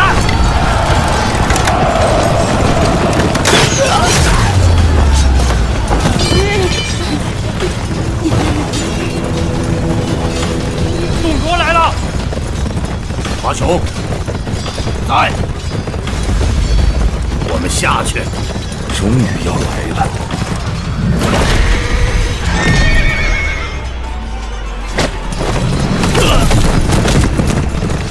袁绍，你我2人许久未见。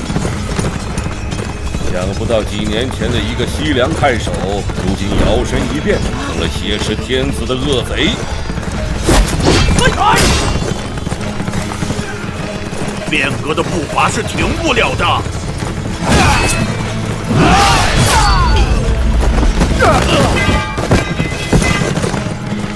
步伐太快，小心跌倒。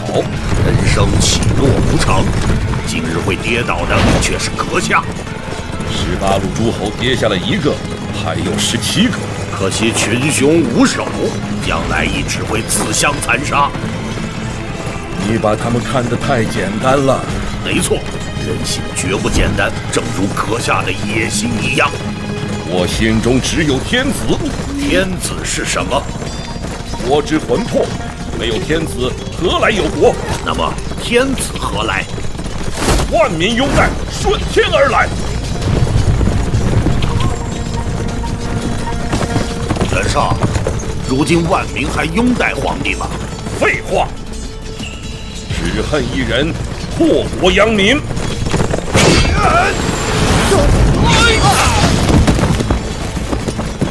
既受万民拥戴，那么黄巾贼又从何来？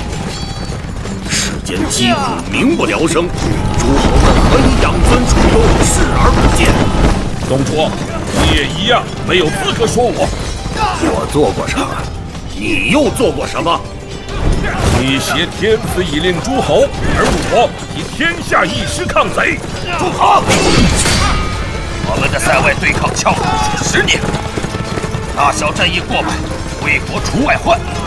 你们这些人安居中原，却令国风腐败，民不聊生，恶贼四起。凭什么说我主公？可笑！尔等既有保国之心，却驻兵皇都，干预朝政，岂非自相矛盾？黄巾之乱，幼帝登基却无人辅佐，诸侯以平乱为由，趁势做大，一个个拥兵自重，穷兵黩武，内乱已成定局，100年未有的乱世将至。天下百姓将活在地狱之中，不知何时才会终结。我为就此危惧，敢冒天下之大不韪，辅佐天子铲除异心，我有错吗？铲除异心便能天下太平吗？董卓，管治天下并非如此简单。皇帝顺天而来，只是尔等为了实现自己的野心而找的借口。试问何人曾见过上苍，听过天命？袁绍啊，苍天已死！你的理念居然和黄巾贼如出一辙。贼？何为贼？袁绍，董某正是要消除每一个像你这样身居高位的窃国之贼，还天下一个干干净净。除淤血，生祸乱，人才知什么是可贵。贼喊捉贼，一派胡言！可恨的世代公卿，大官显贵，都给我死！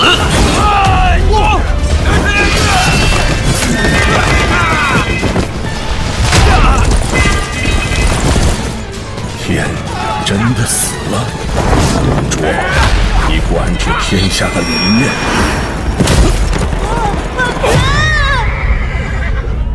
注定像我的生命一般，一闪即逝。逆天而行，结果只有一个。董卓，你的末日近了。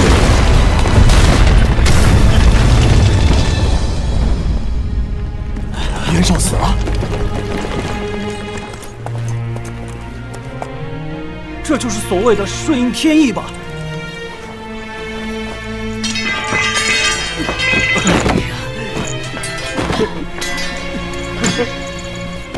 给我下山取回袁绍的首级，送来救王城。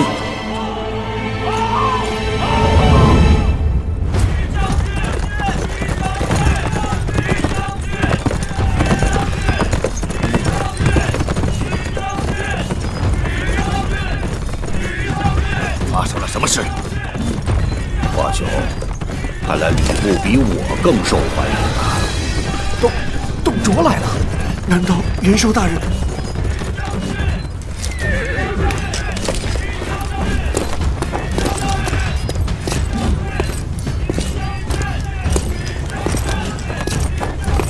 好刀法，看到了吗？这就是脱刀法呀！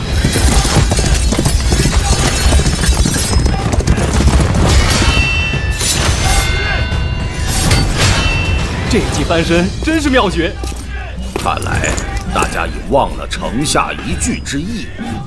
叔叔1敌3，不错不错。对，让了数10招，强如文丑，亦被玩弄于股掌之间。华兄，你认为我看到了什么？以末将看来，这是有心炫耀。我看见吕布正在建立自己的威望。今后将会是一个漫长的乱世。我老了，统一天下之愿，在我有生之年可能完不成了。随后的事，你能代替叔叔完成吗？叔叔，吕布的威望正扶摇直上，更凌驾于你。如果我死了，你有能力去驾驭吕布吗？还是让吕布来驾驭你？叔叔，你的意思是，吕布会取而代之？没人知道吕布的心在想什么。主公虽与他君臣相称，实则与父子无异。但这人曾为名利杀了自己的义父丁原，我看主公这是养虎为患。持国如骑虎，用人也是一样。若一个人能驾驭猛虎，世上还有什么解决不了的？我可没有叔叔的骑术。那么，当吕布杀了这3人之后，结局便无可改变。在我死后，吕布必将你取而代之。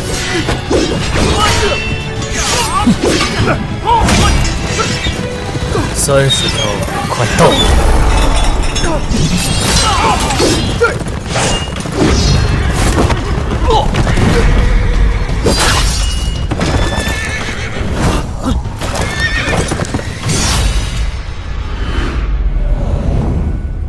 刀枪无眼，公子来做什么？文丑，你的主公袁绍已死，何不速速归降？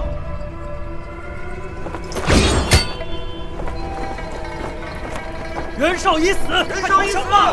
袁绍降吧！投降吧！公子，只怕他们不会如我所愿是吗？我再说一次，速速归降！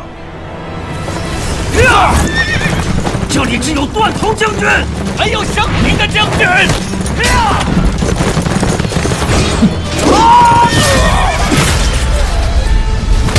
我捉住他的旗了！快！好！一命换一命。可惜，我的命还不配。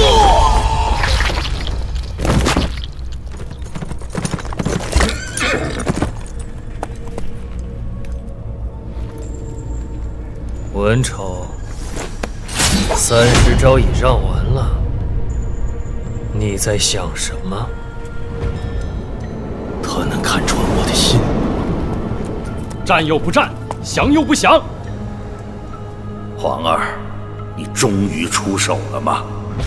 如今袁绍已死，关东联军群龙无首，必将瓦解。所谓良禽择木而栖，文丑，你又何去何从呢？我非吕布之流，文丑尚有忠义之心。于忠啊，天下大乱，就是因为袁绍这样的庸人太多。吕布与你不同，他是非分明，所以才会选择我方一师。因为他知道，能解开天下困局的只有我们董家，所以他甘愿受尽天下人唾骂，对董家尽忠职守，至死不渝。公子说得好，吕将军忠于董家，弃暗投明，跟你的于忠实有天渊之别。文丑，投降吧！你看公子那份豪迈，跟当年的主公多像。好小子，能以降敌之说提醒将士们，吕布乃是不义之人，而后再以忠义之名赞扬吕布，让他有台阶可下，实乃一举两得。这样一来，吕布就算要反，亦得不到人心，而公子的地位反而变得牢不可破。皇儿，你长大了。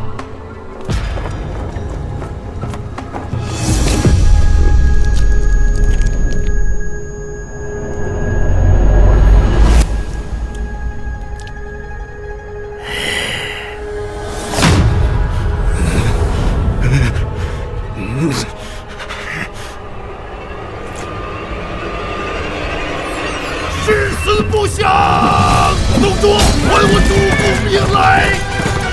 挡住他！螳臂挡车！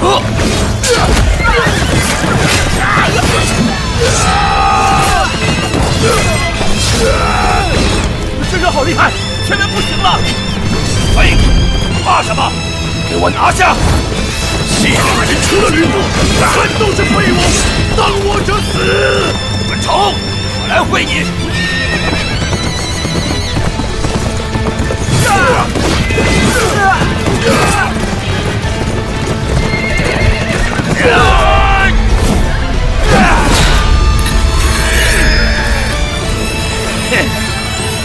我就是在等你呀！什么意思？你这蠢材，竟然离开了主公！啊！此话怎讲？不，莫非？这就是袁绍的人头？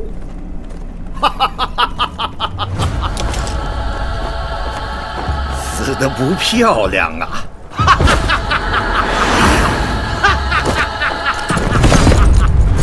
吕布曾为名利杀掉了自己的养父丁原，我看主公提着是养虎为患。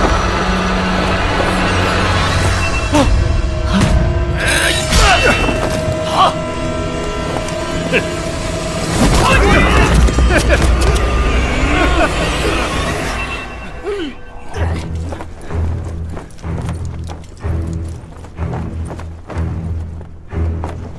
义父，这人是个本该死去的人。先假扮我军刺杀袁绍，再送来袁绍的假人头。只要我稍有疏忽，这人便可趁机发难挟持我。这一仗，袁绍便可反败为胜。能在败局之中谋划出此等计谋的人，想必就是鼎鼎大名的袁方吧。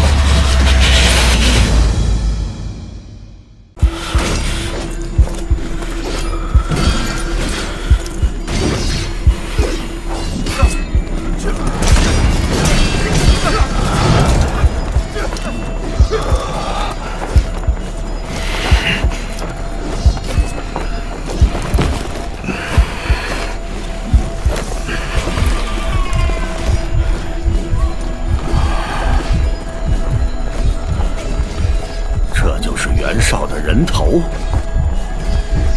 死得不漂亮啊！死得不漂亮啊！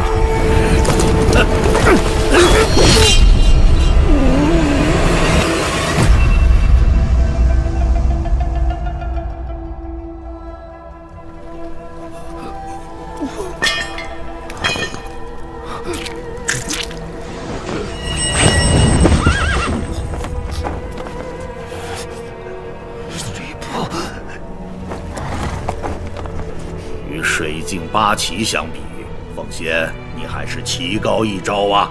可笑的是，袁绍兄屈尊降贵，甘当一名小卒，未免太过委屈。可惜的是，我们出手太迟了。什么？袁绍还活着呢？他不是已经死了吗？袁绍、袁方，他们不是已经死了吗？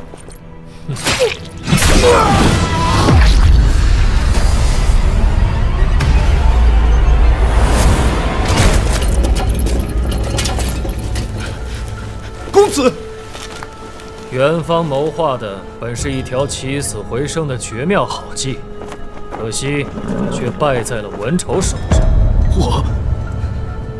我早知道你在拖延时间，但并不清楚拖延的目的是什么，所以就先陪你玩一玩。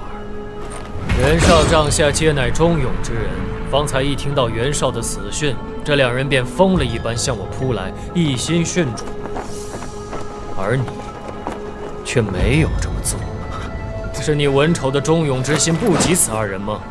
我不这么认为，所以我料定你的目的是为了牵制我，使我远离义父身边。果然不出我所料，当袁方献头之际，你立刻向义父所在之地全力攻了过去。以你的实力，一般兵卒当然无法抵挡。如此一来，连一直守在义父身边的华雄也被引开。这时，义父的身边已没有得力护卫，这正是袁方出手的最佳时机。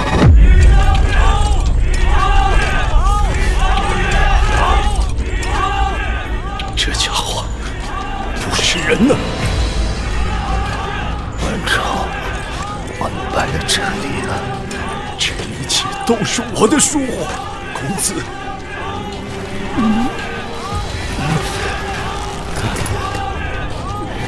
若不是你早就预测到我的行动，忍辱负重等待时机，这计谋根本就无法成立。我们各自做到了自己能做的一切，今日虽败，袁方亦无悔了。可文丑心中有愧呀！就这样结束，我不甘心了。或许这就是天意吧。我看见一只有力的手放在他绝对信任的人肩上，在众将士的欢呼声中，我感觉到自己败得彻底。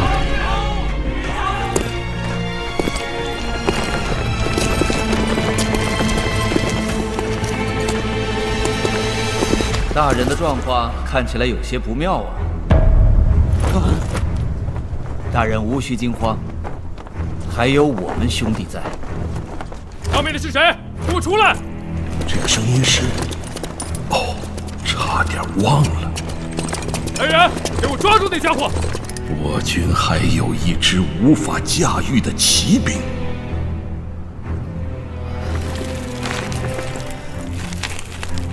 这就是忍城奇才的远方吗？你还要荡到何时？在逆境中，可需保持冷静，冷静乃军事之本。但是，现在的我有心无力。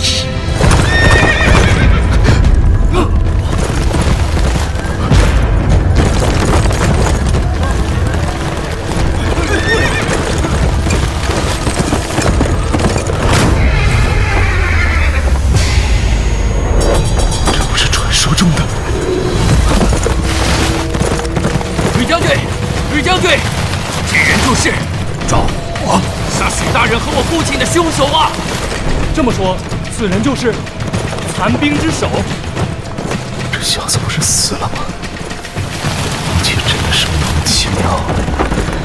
更奇妙的是，我看见一个愤怒的表情，这个表情告诉我，吕布已失去未经之英勇的冷静。世上并不存在完美的计谋，任谁也无法做到算无一策。以前那个总说自己管仲在世、子房复生的司马家二公子哪儿去了？哎，童言无忌。不过，即便一切都失算，我也替你留了最后的杀招。那怪物终于来了！火哥，来的正是时候。什么正是时候？这家伙就不能早点来？别乱，守住阵型，别乱！你终于来了，竟然连吕布也乱了。仲达，你说的机会来了。用兵之道，虚则实之，实则虚之，用虚效制造真相。阿火，最后的杀招就是赵火。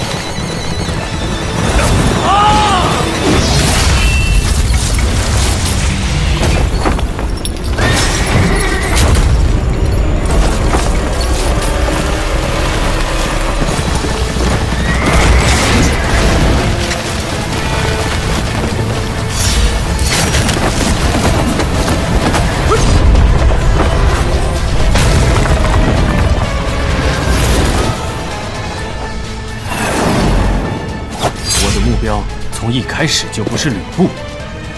董卓，初次见面，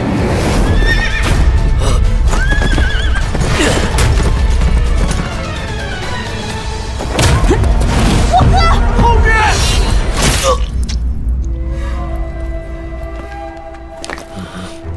许灵死后，我们一直在找那独眼杀手，想不到这只是一个幌子。更没想到，残兵的首领就是你。有件事令我很好奇，为什么你和他们不一样？相传残兵皆为身有残缺之人，可我实在看不出你哪里。怎会如此？他结结实实吃了吕布一击。那小子竟然没事？难道你天生就没有？对，孺子可教啊。他是人吗？人们都说吕布不是人，要我说，咱们这个疯子老大比吕布更不像人呢。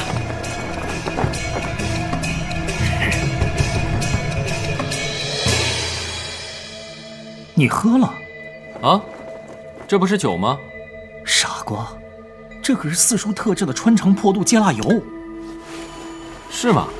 我还以为是酒。竟然整瓶喝光，你会痛死的。我现在全身暖洋洋的，死应该不会这么舒服吧？你这副鬼身体，与行尸走肉何异？仲达，痛到底是什么感觉？我真的很想知道。想知道什么？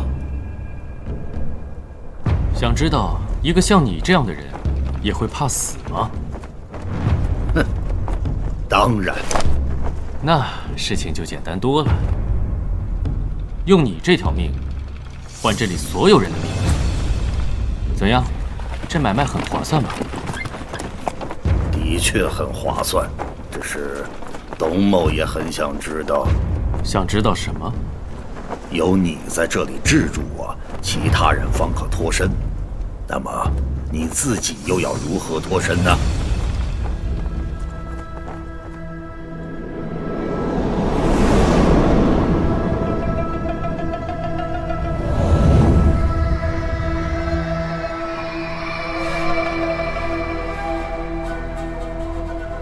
二哥，那小子真的是怪物。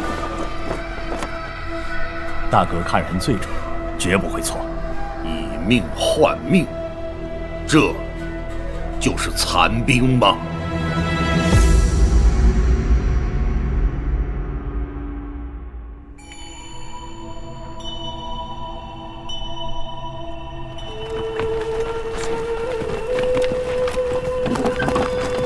这次多亏了阿火，我们和这些百姓才得以逃出升天。这个疯子，幸好我和这家伙是同一边的。哎，没想到洛阳的水土工程如此厉害，只要将护城河的水抽干。所谓的王城密道，原来如此啊！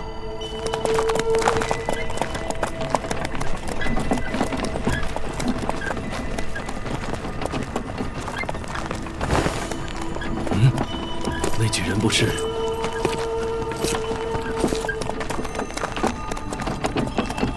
看来袁绍大人也受苦了。哪里，算不得受苦。孟子曰：“天将降大任于斯人，必先苦其……”袁叔叔，是你呀，很好。芳儿，怎么你连孙家小姐也带来了？后可收了了，我们快走吧。怎么，年轻人又拌嘴了吗？现在不是翻脸的时候，还是先跟着袁大人离开此地再说。进马车里坐吧，陪陪芳儿。袁叔叔，我就在这儿陪着您坐坐吧。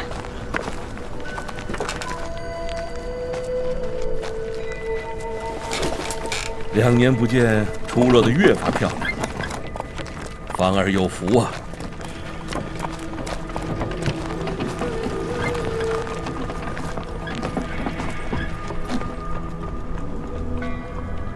就这么让袁绍走了，可惜，而且连那残兵首领竟然也脱身了。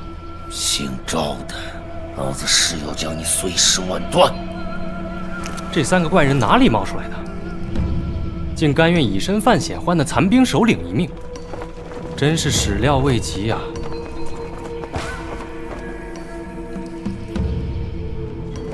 算算时间，他们也该要逃出西凉军势力范围了。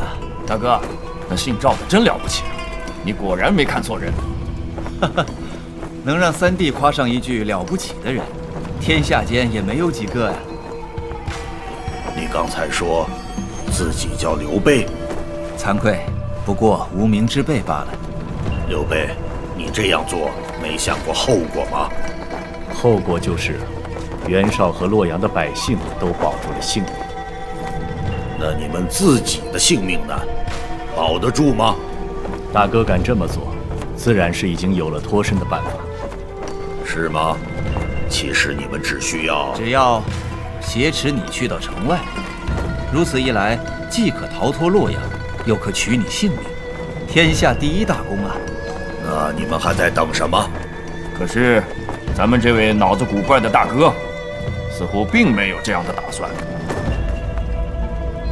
刘备，说说你的打算。你死了，天下只会更乱。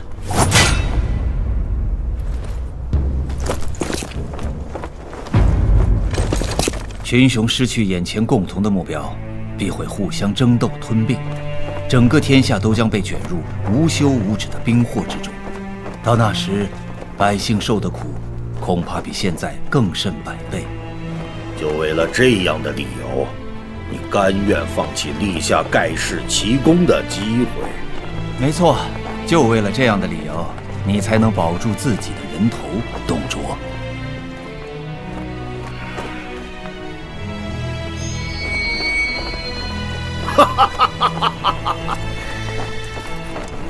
刘备呀，刘备，董某几乎就想留你一命了。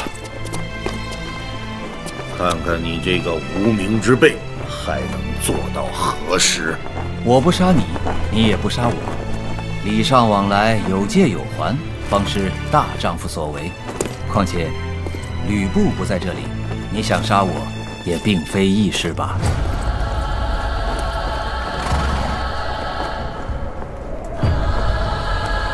你们记住，我儿吕布要杀的人，没有一个可以活着。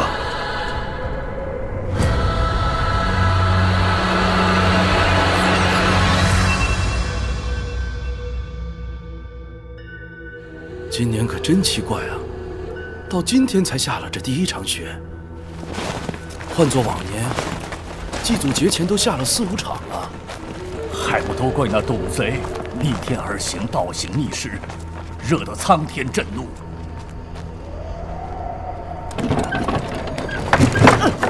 怎么驾车的？小心点啊！抱歉，对不住啊。又流血了。花儿，还好吗？没事，只是有点痛。活该！你说谁活该？再乱说话，小心人头落地。孟姐，布拿到了吗？来了。这是哪位？大美人啊！不拿来了就快帮老子止血。知道了，躺着别乱动。真是的。雷，你怎么样？不碍事儿，一点皮外伤，加一点内伤而已。老大，你虽然不会疼，但全身的伤势加起来比他还重啊！小场面，随便舔一舔，睡一觉起来便好了。我才刚保好，你坐起来干嘛？快跑！到底是谁？躺着怎么吃东西啊？刚才的饼呢？拿来。啊？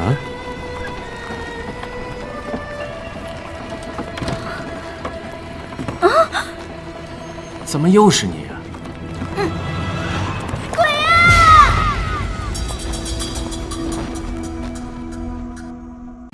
鬼啊！啊！黄盖，这小子杀不得。元朝大人，这小子是西凉军校尉。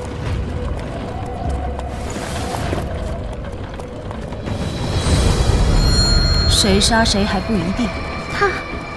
他不是已经……诸位，给袁某一个面子，先别动手。大人，知不知道他？我只知道他是这里所有人的救命恩人。你们好啰嗦，想杀我就来吧。是你自己送上门来的，小曲，来吧！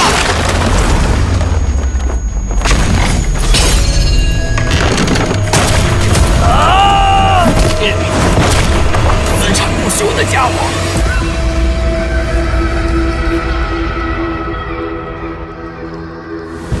你的镇定换来了我的信任。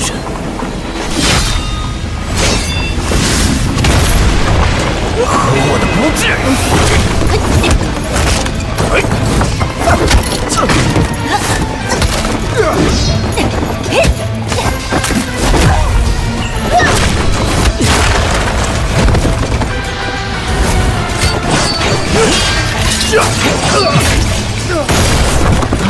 后面怎么了？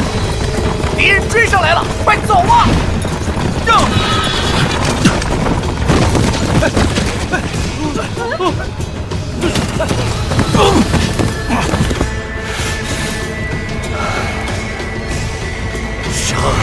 人的真凶就是你！不要怪，只怪你自己太蠢了。没错，真是太蠢了。丧友之痛，令我失去了为将者最重要的冷静，才会三番两次为你愚弄。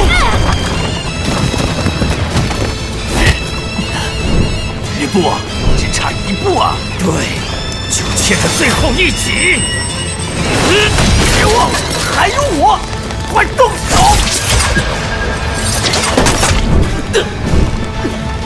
残兵，我最后靠你了！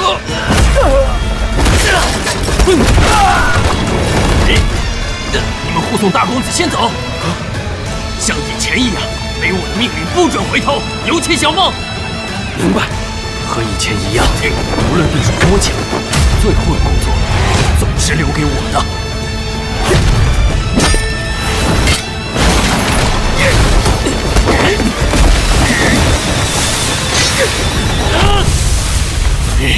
我又见到了这个眼神。那天，那个令我今生第一次感到恐惧的眼神又出现了。不过，现在已经没什么好怕的了。吕布，我救人的任务已经完成了，我为徐陵报仇的使命即将完成。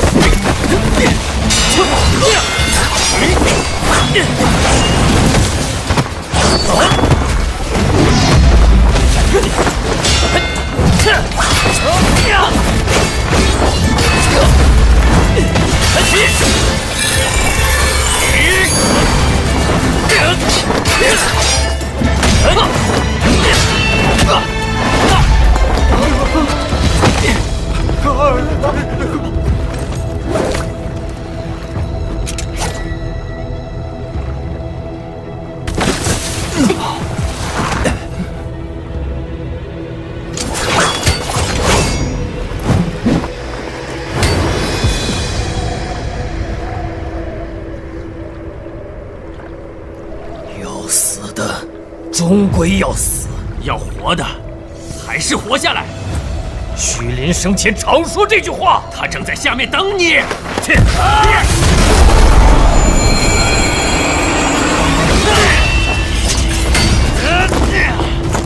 别这样！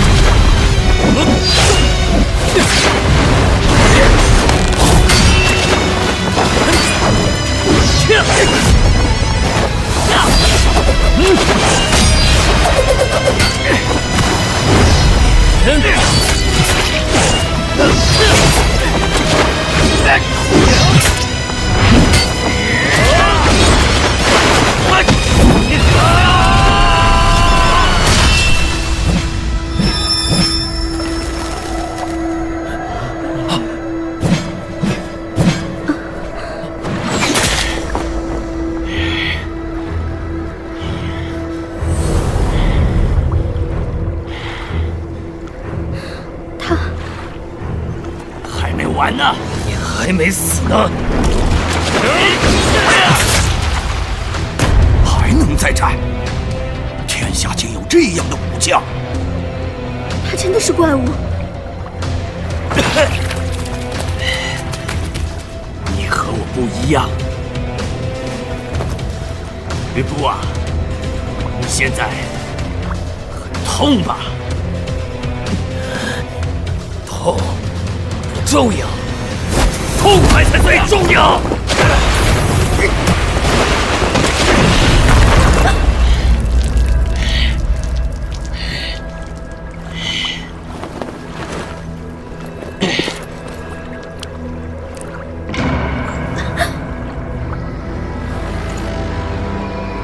现在还想杀我吗？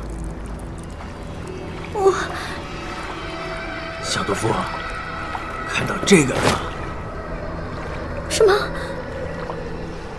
这可是人中吕布的戟啊！我今天就割爱你，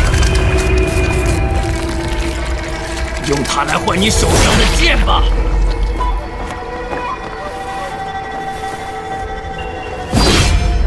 你们这些人，全不是吕布的对手，想活命，就跟我换一把兵器。在洛阳河道救我的是你，在北门楼救我的也是你。我说的对吗？残兵首领。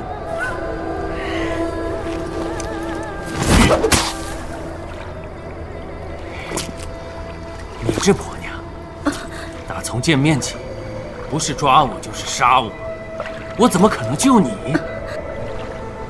难道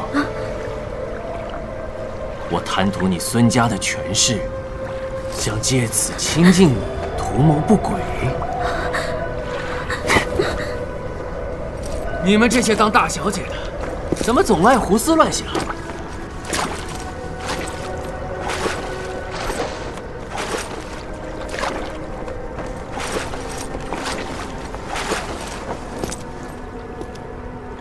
喂，小子，你反悔也没用，剑不会还你的。只要你活着，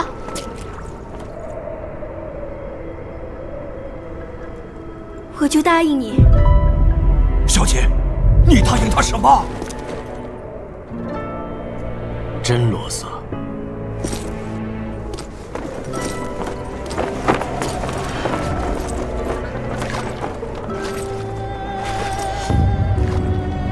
胜负会如何呢？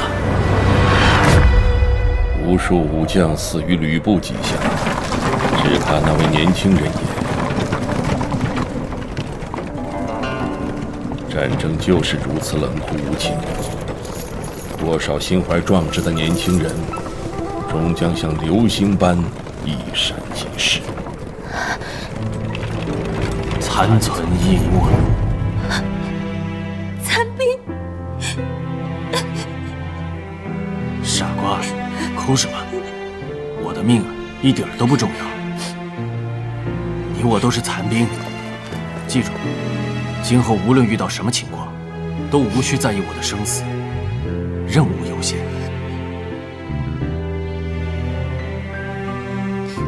残兵，不要死！如果你死了，我的努力便白费。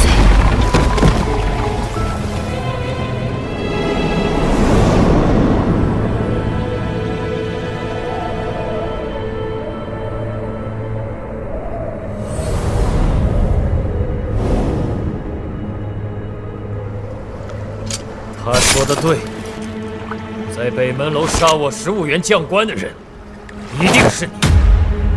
整个洛阳城除了我，只有你才有这个本事。整个洛阳城，也只有你这个傻子，才会3番4次被我愚弄。可惜，愚弄我的人只有死路一条。知道吗？这不会是我最后一次愚弄你。啊！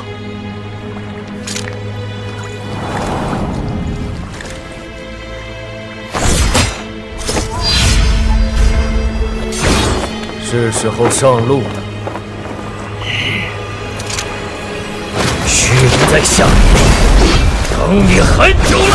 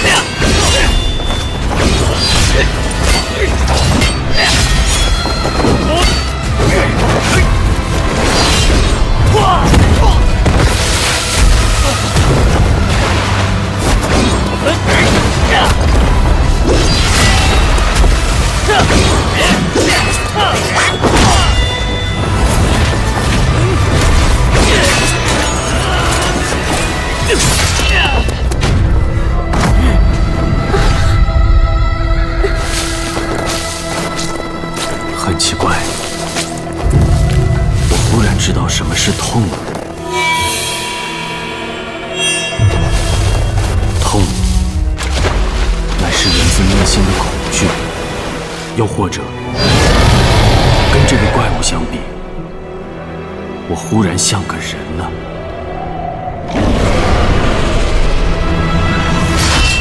我杀人无数，在我的画戟之下，那些自称是强者的人，没有一个能活。而今天，我用上了2只戟。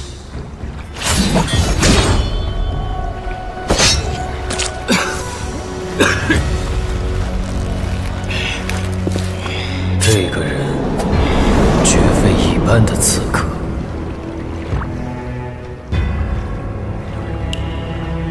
更何况，在他身后，还有一群非比寻常的同伴。终于发作了吗？霍克伤得那么重，他还坚持得住吗？他一定没问题。解药来了，这是中毒了。中毒？怎么回事？漂亮的花总是带刺的。公子，更可怕的是，在这群人背后，必然有一名鬼神莫测的灾花者。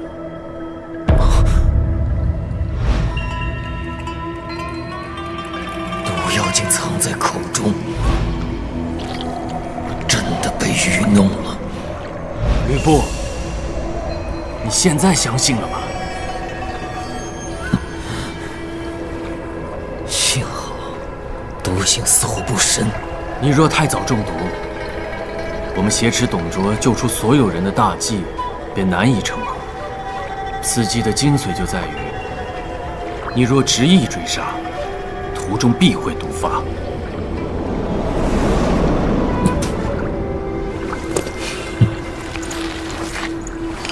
可惜，你低估了我的体力。在赶回去解毒之前，我仍有余力杀你。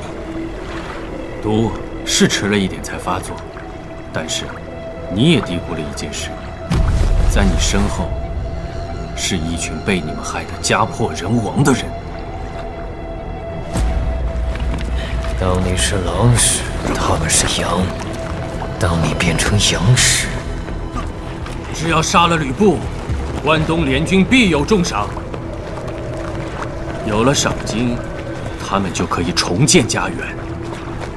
这一切都在你的预料之中。残兵从未失手，这次也将全身而退。如此周密的计算，这小子到底是人是鬼啊？小姐，别过去！绝对不是鬼，他只不过是个怪物。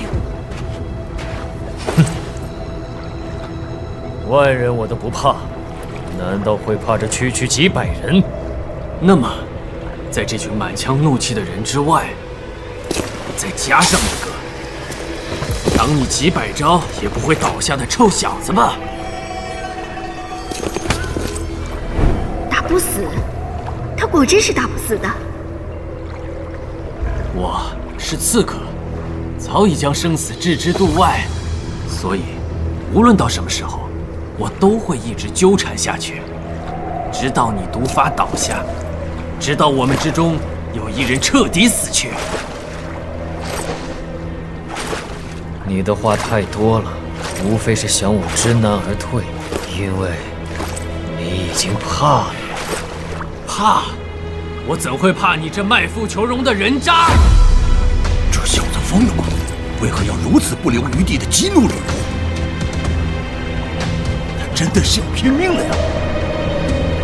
你再说一次，吕布，你这弑父求荣、见利忘义的三姓家奴！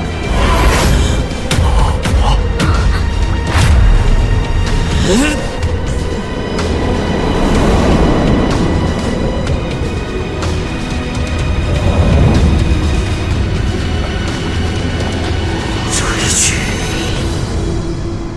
你胜了。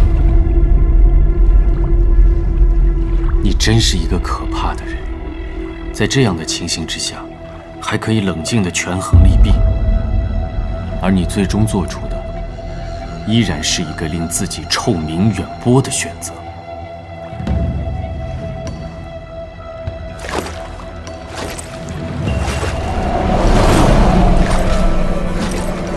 我要杀你，只为报许林的知遇之恩。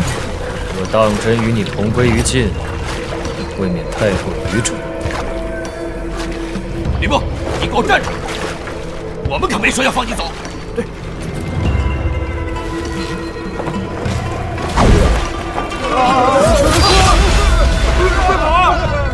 我对天发誓，下次见面时，就是你的死期。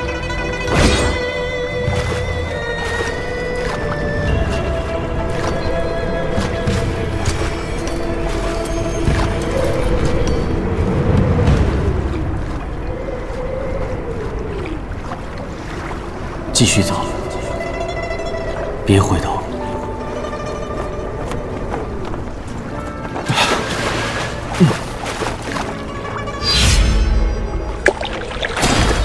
说来好笑，我忽然怕死了，怕得连站也站不稳。燎原火，这不像你。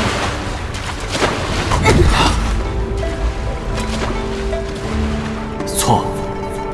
我就是我。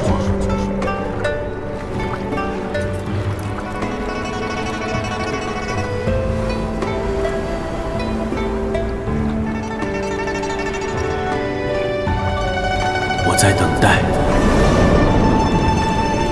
等待火凤燎原的那一刻。